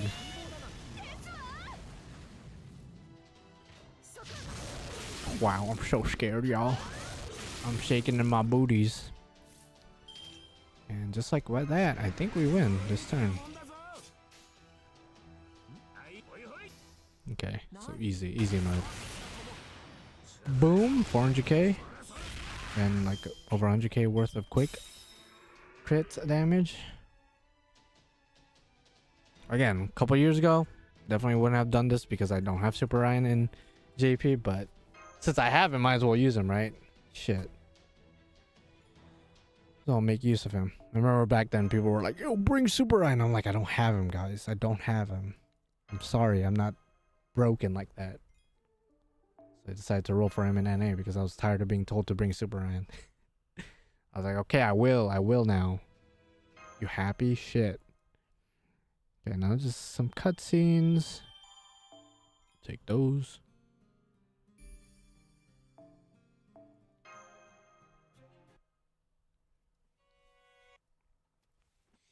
And some Morse fights. Some Morse fights.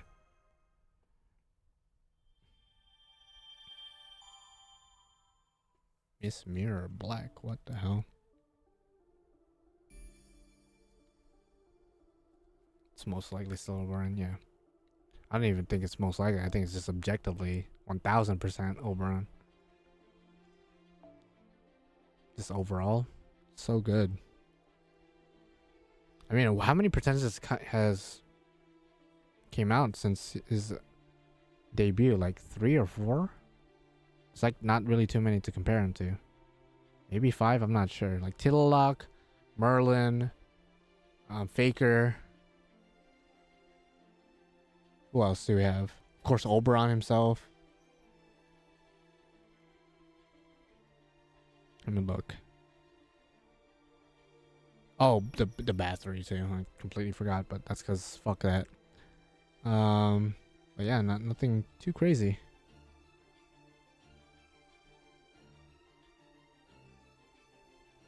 Is this team enough?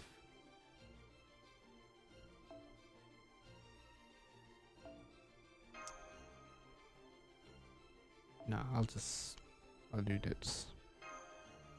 Yeah, Liz Welfare, which I mean I completely forgot about, but that's because I don't really like Bathory like that, so I just whatever.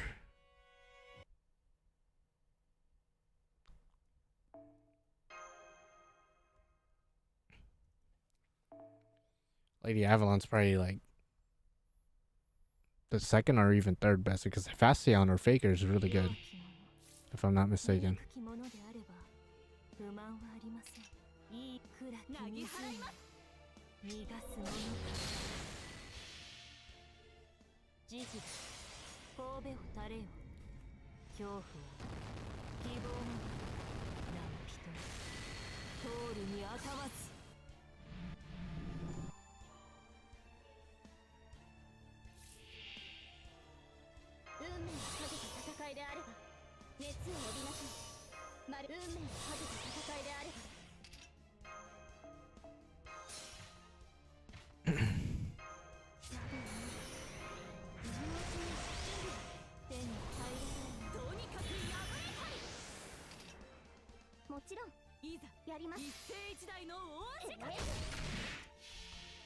Alright, next one, just a bunch of assassins. Not too bad. And then some kind of mirror. I'm fighting a big ass ghost, I guess. Yeah, big ass ghost. Not too bad. Not too bad. Oh, we're fighting some of Coin Sky as monsters.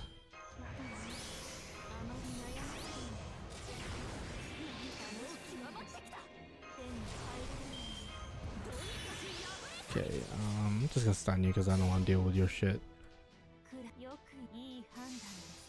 Actually, I probably should have used one of Musashi's arts cards. That way she could have NP next turn, but whatever. Because Morgan's definitely not killing this turn, even with crits. Yeah, no, 95k. It's alright, whatever. She still does big damage though. And she does kill, never mind. Underestimate the queen. Never underestimate your queen. That is my bad. Never again. I apologize. I forgot I appended her first skill, so that's probably why she did a lot of extra attack damage.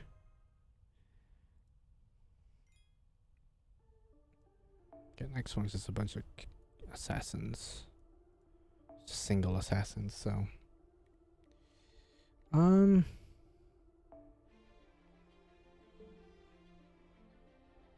think same team still works. Team still do be working though.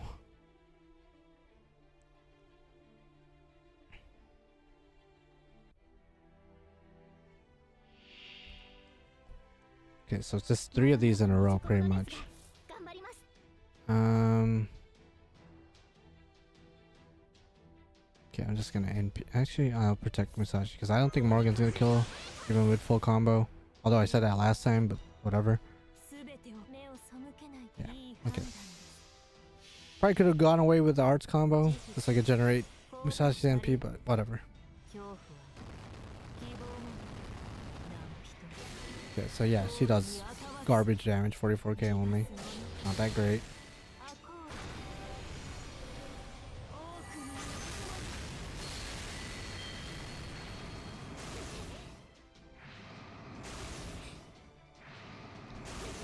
Okay. And then full combo Musashi should kill pretty handedly.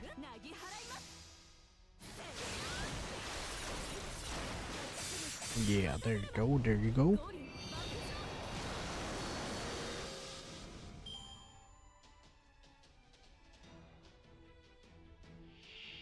Okay, hopefully get some maybe Morgan cards. Only one Morgan card. I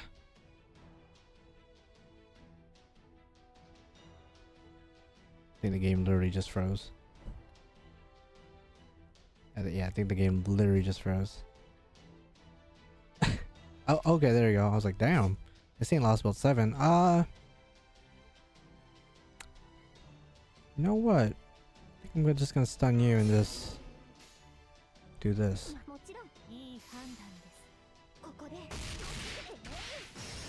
That's what I'll say. If the game's stunned, bro, we're on that Lostbelt 7-ish. Okay. We could do this. Do this. And we'll drop crit stars. And with a full combo NP, we should be able to kill. Maybe some crits, just to doubly make sure.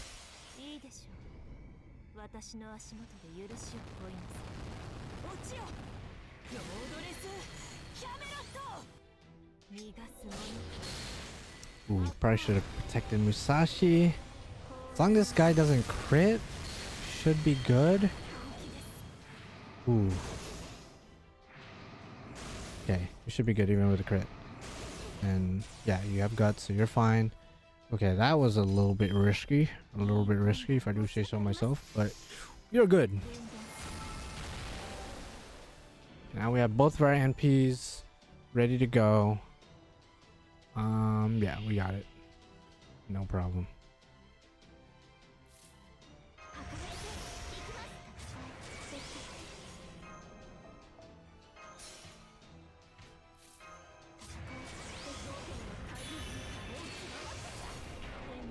Easy mode, easy mode.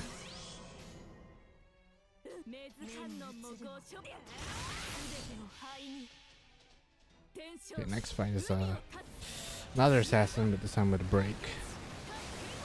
That grants himself evasion every time. Okay, that's fine. I'll just pierce through that, no problem. Yeah, I'm gonna pierce through that motherfucker. Not the end of the world for sure. Could probably bring the same team, because Musashi could pierce with her third skill. I'm just gonna have to give Morgan crap that since I could pierce. Okay, we could do Dios. Then I feel like I have to give you a stronger crowd distance. We just forego some bond. It's okay. Yeah, that's fine. Yeah, that's fine. That's fine though.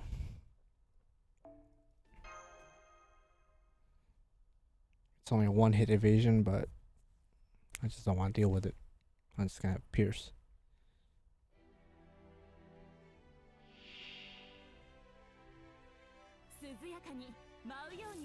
Okay, we do have a full combo Musashi, so that's actually pretty ideal. So now we could just go wild with it.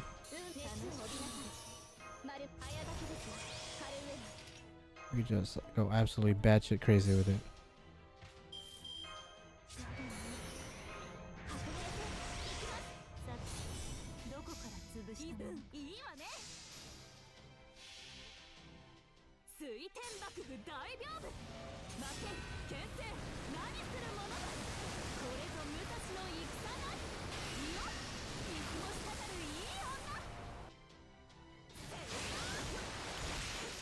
Oberon will probably get grained one day then.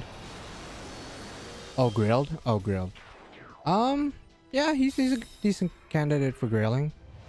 He's a great character, so I mean, that alone is good enough. Okay, well, I didn't even know it was just like balance after one break.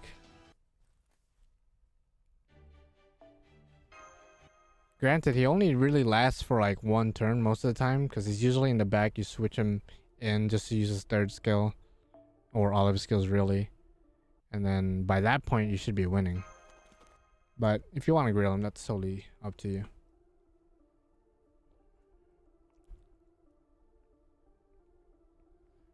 I'm already stacking what resource to 120. God damn, bro. Hopefully you're lucky, you know what I mean? I, 「 I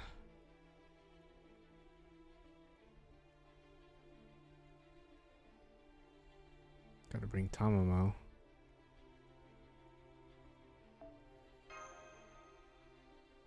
Yeah, Paradox. If you love him, bro, like, whatever.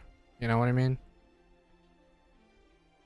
Like, objectively, it probably isn't the best idea to upgrade his MP because you'll mainly be using him for his skills. But if you like him for his character and like his story, his design, all those stuff, then more power to you. Just, you know, do whatever you want to do.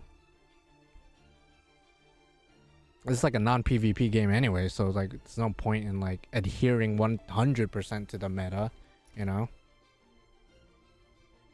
But you could use them for farming, theoretically speaking. It's not the worst grill candidate out there, I'll tell you that much.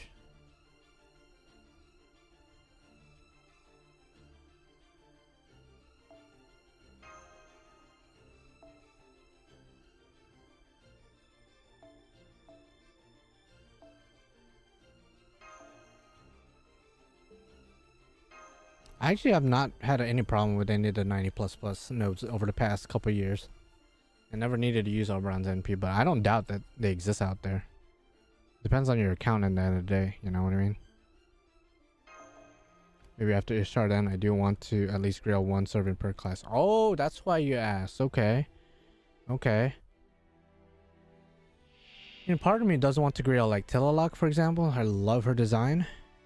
Especially when she's wearing her casual drip. Really love her design. But yeah. Okay, I could do this. Otherwise, yeah, I don't really know. Well, Lady Avalon, I'd probably consider grailing, maybe.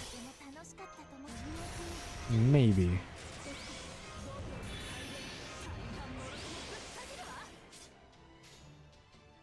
I actually have to use the restroom again, so I'll be right back once more. Shoot.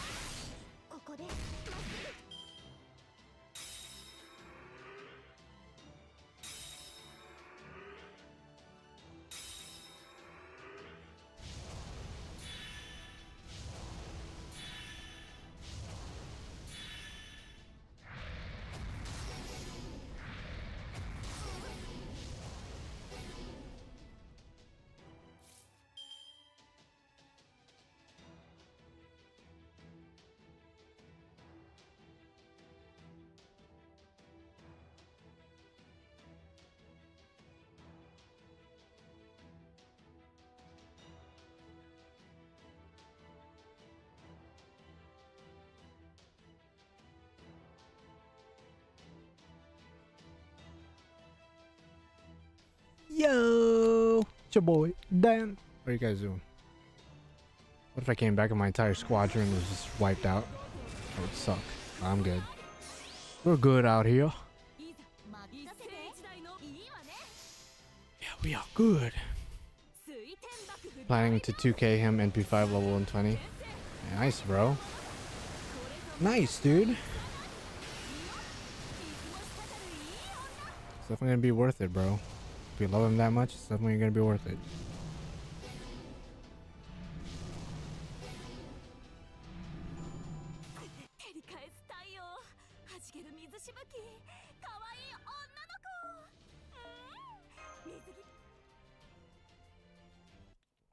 I think I also want to like grill one of each class. I think the only classes I have not grilled so far is Pretender, of course.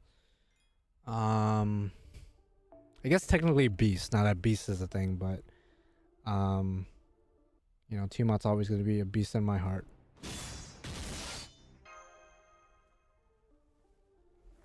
I just got forklift certified. I mean, congratulations, bro. It's not really a flex. I mean, you know, that's cool. That's cool. Congratulations on your forklift certification. Hopefully you get a job that you're happy with, I guess. Over in the back handling those forklifts. What is this quest all about?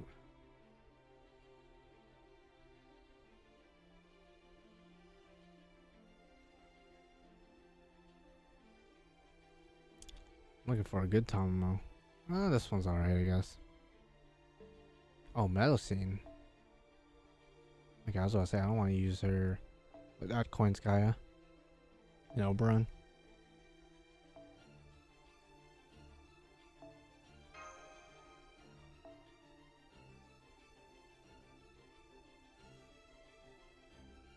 Okay, we just do that.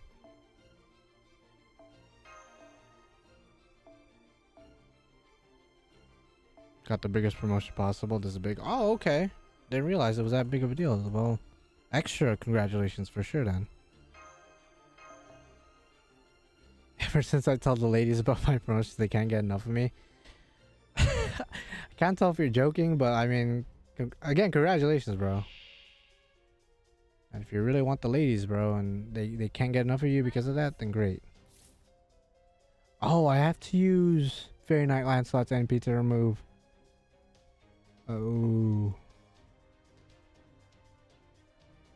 Okay, well, I messed up a little bit. Well, okay, well, let's do this. Let's do this for now. I didn't realize I actually have to rely on her like that.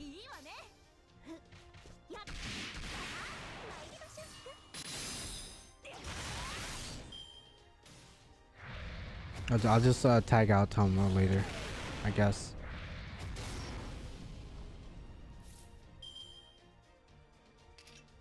I'm actually gonna stun you. I don't appreciate your attacks, dog. I thought I saw a Musashi card, but I guess I was wrong. Should have used her arts card.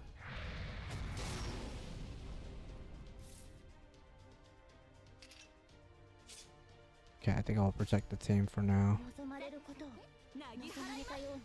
I made a boo-boo, bro. I need to use Fairy Knight Lancelot shit.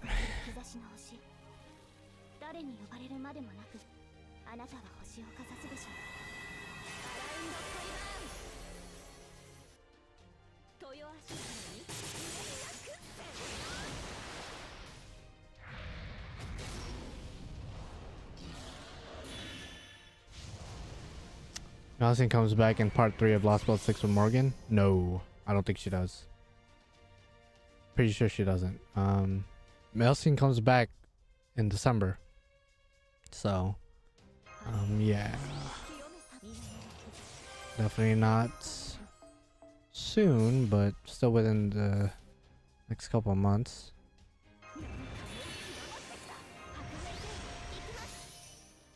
Unless you're talking about in the story. But definitely not gotcha. Do I have to use AoE NP? I do. Okay.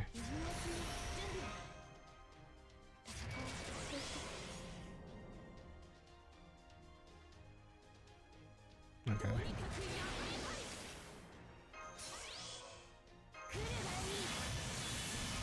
So I have to do that.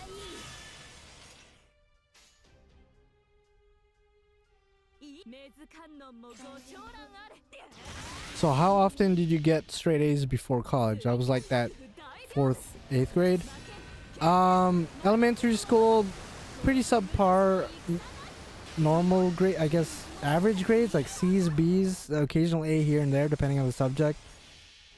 Middle school, I was completely trash. I was like D's and C's, bro. I didn't fail. I don't think I've ever failed a class, but I just barely passed down middle school. High school, straight A's. College, straight A's. So, well, actually no, college I got 1 B because I was checking the time on my phone, and I guess my teacher or my professor, my college professor, was really strict with cell phones, that if you were to be caught with a cell phone out during class, even for a quick second, even if you're a really good student, which I was, you would knock your grade down by 1 letter. So I literally went from an A to a B just because I took out my phone for 2 seconds. But, you know, whatever. Fuck that guy.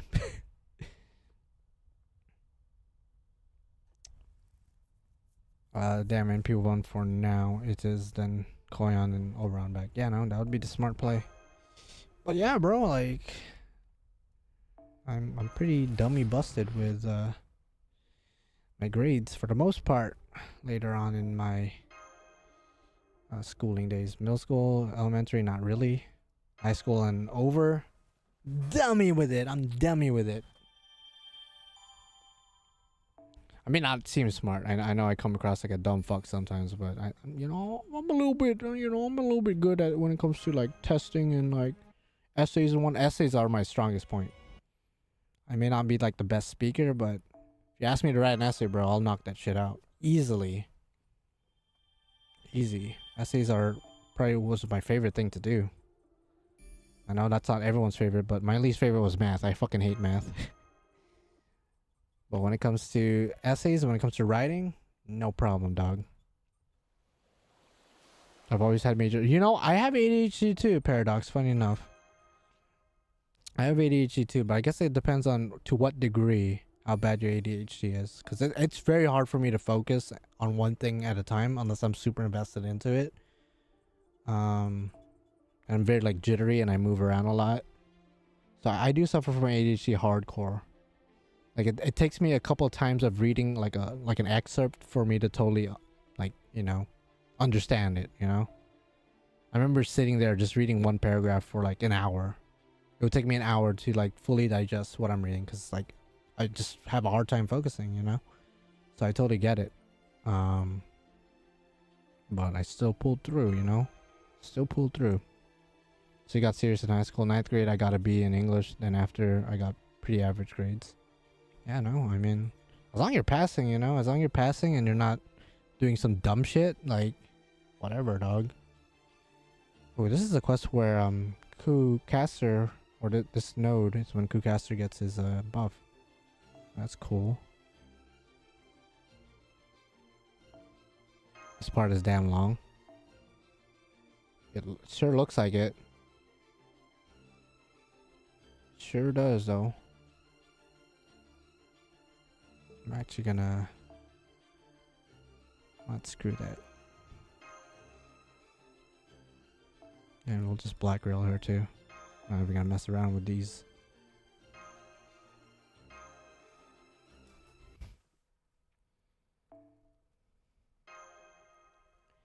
So if you guys are a little bit salty that you didn't get Melusine, but just from a gameplay perspective, maybe you really wanted her because she's a good farmer. So the thing is, if you have Kucaster NP5, he gets a grill, or not a grill, a buff, during this Lostbelt that allows him to effectively act like a budget Melusine. A 3-star version of Melusine. So if you need that AoE buster farmer, again, you do need Koyan, and I guess technically you don't need Oberon, actually, but Oberon is definitely helps with his 3-star damage, or if you want to grill him, you can grill him. But he's an extremely good buster farming servant. So if you feel like you're missing out on not having Melusine as a farmer, purely from gameplay perspective, you might still be salty that you didn't get her because you like her, but from a gameplay perspective, you could get away with Kucaster to an extent. I don't think he hits quite as hard, but he's still pretty formidable. Especially as a 3-star, like, come on now.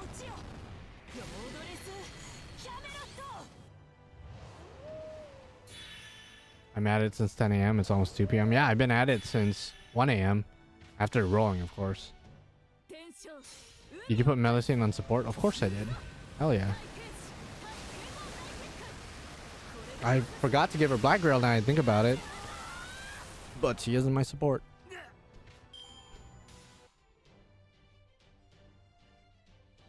I don't get Ace precisely because my country does not use that green. Oh, interesting.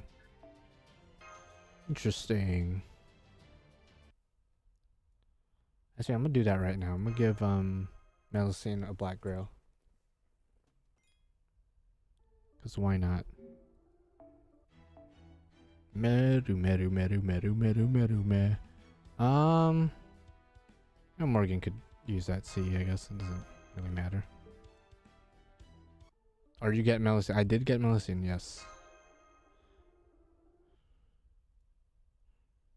I just want Melusine since I want to make her happy in both NA and JP. No, I respect it. I respect the hustle, dude. I respect it. Okay. pretty much you could bring the same team and I'll be fine.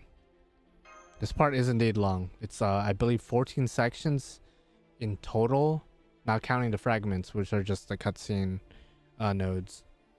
So really it's more like damn near 20 sections. And this is just one part of the Lostbelt.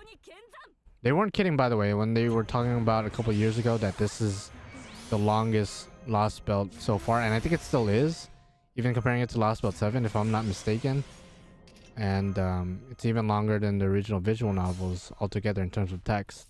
So this is a very, very long chapter.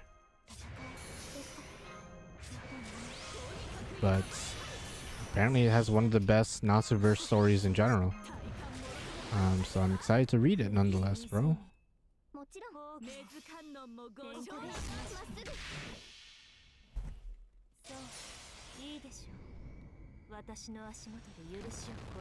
Thais, since you're ahead of me, I hope I pronounced your name somewhat okay, Thais.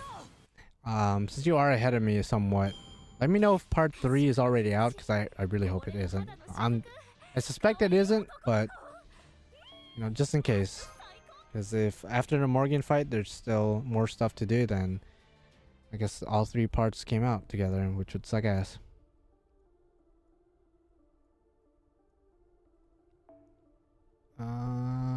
Okay, it's just more multi-enemy quests. It isn't? Okay, thank God. Wait, it's longer than all 3 routes of Fate Stay Night combined? Apparently. I don't know if that's factual, but I think that's what they said a couple of years ago in the reveal stream. They showed like all the script, and it was like stacks of paper worth of scripts, or worth of paper. So it's just like, damn, bro, like this is long as shit.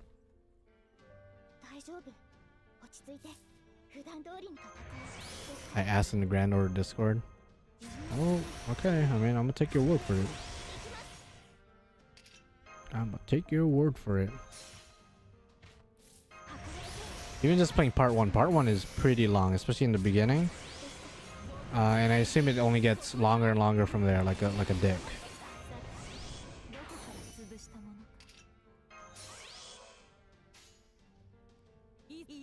So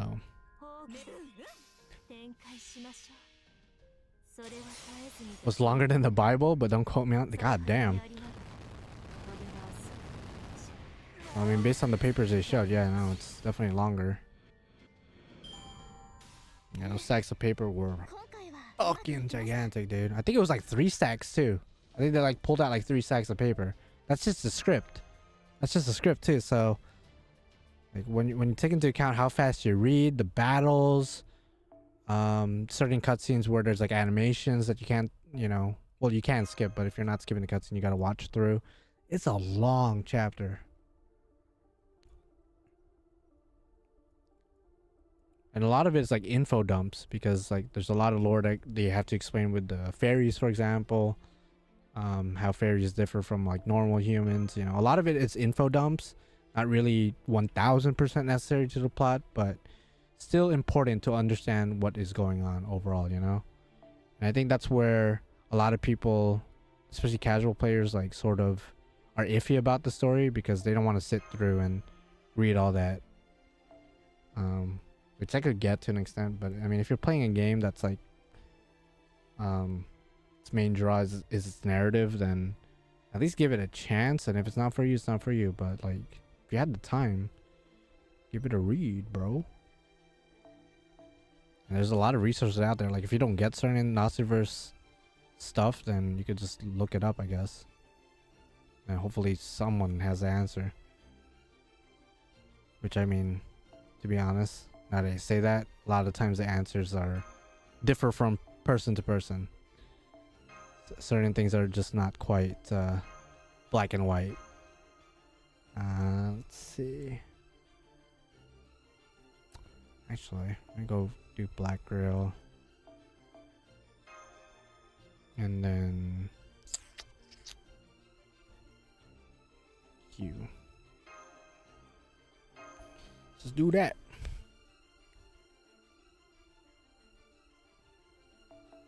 Yeah, I'm eventually gonna read through all of them. It's probably gonna take me like, cause since I'm reading it with my girlfriend, and this is the first chapter like full chapter she's ever reading.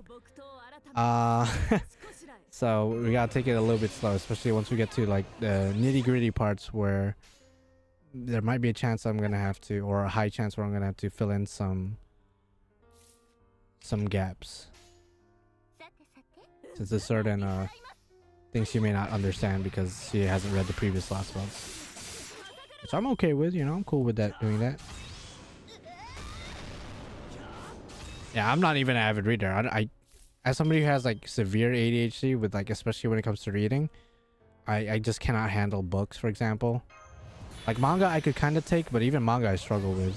It's just that I'm so invested into Fate that I'm willing, like I guess my body's subconsciously willing to put a lot of my focus on the story at hand.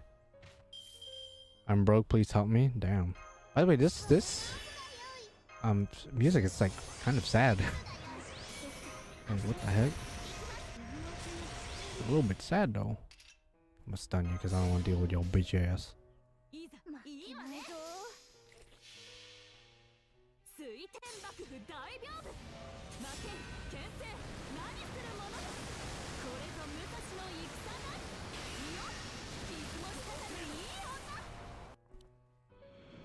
Okay, Suri gets her NP, and I don't think he does anything at break.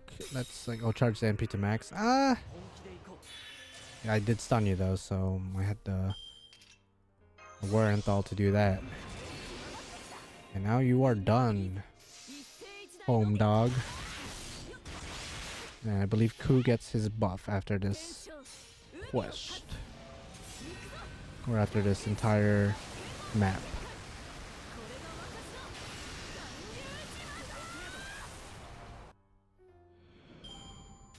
Morgan never came in Melu. Damn. Hopefully you're lucky with a guaranteed SR. And remember, Morgan gets 1,000,000 raid ups next year, and then Melusine gets another raid up in 6 months-ish. So if you're willing to suffer, which I mean, if you're playing Grand Order, then you kind of signed up to suffer, then gonna have to wait a little bit and be patient. But hopefully you're lucky with guaranteed SR, and then you don't have to worry about at least one of the two.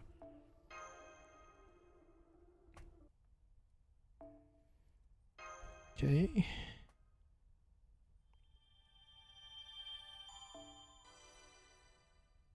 Okay, there he goes, his buff. So he goes from just removing debuffs and restores HP, that's all he does with his third skill, to now he gets an additional attack up for 3 turns. Sacrifice of the World Tree, which also gives himself guts, but he dies at the end. So how do I explain this? He gives himself guts and also a debuff where he kills himself at the end, but then that triggers his guts. And when his guts triggers, he charges the NP to max.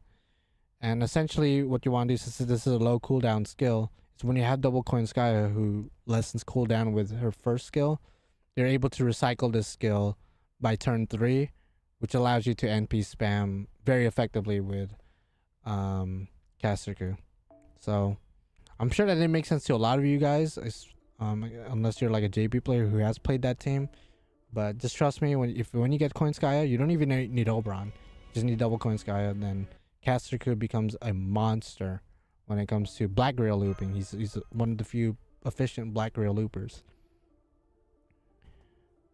So yeah, they'll invest in him for sure. How are you, Darian? How you doing? How you doing? I'll bring Tomo again,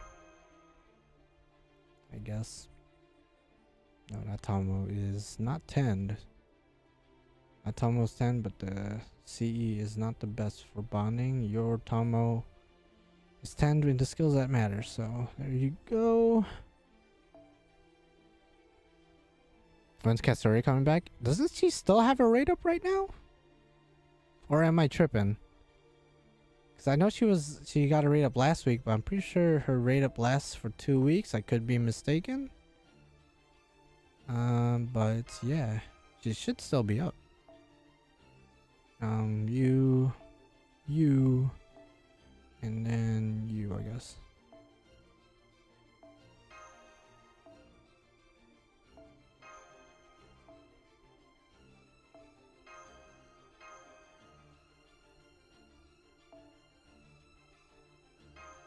still sick as a dog, turned into COVID, so I'm on leave. Oh shit, dude. Hopefully you recover soon and you have no lingering effects, because I know that's one of the things with COVID. Sometimes they leave like lingering, long-lasting effects, sometimes permanent. So hopefully take it easy, you know, rest, eat well, stay clean, make sure you're not, you know, contaminating anyone else, and then should be good, dog.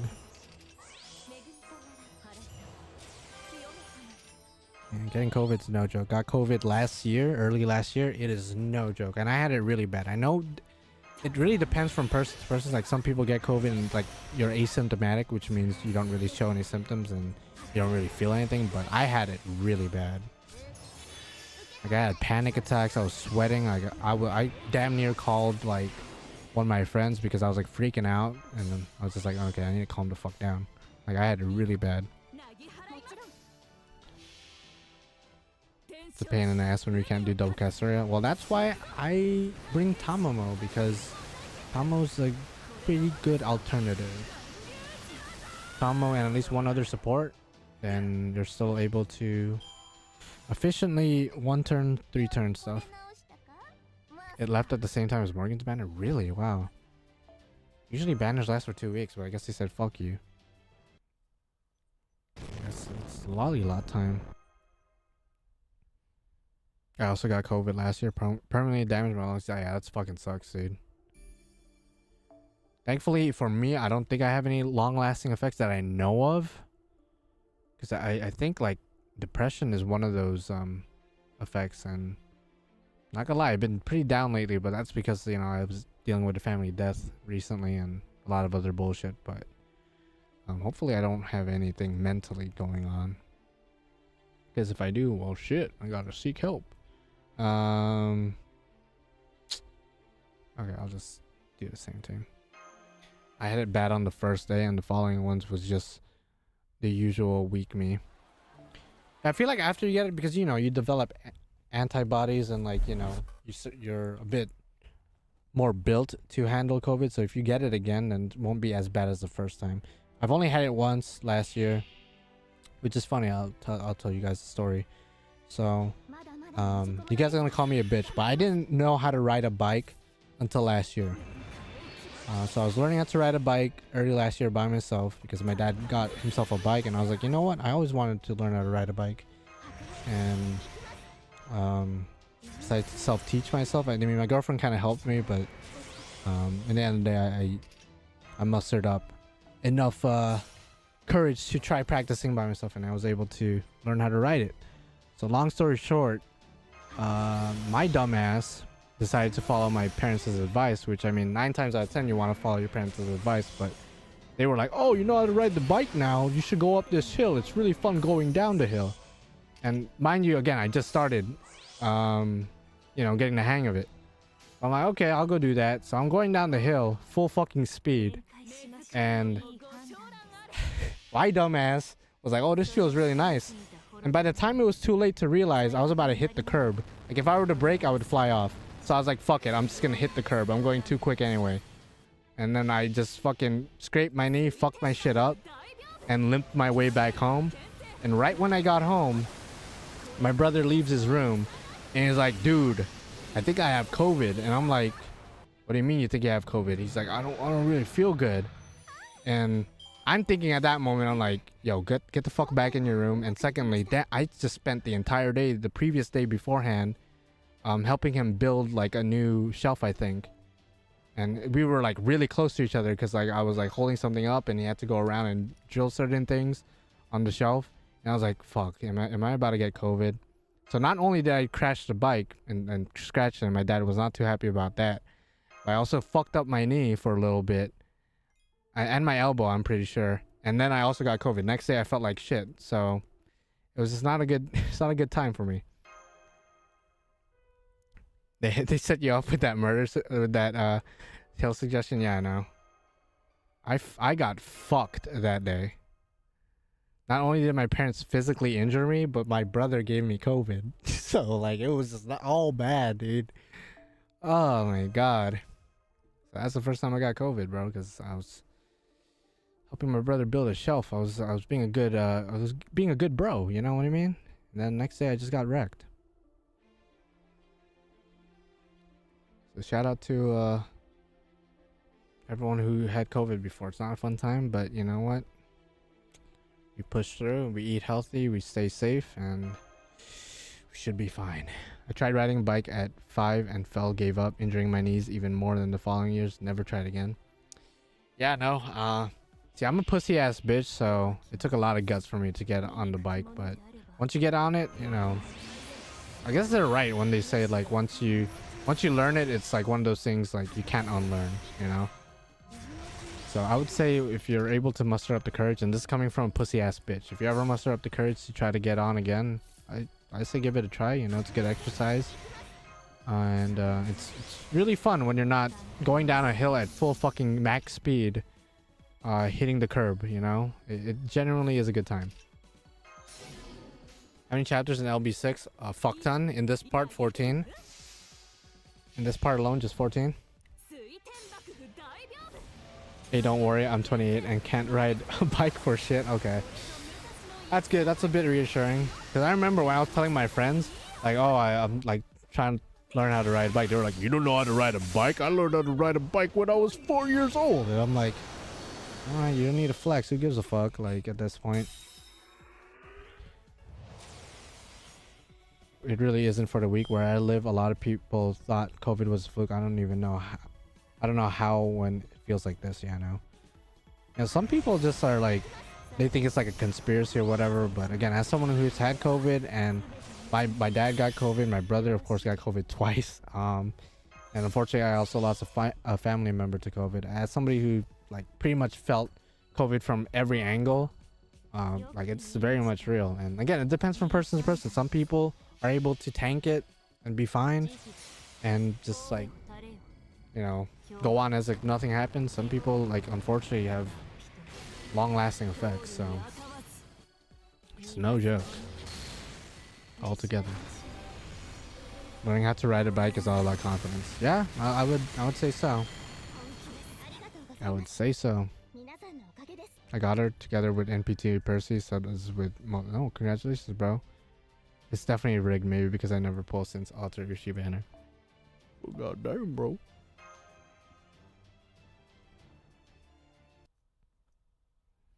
Yeah, no, people are definitely crazy. Like conspiracy theorists, they think the government or some kind of third party behind the scenes is like influencing everything. It's like, dog, like it's a disease. It's a virus. Who, like, what else is there to say about it? I mean, I know that some people say it was created in a lab. I think it was confirmed that like it was created in a lab, but I don't know if there's any motive behind it, if it was supposed to be used as like a weapon or something, but I guess it's besides the point. It's for the most part over. For the most part, I guess, depending on where you live. COVID cases here in the US is not as bad as it was like even as last year, so it's definitely gotten better over the years.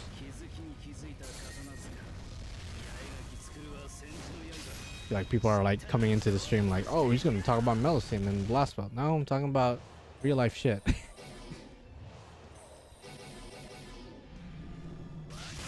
Yeah, unfortunately, a lot of people who weren't taking COVID seriously or just did not, think it was real, a lot of them lost their lives, which some people would say they deserve it. But I mean, it's just unfortunate that, certain information that's like should be accepted as fact, like a lot of people just don't want to, because of either pride or maybe depending on political party or political affiliation. It's just weird. It's just weird how some people work. If a doctor says this is fucking you up, I'm gonna believe the doctor, and if it's proven wrong later that like, no, that wasn't what's fucking me up, then you know what, everyone makes mistakes, I move on, as long as I'm not dead. It is what it is. I'm gonna believe the professionals. I'm just a dude that plays Fate Grand Order on stream. Like, what do I know? Okay, let's see. Okay, what is this quest? It's a Berserker quest?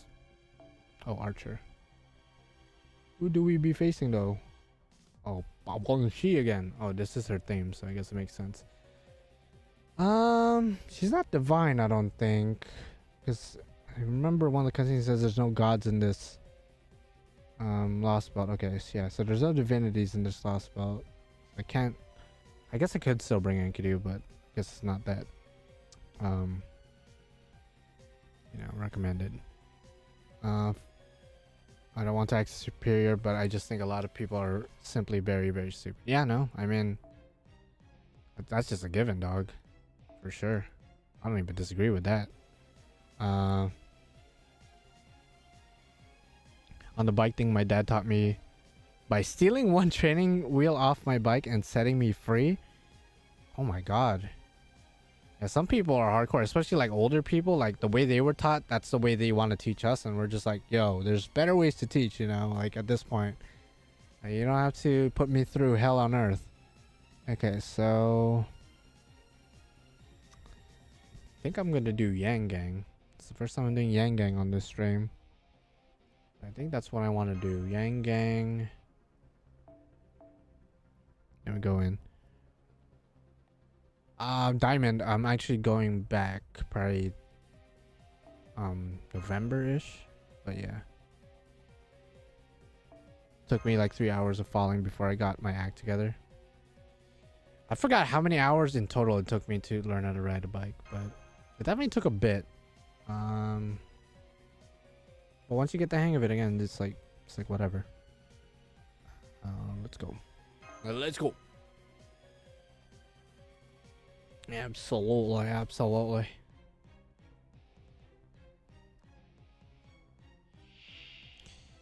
Okay, we're gonna have Yang handle this female over here. You freaky, sadistic fuck.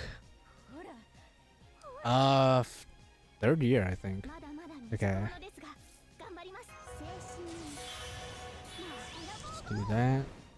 Arts combo, inflict a burn, inflict some defense downs, next turn NP, and then we are good to go.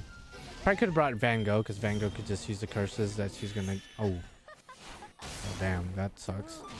I hope she doesn't do that every turn. Yeah, it actually kind of sucks. I'm actually gonna stun you because you kind of scared me a little bit.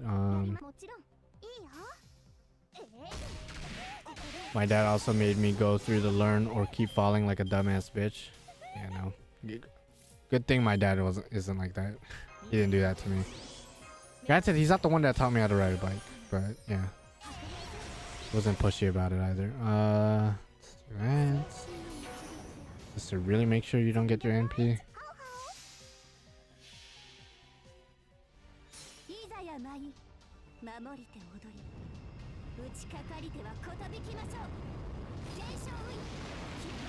Good damage, good damage. We're gonna be utilizing Yang for Pernunos, so go flex those muscles, Yang. Get you prepared. Next turn we are winning easy. What is Curse to Burn though? What is Curse to Burn?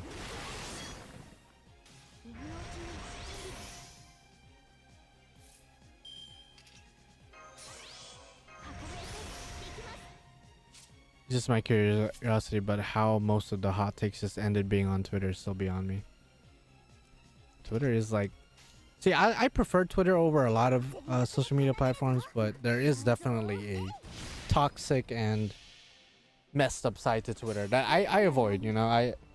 Because on Twitter you have the For You page, and then you got the people you follow section. I just stay in that side of Twitter of people I follow. That way I don't see bullshit. Because there's a lot of bullshit out there that'll just either piss you off or even ruin your day. So I just tend to just stick to the people I follow, which are just mainly like anime related like companies or like artists. It's pretty much the main people I follow are like artists. So otherwise, yeah, there's a side to Twitter that's just jacked. I feel that too, Johan. That's why, like, you know, you gotta be somewhat careful when navigating Twitter. It gets fucked real quick if you're not careful. And you know, sometimes Twitter is a good place for like memes and like funny shit, you know? There's like, you just gotta know how to navigate it pretty much. Cause that's like the first place to go for like memes or whatever. For a lot of people.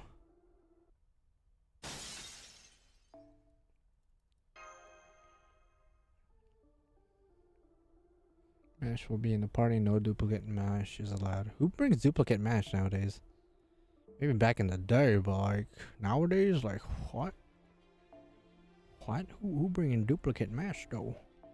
Maybe like mashed potatoes, or like mash from Mashal, but you know, not this one, not this one right here. Only use Twitter for art. Yeah, to me, it's like the best place. I mean, some people might argue Instagram, but I don't know. I like Twitter a bit better than Instagram. Actually, not even a bit better, a lot better. Do that.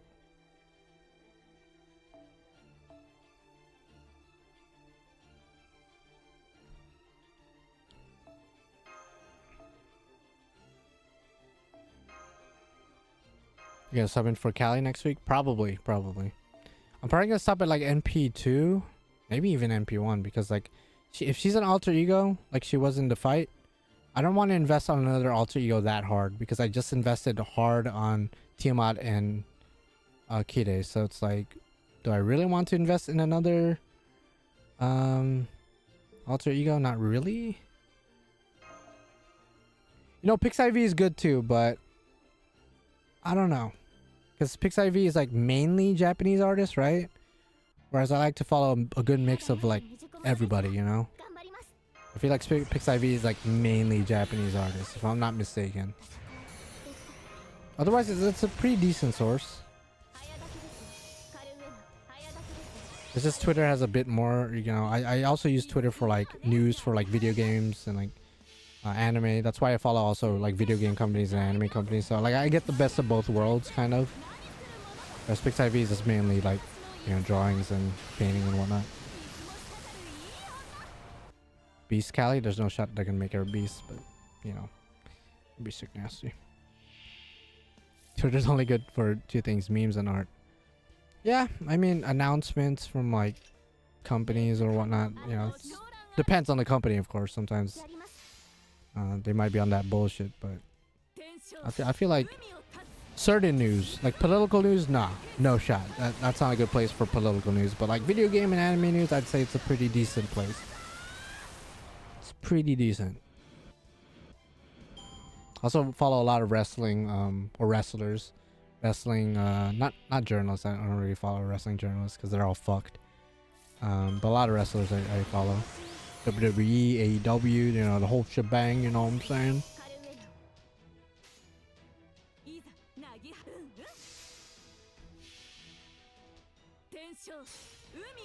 Twitter's just 90% complaining. That's true though, I mean, I'm not gonna say I never complain on Twitter, but you know, I try my best to keep it like somewhat tamed. It's not like I post there all the time, but you know, I don't post much negative shit unless I spin it in a funny way. Otherwise, I rarely bitch and moan over there. Hey, yo, you saw what happened on SmackDown last Friday? Yo, dude, the bloodline is over, dude. The head of the table, the tribal chief, bro, got his head kicked in by his right-hand man. I mean, it's you hate to see it if you're a fan of Roman Reigns, but it's a good-ass story, though. It's a good-ass story. We're about to see a civil war between the two twin brothers, the Usos, and the head of the table, along with the enforcer, Solo Sikoa. If you guys don't watch wrestling, then you guys don't know what the fuck I'm talking about. But hey, if you do, hey, what's up? Now it's just the bone line. What? Is the Melu banner overlap with Annie? Actually, no. It ends a day before anniversary, so they knew what the fuck they were doing. But yeah, my main things that because I said earlier I don't really watch gacha content, and really I don't really watch a lot of like anime content on like YouTube for what like this is not my thing. I do watch anime, just like not anime related content.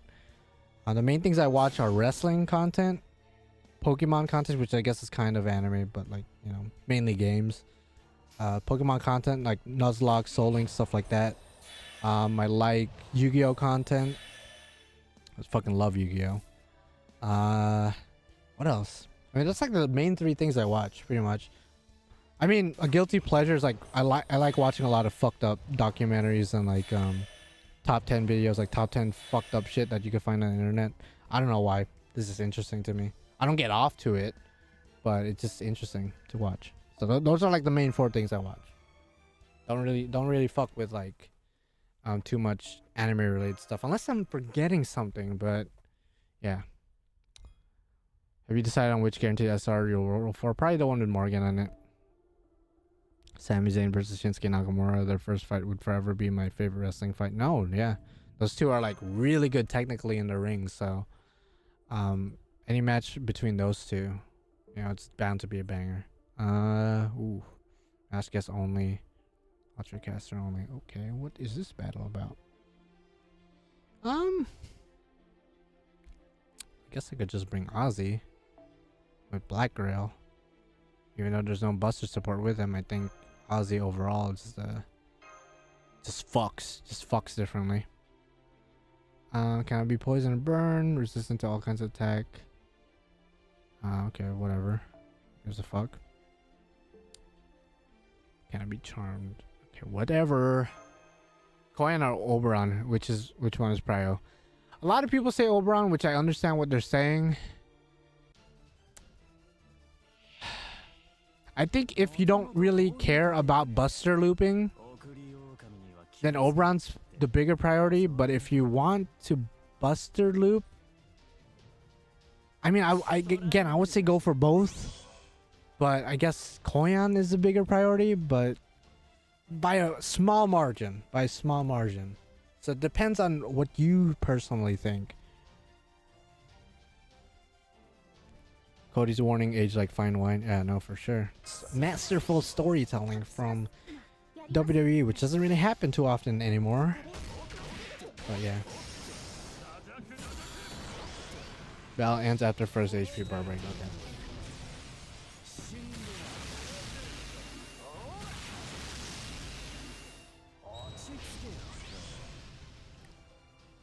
Okay, so Ozzy, I'm gonna need you to go in balls deep. I'm gonna need you to go in balls deep, dog.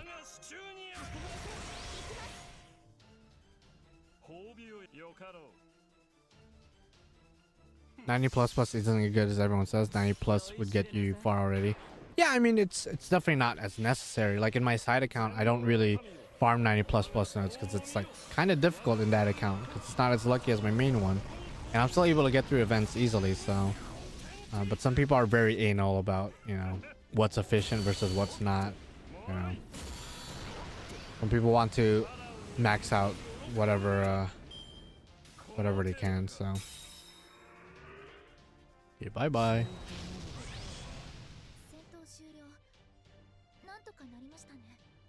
Okay, next turn I have to win for real. It's fine. How you doing, number 13? What happened to number 1 through 12? I feel like sometimes when you come, like, that's like my main answer, but whatever. Or my main question to you. Okay, so there's only 24 sections or acts, so I'm actually pretty close to finishing. Pretty close, getting to that big Morgan fight, which is what I'm dreading the most. I know everyone's dreading Carnunos, but honestly, Yang got it. I'm not even worried about Carnunos. Although 2 years ago I didn't have Van Gogh in JP. I still don't. So maybe Van Gogh might be the way to go. The way to go in the Morgan fight. We'll see. Okay, I'll still bring Ozzy. So Koyan better, I'm afraid. Again, I would go for both, but if you have to choose absolutely one. See, the other thing you have to think of is that Koyan gets another raid up at New Year's. Whereas Oberon doesn't get another raid up to like mid next year or something. So it does take a while for her to come back. So that's something you have to put into consideration as well.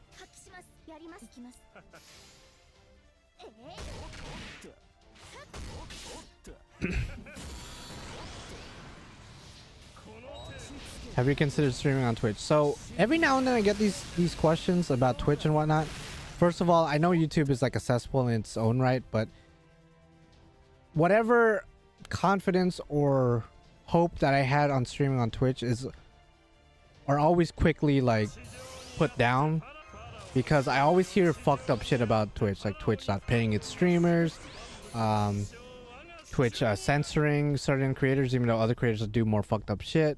You know, I just don't want to deal with that. And I know YouTube isn't that great either, but I really don't want to deal with any of that shit. That, and I already have like an established audience, at least I feel like, here on YouTube, where if I go to Twitch, even if I put 1,000 announcements on YouTube that I'm streaming on Twitch, I feel like only 5 people are gonna be willing to migrate.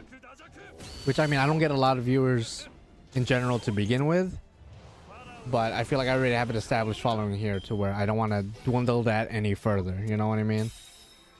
So that, and I don't really use Twitch myself, so I wouldn't even know where to start if I were to migrate. So I feel like Twitch is just all around not my vibe, which, I mean, other people stream there, which is completely fine. That's their choice, but I'm already here. I like to keep everything in one place. Very OCD like that.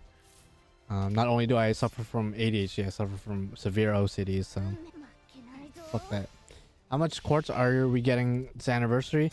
If you're caught up with everything, around give or take 200-ish. Give or take 200-ish. It depends on also like interludes and strengthenings you've done, but you're guaranteed at least 156 from just logging in during the day. But depending on other things you've done, you could get 200, 250, and then of course you can also get tickets in the shop and from logins. So overall, probably around 300 worth of rolls, 300 quartz worth of rolls. But yeah, it's a decent amount. Obviously, depending on how much you spent on Melusine and Morgan, you might be thinking on a 158 or whatever it is. Doesn't sound like a lot, but to be honest, it's better than nothing. You know, it's better than 2 multi-shots or 2 10 shots in your 2nd anniversary. That's a reference to a previous topic we talked about. Shout out to all my Genshin players out there. Apparently y'all anniversaries aren't that great.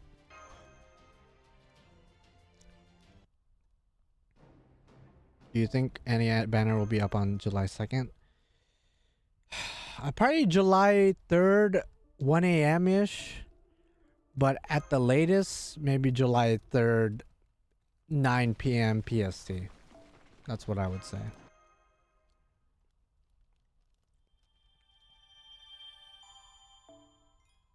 Yeah, like 200 to 300 worth of quartz, depending.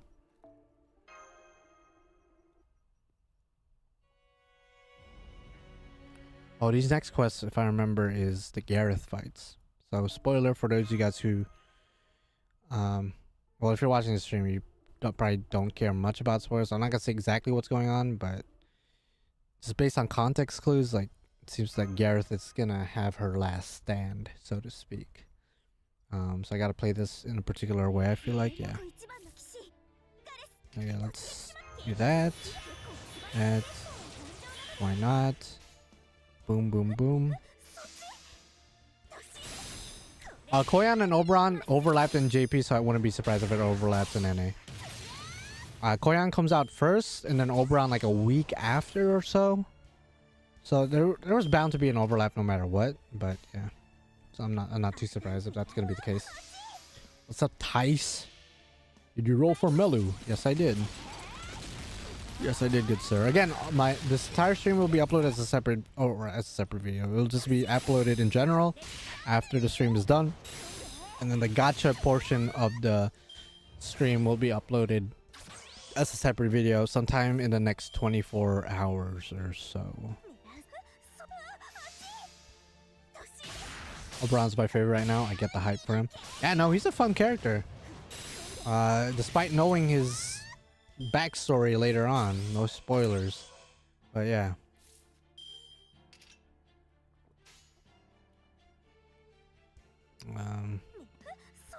Let's do this.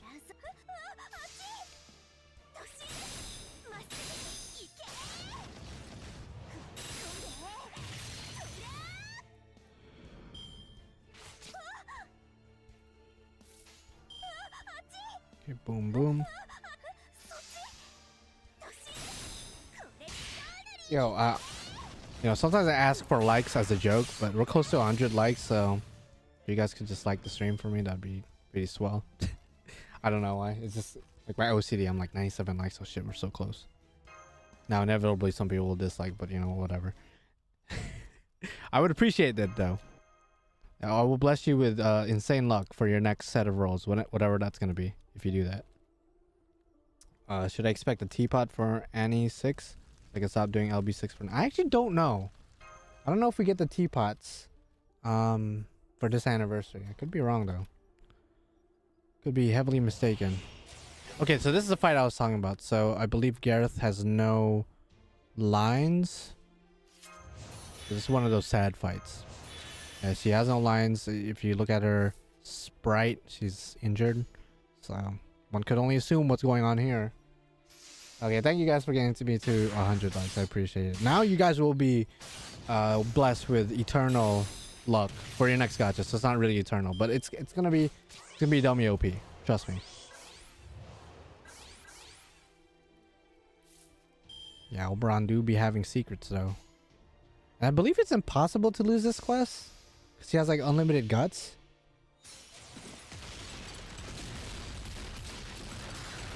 But yeah, it's her last stand.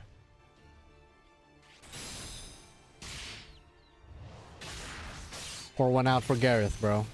This is why you got a summer version. Because people learn to really like you. Okay. Just boom, boom, boom.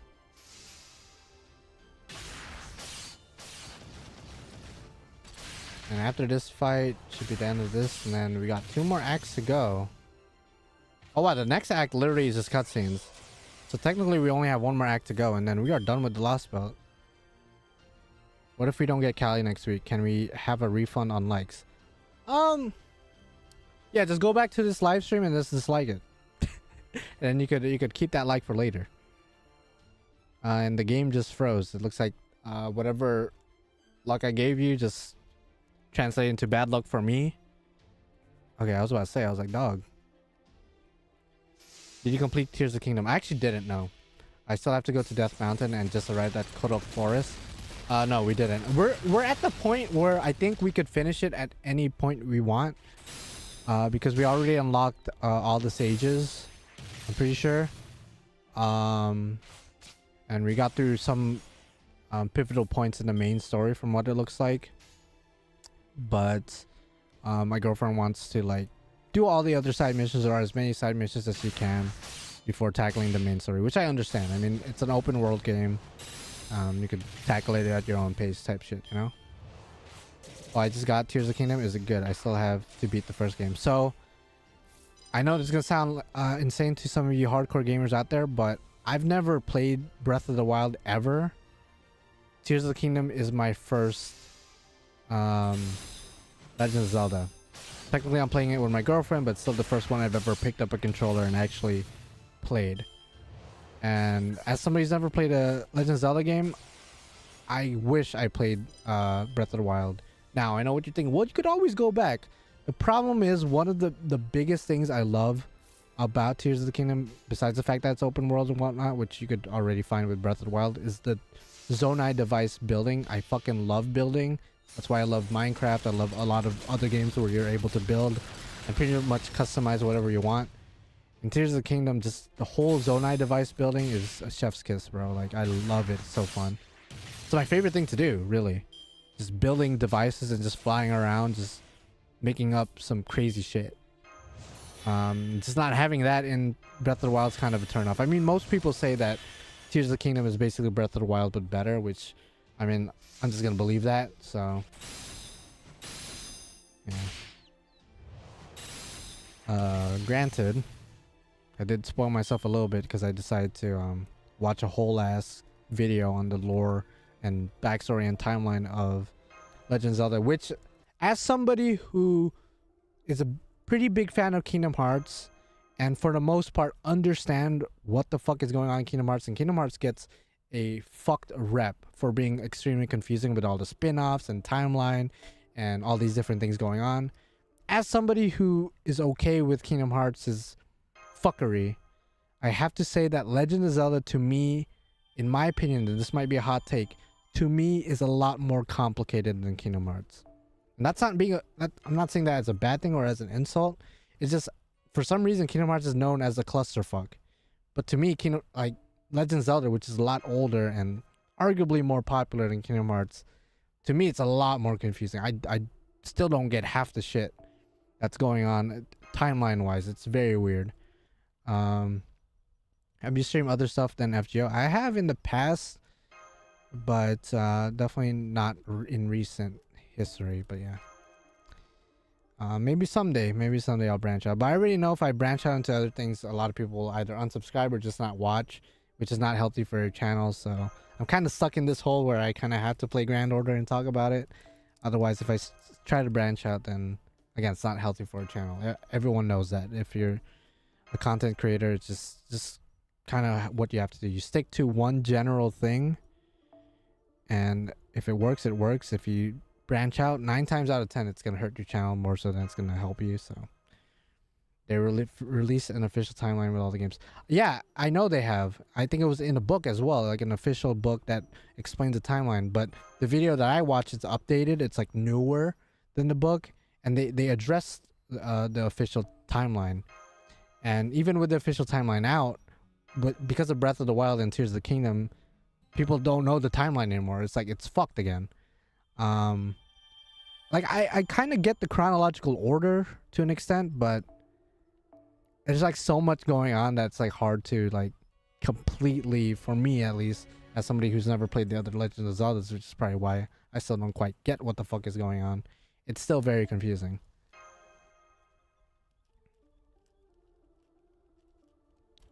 Yeah, so because I feel like a lot of things just got retconned or things changed with the newer games and whatnot. Battle ends when 2 Queen Army Knights next to Bargus are defeated. Okay, so I don't have to win necessarily. Okay, so I could just do the usual kaleidoscope on Morgan, and then give you this CE. And more bond. Actually, no, not that craft essence. This one right here. I just heard that Breath of the Wild versus just after everything else. See, what I heard was different. It's like as a whole separate timeline, which I think there's already, if I'm not mistaken, 3 main timelines. But now there's a Breath of the Wild timeline going on, which doesn't really fit to any of the other timelines. Because if, correct me if I'm wrong, there's the child timeline, the adult timeline, which somehow the adult timeline, just hearing it, does not take place before the child timeline, which again just doesn't make sense from that perspective, but when you get into it, it kind of does make sense. But anyway, there's the child timeline, there's the adult timeline, and I forgot what the third one is called, the hero timeline or something along those lines. I think there's 3 main ones though, and it's just fucked. So now you got Breath of the Wild and Tears of the Kingdom, which Breath of the Wild and Tears of the Kingdom, they're, you know, one is a sequel to the other, so it's pretty easy to connect those two, but trying to connect them to the rest of the timelines is like, what? And at least that's as far as I know. I mean, who knows, maybe after we beat Tears of the Kingdom, maybe it connects somehow and everything makes sense, because so far I have not got spoiled for the story, so maybe it'll make sense, maybe it'll make more sense. The director said it was after everything. Is that right? Maybe I gotta look into it more, but either way, I don't think anyone will disagree. It is fucking confusing as shit. Timeline if Ocarina Link failed. Yeah, no, there's a time, like that's where it splits, right? where that split happens, because there's one where he disappears, one where he fails, and then one where he wins, and then that's where it splits off, I think. Yeah, and homie just gets reincarnated unlimited times. You know, that has to suck. I mean, he doesn't inherit any memories, but still, like that sucks. Like, you gotta save the world countless times, and you think peace has been restored to Hyrule, but really it's only been restored for like probably 100 or so years, and then for the next calamity, or when Ganon somehow escapes for the 1 millionth time, then Link will have to be reincarnated for the 1 millionth time to take care of everything. It's like, wow, it's kind of stuck on the loop, bro. Like, kind of sad. It's a little bit sad.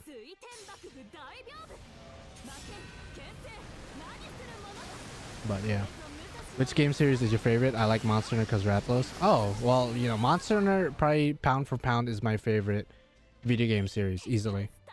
I don't want to get too like emotional or whatnot, but as a kid, when I lived over in the Philippines, because I moved there from America, right? I was born here in the US and raised here until I was like about like 6-7 years old. Then we moved to the Philippines and we lived there for 5 years. I was bullied hardcore when when I lived over there, like just for being American and just not being able to speak Tagalog. I was bullied hardcore, and one of the things that like kept me sane pretty much was just like playing video games, and Monster Hunter was like the main game I was playing. It's like therapy for me, even to this day.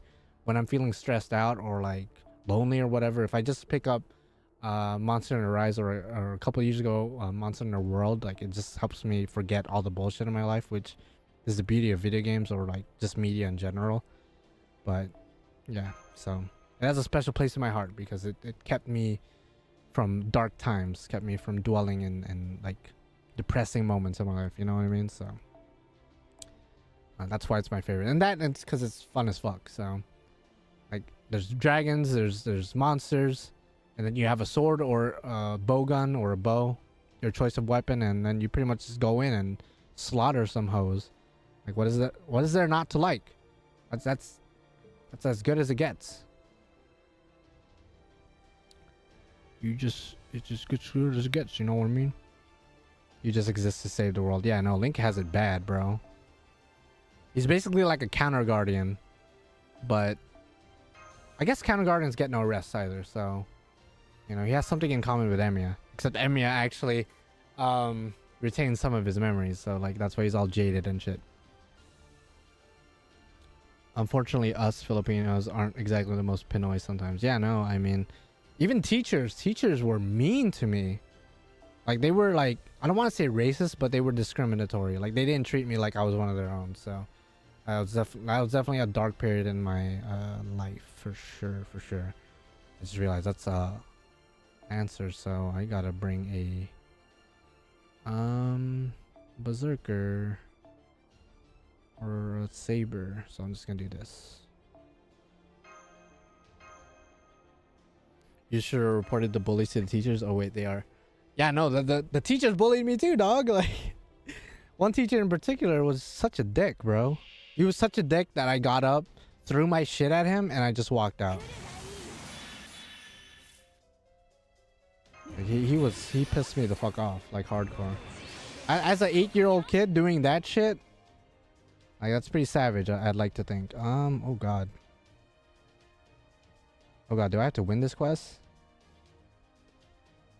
Oh lord, I did not know I had to win this quest. Oh god. Okay, let me just quit real quick. I don't think I brought the most optimal team into this quest.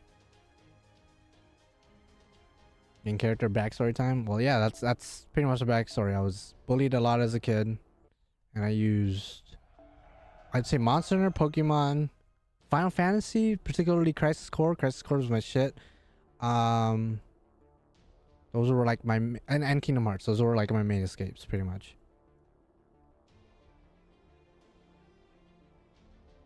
Is it true that we get up to 250 free quartz on anniversary? Around that number. It depends on your account, though. Who should we bring? I think I'll bring Ibuki. I think I'm gonna bring Ibuki, and I'm just gonna double Merlin and Ibuki this mongrel.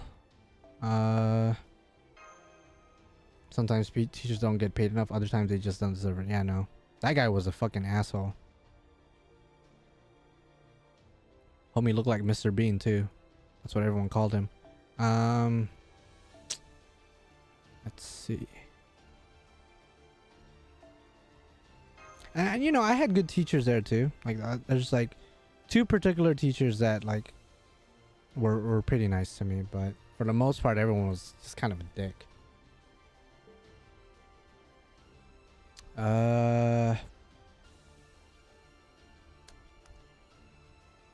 At the end of each turn, charges NP to max. Okay, so we're gonna have to like hardcore just win.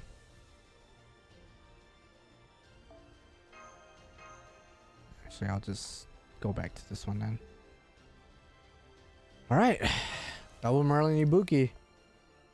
Dragon versus Snake. Who will win? Dragon versus Big Snake. Oh, they got Melusine. Congratulations to them. Okay. I think we could get away with this. We could NP seal you. I don't think you heal off your... I don't think you do. Yeah, I don't think you do. Oh, Mystico doesn't even matter. What am I doing? And I think we actually have to win this battle. Okay. Fair enough. Fair enough. Yeah,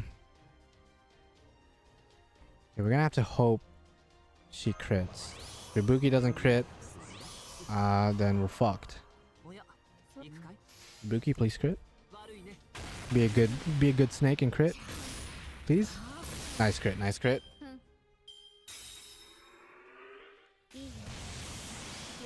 Yeah, Ibuki's attack is magic.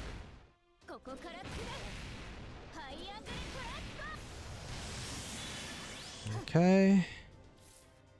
And we could just do this. NP, this should kill with all the buffs we have, and our buffs do not get removed this turn. And then we could drop some crit stars like this. How about you guys? What's you guys' favorite like video game series and why? Not counting gacha games. Don't say FGO. I don't count gacha games as most mobile games as video games, like video game series. What's like your go-to? And we did not kill. Oh, that might be a problem next turn. You know, so much so that I'm actually gonna do this. Oh, we're in JP now. What? Totally not restarting NA. Totally not restarting it. You guys saw nothing. Because mine is Monster Hunter. You guys probably like more than likely have different. I mean, Chacha, you said Monster Hunter, but yeah. And if you never gave Monster Hunter a chance, you should. It's a fucking good series. And that's totally not me being biased, but it's really fun. Doesn't really have the most engaging story, but gameplay is 10 out of 10. Okay, so people really don't talk about the Mystery Dungeon. I used to play a little bit. I didn't play as much as other people, but I remember having fun with Mystery Dungeon. Just being able to control your Pokemon, like actual like walk around with them and like interact as them, was already a pretty cool concept. And it's like one of the earliest like pieces of media where I was exposed to the idea of isekai. Now that I think about it, like the Mystery Dungeon series was basically an isekai, right? Persona is pretty good. I always wanted to give Persona a try because a lot of my friends, my cousin, a lot of people I know are really into Persona, and I know the music is sick as fuck. Like people love the music of Persona, so you know, good music. I like the art style too. Really good art style. I think the gameplay, like it's an RPG, so like you know I can get behind RPGs. So I feel like that's a game I definitely need to tackle at some point, or a series in general. I know Persona 3 didn't that not just get announced for like a not a remake, but like yeah, a remake. Is that for one hit? One turn, you whore. I got a full combo with Ibuki and everything. Okay, we're gonna just have to do this. And then... Okay, so again, it's only for one turn. One turn. Okay. Well, we're gonna have to deal with that then. Persona 3 Reload, yeah. Cyberpunk is the last video game I finished. I love Need for Speed, Most Wanted, and Carbon. Ooh. Used to play, I don't know which Need for Speed was it when I was a kid as well. Although Mario Kart was like my favorite racing game growing up. Mario Kart Double Dash? Oh my fuck. I don't know why they won't bring that back. Like the Double Dash thing where like you play as two characters in one kart. That was so cool. Back in the day. Back in the day. Okay, Ibuki, go in. Ibuki, go in. Full combo, Ibuki. Tomb Raider. Okay, Tomb Raider.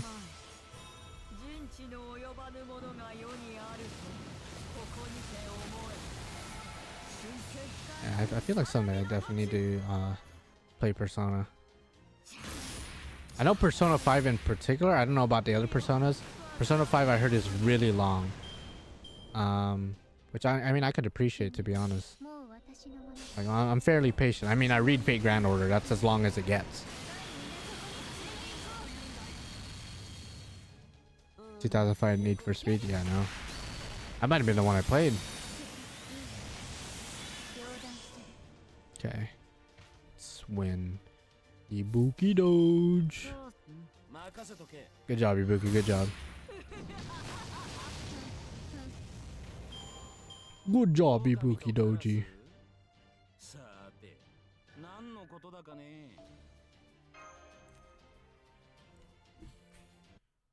Oh, they are all long? Oh, okay. Yeah, my cousin's super into Persona. Maybe we can talk to him about it. Ooh, people are using my Gilgamesh? Why? There's no sabers. Oh, well, I guess Vargas is a thing. They're heavy time sinks. Is it grindy though? Because it's an RPG, so I assume there's like a certain level of grind, because like when it comes to like story-based games, I'm weird because I play Monster Hunter, but Monster Hunter is not really a story-based game, so I'm not really I don't really mind the grind. But when it comes to like story-driven, character-driven games, I typically don't like it when it's super duper grindy. Which I'm hoping it's not, if I do ever get into it, because I would just want to enjoy the story and the characters, you know what I mean? Just as soon as possible. Again, games like Monster Hunter, like there's no story, so I really don't care I about the grind.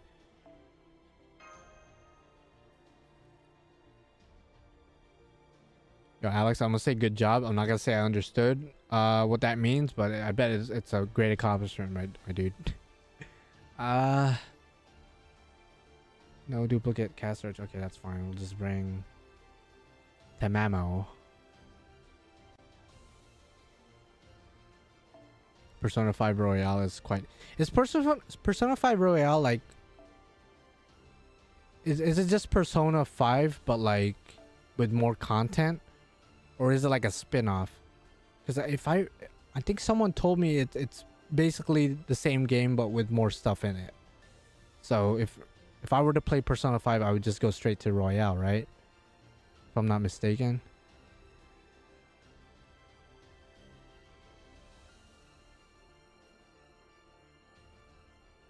Because if it isn't that grindy, then maybe one of these days. Yep, okay. Just making sure I got my facts straight. Because I also watch a lot of content creators who talk about Persona. Like, they don't necessarily play it, but they talk about it. And they use the music in the background and shit. I'm just like... And Persona has like a really strong, like, I don't want to say cult following because it is very popular, but you know, there's fans everywhere. Somehow I didn't get spoiled for like any of the plot points. I don't know like how extreme are the spoilers, like character deaths or anything, but thankfully I'm still fairly ignorant. I don't even know what the fuck it's about. I think someone was like explaining it to me. It's like the inner like manifestation of yourself, aka your persona, comes out and like fights for you or some, I don't know, some bullshit. Like a stand. At least in Persona 5. I don't know about the other ones. What the hell is this fight? Oh, okay. I was like brain farting. Like, what do I bring? Royale's more content. Okay. Is it Royal or Royale? Because I know without the E in the end, it's Royal. But I think it has an E at the end, no? Or am I stupid? I feel like I'm stupid. I'm ignorant of the series. Don't laugh at me. Okay, let's just go in. Persona 5 Royale, add more side content and new story arc. Oh, okay. So it's definitely just go straight to that. Don't even bother with the original type thing. Royal? So it's Royal, not Royale? Just want to make sure I got my facts straight, bro. I don't want to disrespect the Persona fanboys out there.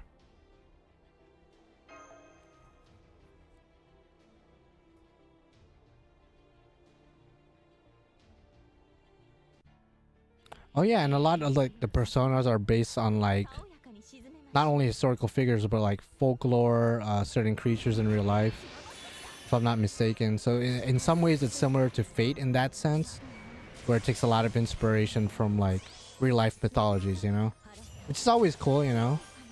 Would love to dive into that and see how they portray certain things versus in Fate. Not necessarily to like compare the two, which one's better and whatnot, but just to see like how drastically different certain things are. I know there's a penis monster, if I'm not mistaken. There's like a green phallus looking monster that literally just looks like a dick. It's Royal. I mistyped. Oh shit.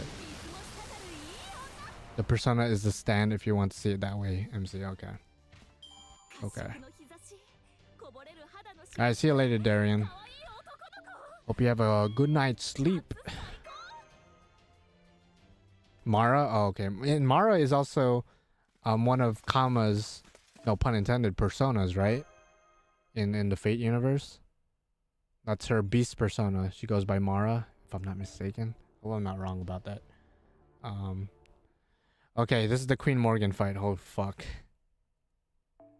Okay, we're about to fight Queen Morgan. This should be the last fight we have to win, and then the fight afterwards. Pretty sure we don't have to... Oh, her theme is playing. Okay. Oh, I got goosebumps. Okay. Oh my gosh. Okay. I assume I'm gonna be retrying this a lot. I'm just gonna throw that out there. So my first strategy will involve Yanguo Fae Van Gogh, and I think I might do double Van Gogh, potentially. Just to maximize crits. Although I guess BB would be nice just to lock the cards and then just go bunga bunga with the combos. But I think I'm gonna do double Van Gogh and Yang.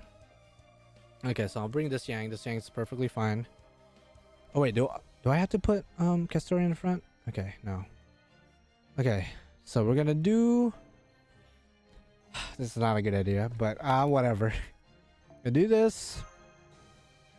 Are you gonna put 3 servants only on the losing Morgan fight? Why? Does it matter? Yeah, does it matter? Battle ends when the player's team is wiped out. Okay, so I just gotta allow my servants to get wiped out in that fight. But this is not the fight. Where are you go? Where are you going? Okay, so we're gonna do double Van Gogh. What's CE? What's CE? I think I'm actually gonna do 2030, and then I'm gonna use this go because this go has a starting NP craft essence. I just want to make sure I have a stable stream of crit stars that's gonna come in. Okay, fuck. I don't have Ashiodome on, so that's not happening. Okay, so I got Yang. Should I do what I did a couple years ago and like win with Gilgamesh and Enkidu? Because I think I literally did that. But I don't want to be stupid. I want to actually attempt to win this first try, but it's probably not going to happen. Either way. I feel like we need Merlin for like protection too. Does she do pierce at all? I know she does buff removal at some point, which is gonna be the most annoying thing about this fight.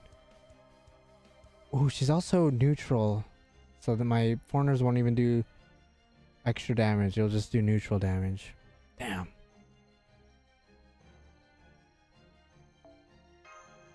Okay, well, this is what we're gonna do. We're gonna be stupid at the back. We're just gonna hope the frontal team does enough damage to get to the last break, and then we'll see what happens. Well, still going, thought you'd be done. No, this is long as shit. I feel like I had pretty decent pace, but now since we're at the final battle I have to win, I could take my time. Ish. No, this is the big furball fight. Oh my god, I'm scared shitless, I'm not gonna lie. Because I feel like this is one of those fights where if you make even a single mistake, you're just fucked. Okay. They'll still have defensive damage, so defensively, foreigners are still pretty good. It's just offensively, they're just gonna be like any other class. Morgan. Hi, Queen Morgan. Okay. Okay, what does she do? Okay, I'm gonna let her go after my go. Or not my go, my yang. Okay, I think that's fine. We're gonna wait on using Van Gogh's NP. Actually, no. No, fuck it. We might as well. We might as well, right? Even though I'm wasting the evade, which is the one thing I was kind of worried about, but whatever. God, I love the music, by the way. Okay, so we could just full combo. Then let Yang take some hits.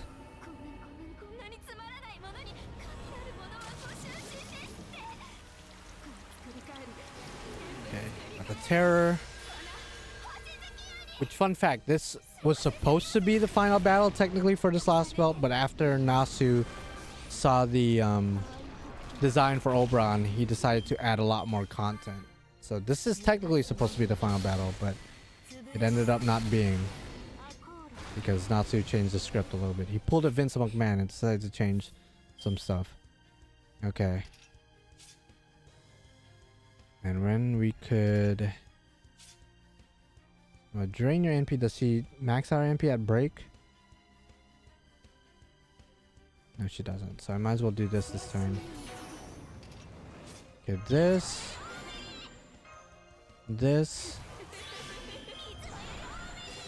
Okay, we got all those curses.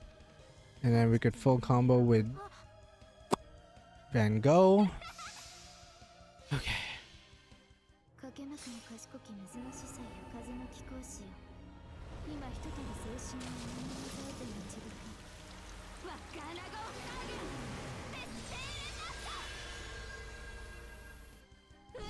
Okay, now we just crit.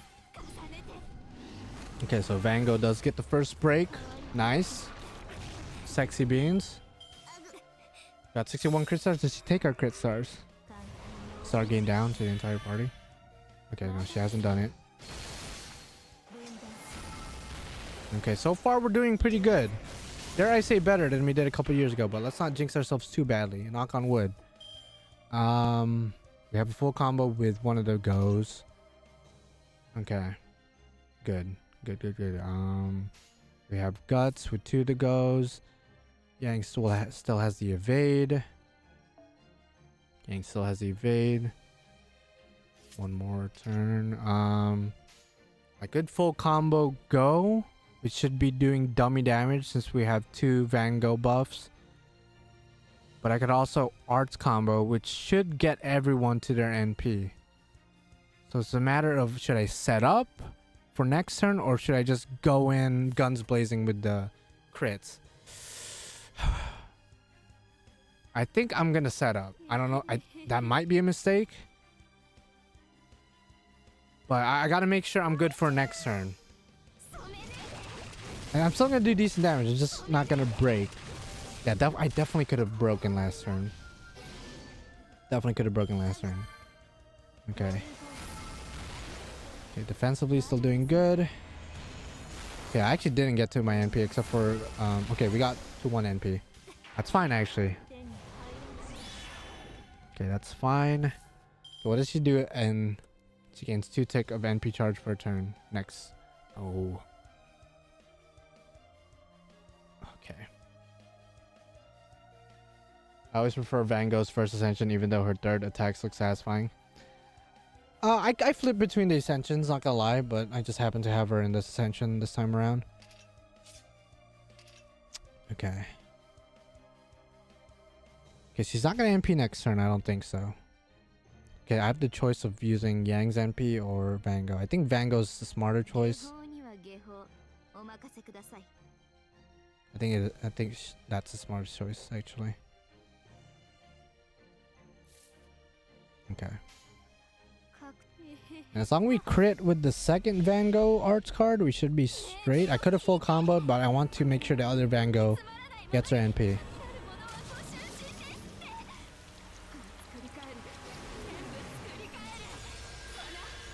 Okay. Okay, crits. Nice. Please crit. We did get the crit. Okay, so now that Van Gogh has her NP, we have a little bit of buff still on the party. But now she removed her debuffs, which kind of sucks.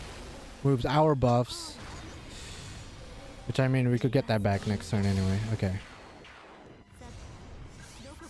Okay, the good thing is Yang did not get attacked, so she still has the first go's buffs. But now Queen Morgan has her NP, which I feel like I could... well, she takes out buffs with her NP. It doesn't take out buffs before damage, right? Remove buff of a single enemy when you attack. So next turn, I'm guaranteed not to have any of my buffs. So, do I just go full out? I think so. Wait. Because I could just NP Yang right now. I'll probably do decent damage. Do I full combo or do I use Go's NP? Honestly, I think either way I win. I'm probably overthinking this. I think what I will do is I will protect this Go. Wait, let me think about this.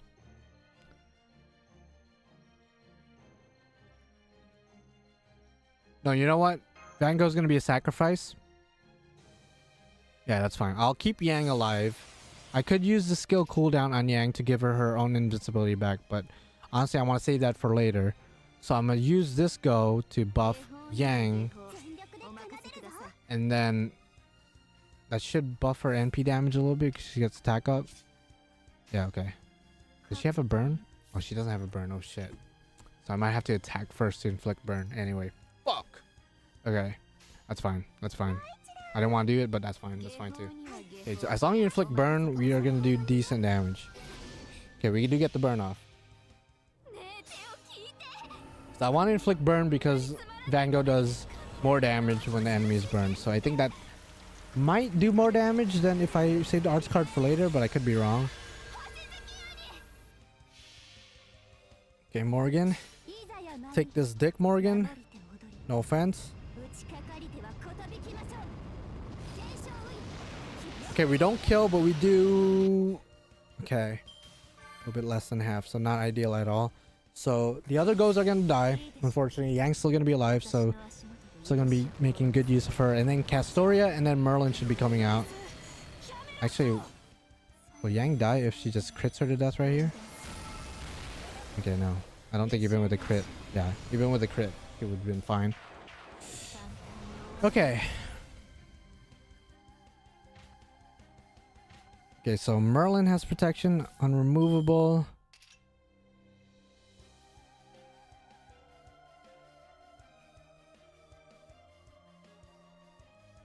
Okay, so what we're gonna do? We're gonna do that. Reduce her cooldown. Because at this stage of the fight, I might as well use that skill right now. So Morgan is gonna remove my Yang's buffs, but at least with one attack, Yang will be protecting Castoria and Merlin. Even though Merlin has protection, I don't want Castoria to get absolutely railed right here. So.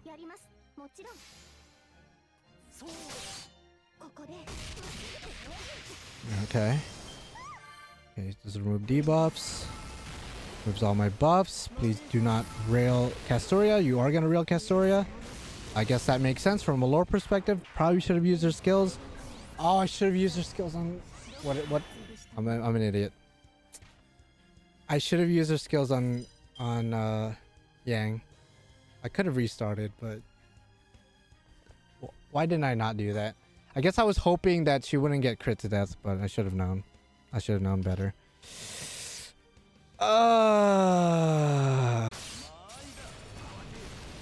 Okay, attack Gil. Attack Gil. No, attack Gil. No, attack Gil. You won't attack Gil. Oh my. Ah, no. It does look winnable, but I fucked up last turn. I ain't winning. There's no way I'm winning this turn. Wait. Yeah, there's no shot. I fucked up. If I just used Castoria's skills on Yang, I think Yang would have been able to NP. Would have done dummy damage. I would have won this turn, probably. Fuck, dude. Well, actually, Merlin's gonna live this turn. Oh my god.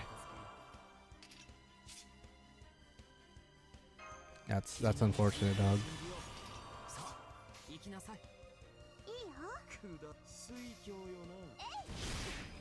Gil crit?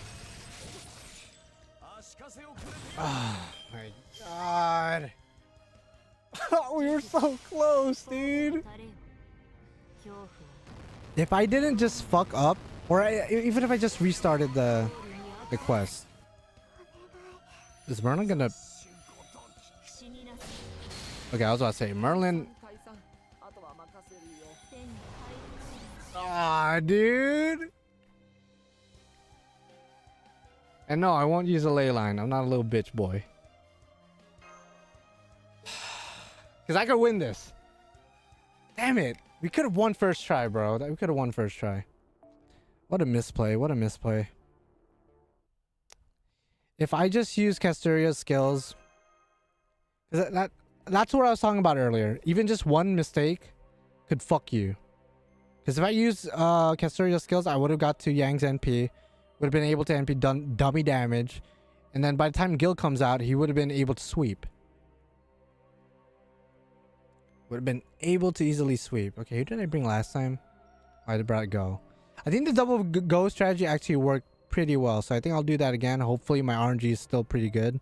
This isn't the same Go, but... I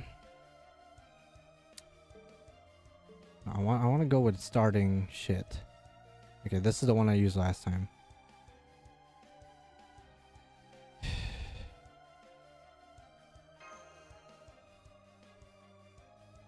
Yo, what's up, Emilio? Yeah, I was so close.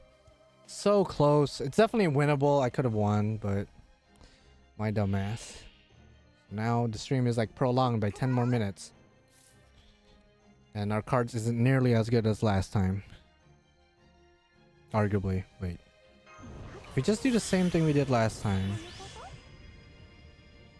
It might actually be good, actually.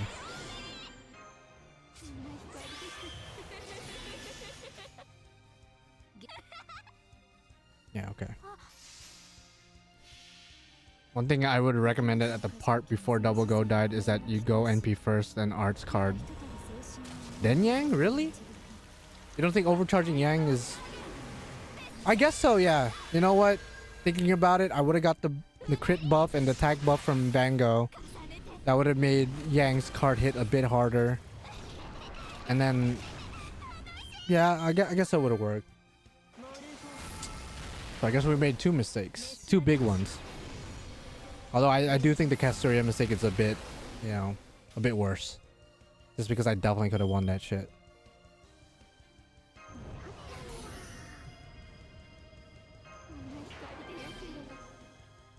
Oh wait, maybe not a good idea to use. Well, I already used it, so whatever. Because I already have evade on everyone. There you go, another mistake, whatever. Let's just live with it, I guess. Just live with the mistakes. Proper human history is done for. Yeah, my dumbass. See, if I was in Fujimaru's place, I probably would have lost in Fuyuki. I probably would have been bodied in Fuyuki. No, I would have been one of the 40 masters that got fucking slaughtered in the beginning, to be honest.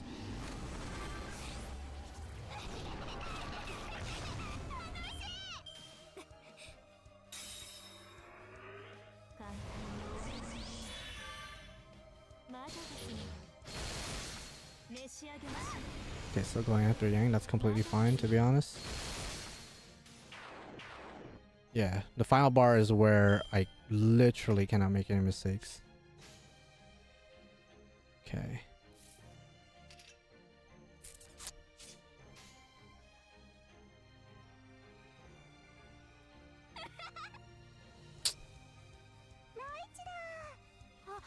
Let's try to build up NP, I guess.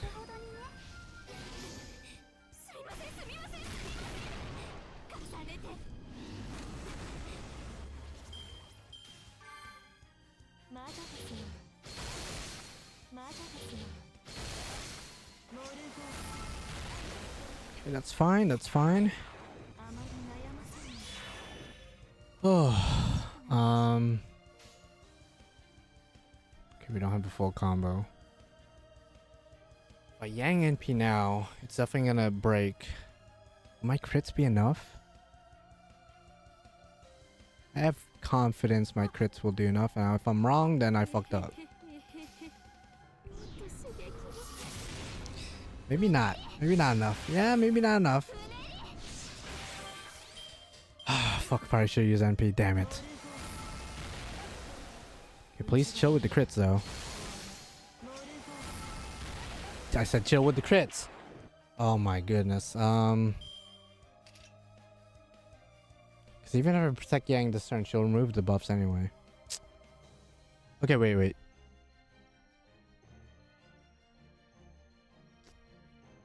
What I can do... Okay, no. Damn it! Should have NP'd that last turn. Because now she's gonna start removing buffs and shit. And then Yang's already dying.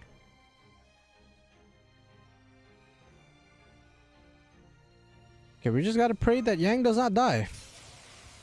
We're not gonna use Go's NP yet because it's all gonna get removed anyway.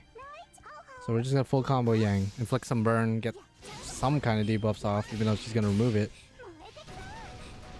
She survived in 5, but good thing we have a extra attack, I guess.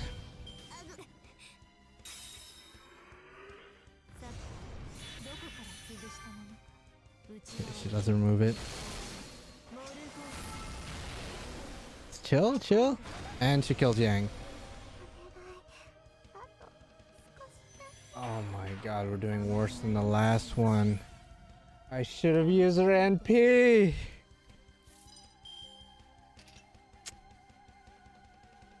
Yo, this is not good. Okay, she doesn't have Pierce.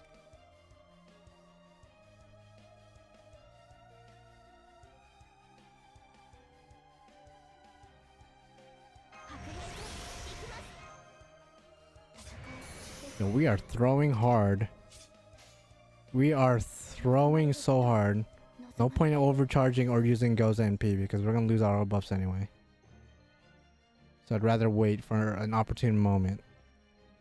Damn, bro. Yo, I suck at this game, bro. Let's be real. I'm ass. I'm ass at this game.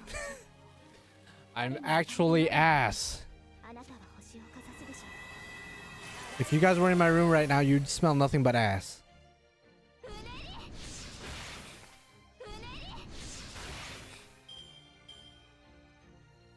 Okay, so Castoria protects everyone, but doesn't matter. She'll remove all the buffs, so if she crits Castoria again, like she did last time, then we are so done. Oh, and she will though. She will though. Dude. Is she like programmed to go after Castoria? That's pretty cool lore-wise, but that's pretty fucking annoying too. Okay.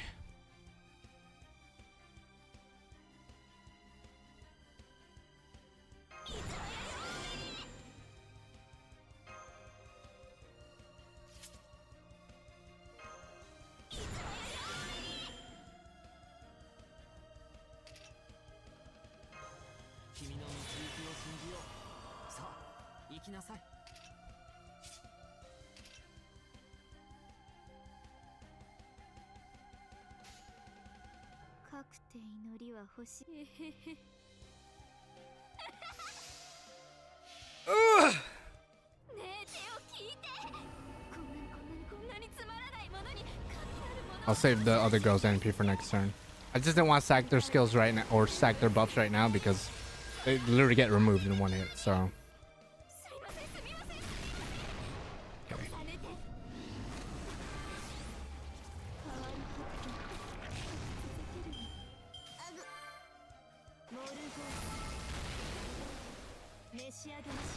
Okay, I actually just keep going after Merlin, to be honest. Never mind. Actually, that's perfect because that Van Gogh still has the buffs. Oh, she only has one card though. She only has one card though. Actually, what we can do now. Oh, should I do that? Oh my lord, help me for I have sinned.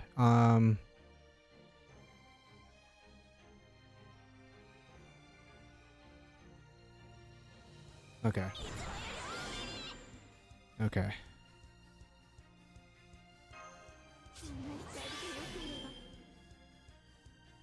Oh fuck! I could have got the other Van Gogh's NP. Actually, no. Whatever. Who gives a fuck? I mean, that would have been good actually, but whatever.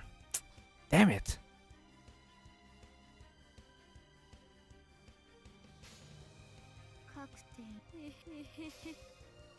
Oh man.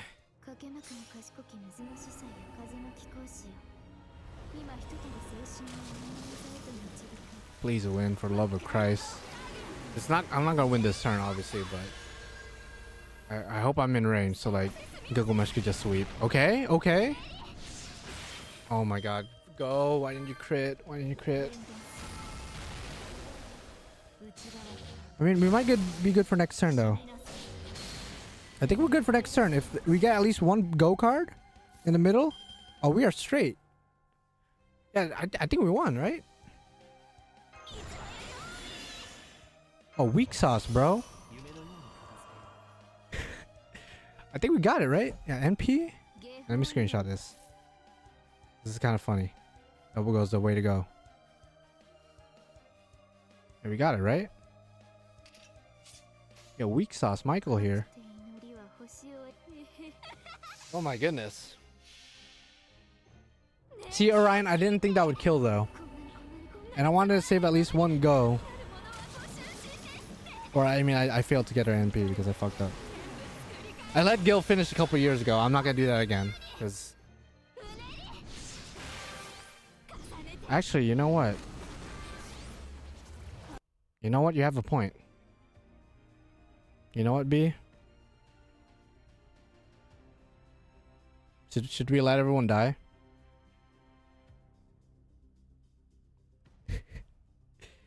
Should we let Gil finish it? Is this a good idea? should we let Gil have the finishing blow? It's not good because he has no Kratos that's gonna protect him, and definitely can't use his NP yet. We're at the end, so I honestly don't mind wasting time, but if we somehow lose because my dumbass wants to be weird with it and win with Gil, I swear to God.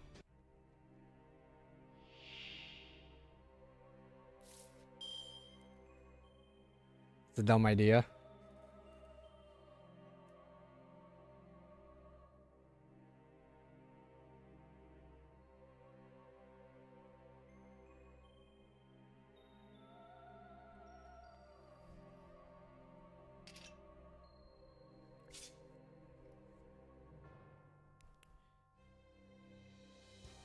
You know what?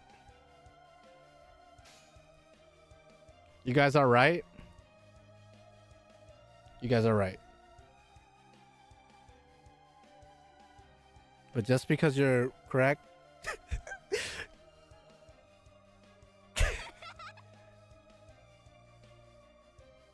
I mean, we might still win. No, if I do this, y'all are gonna look at me like I'm stupid. Why would I use their NP last?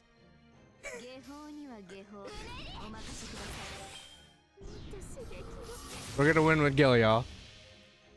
We're gonna win with Gil. We're gonna win with Gil, y'all. This is a bad fucking idea.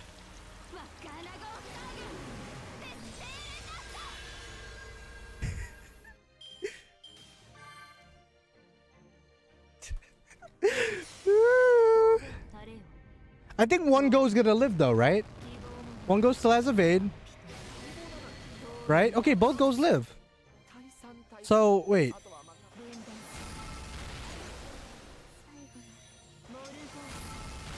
Okay, one go live. So, like, I mean... I hope you harsh. Wait, if she takes all the cards, though. No, we got it, bro. We got it. Weak sauce Michael here. No, this is weak sauce. Yo, High Queen Morgan? Meet King of Heroes, bro. Meet King of Heroes. What's a High Queen to the King of Heroes? We're gonna slow it down too for the homies. If this doesn't kill, I'm walking away.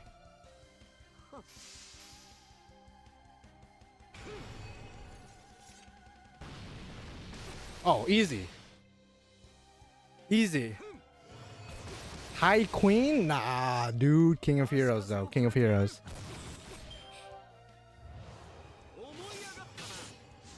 Easy mode, bro. Easy mode, bro. Get out of here. High Queen Morgan.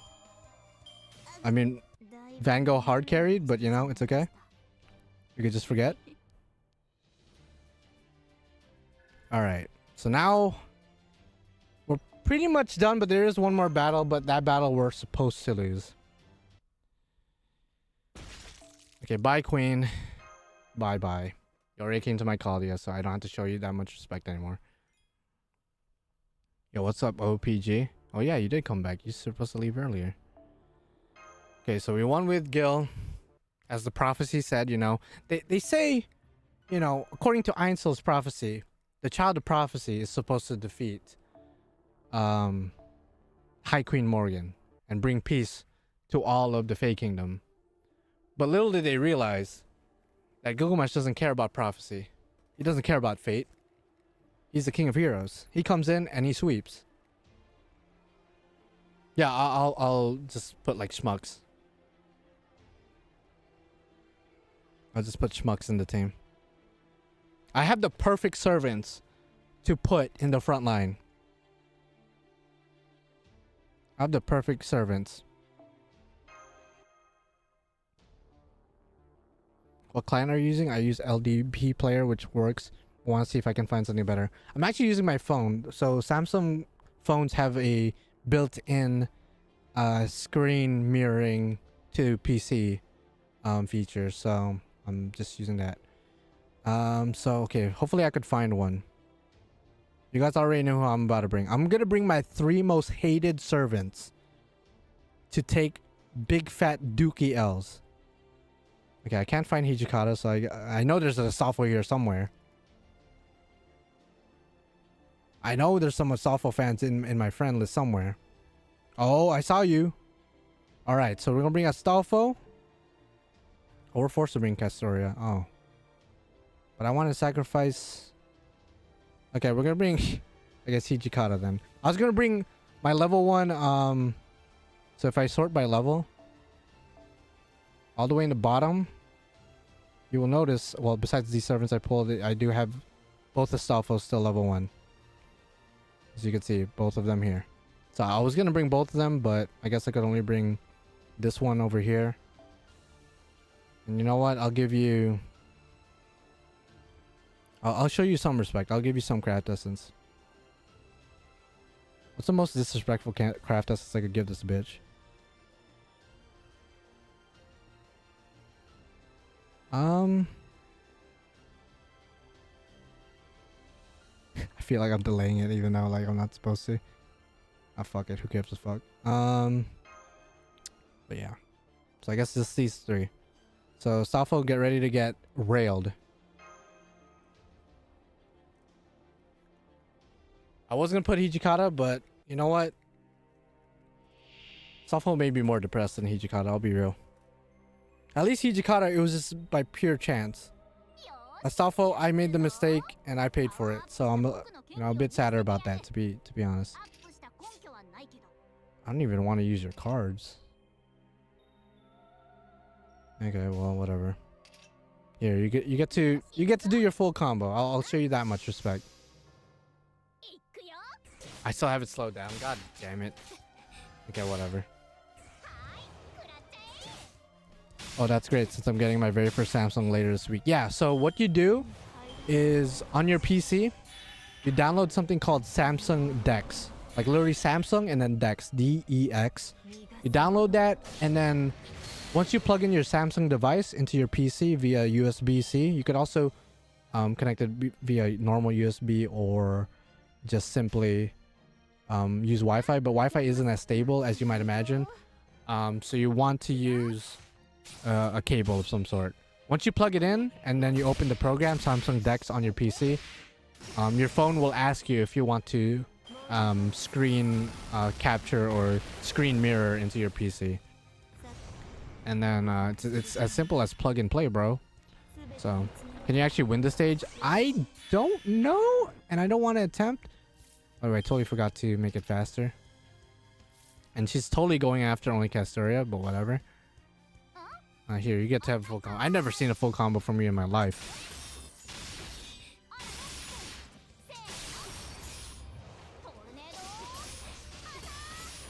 Alright, whatever. Mid animations, to be honest. Alright, Morgan, destroy this interloper. Even though I embarrassed you last battle, but whatever.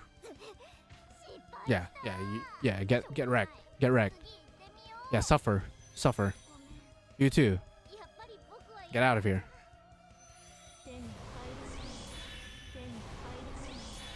So again, if you have a Samsung device and you want to screen capture on your PC or your laptop, I think, just download Samsung Dex. It's free. There's no subscription, no ads. I think that's like the two most important things: free and no ads. Come on now, it doesn't get any better than that.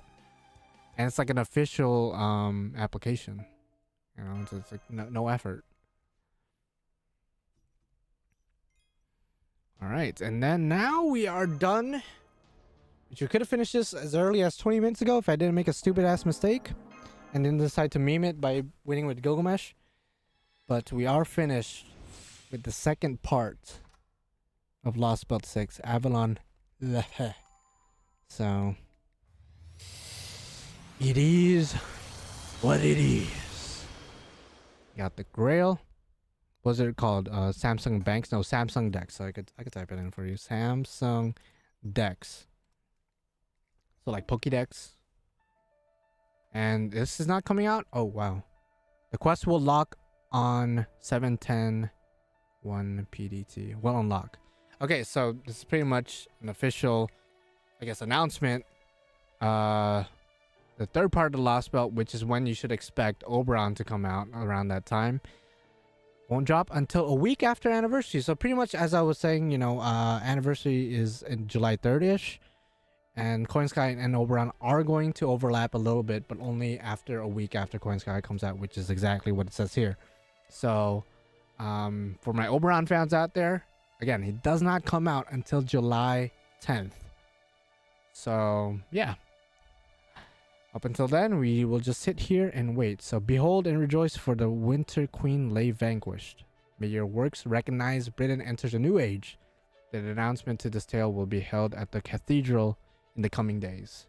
Until then, may you find respite in your journey. Yeah, okay. Yeah, okay. I bet it's so peaceful now. Okay. Otherwise, there's no free quests yet. And we are pretty much done with the Lostbelt for now. So a week after anniversary, which anniversary is July 3rd, that's when we should expect Oberon, the homie, to drop.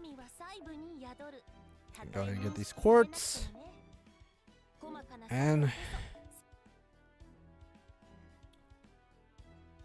no, I'll stop. I'm not. A part of me wants to, but I think I'll wait till later in the year. Otherwise, I think my next stream will be like 5 days from now ish for JP, when the new spoiler alert, when the new soccer face drops, and I'll be rolling for her. So otherwise I'm done. I got who I wanted. If you guys did not know or did not realize, I did get Melusine. Got her NP2, use 180 quartz and 30 tickets. Now I could save the rest for Anniversary and Oberon by extension. I also got only one Percival, which is crazy. I was expecting to get a lot more Percivals, but just one. And then the rest are nobodies. I didn't get a spook at all. And again, if the gacha part of this stream will be uploaded as a separate video within the next 24 hours. And then this entire live stream as a whole will be uploaded as soon as it's over. So if you want to rewatch certain parts, go back and rewind, whatever, then go ahead and do so. Otherwise, I am done. And yeah, I've been streaming for like almost 6 hours. So if anyone deserves a break, it's me. So good luck on you guys' rolls. If you guys are going to continue rolling for Melusine, or if you're going to roll for Koinskaya / Oberon, I recommend going for both, especially if you got Melusine. You want to go for both. But yeah, I'm gonna go and I guess edit the gacha rolls, and then I'll upload that, and then we're done. And I'm going to sleep. So yeah, gonna be streaming JP in a couple days. But other than that, probably won't stream more NA stuff until Anniversary drops, which is not until July 3rd. So look out for that stream. I might even stream after watching Strange Fake, which is coming out July 2nd. So you might get 2 streams back to back within early July. But otherwise, I'm taking a break. So thank you guys for watching. Thank you guys for the likes, for commenting, for conversating with me, and just hanging out. Congratulations to everyone who got Melusine. If you didn't, I'm sorry. If you are going to keep trying, good luck. And good luck to the rest of your rolls in the next couple of weeks, because it's about to get crazier and crazier from here, to be honest. So yeah, I'll see you guys in the next one. I don't wear glasses. This is blue light glasses. I don't need them. Bye bye. See ya. See ya later. Hope you enjoy your day. Why are you still here? Don't worry, Serge, you're back. It will be uploaded as a video after. Bye.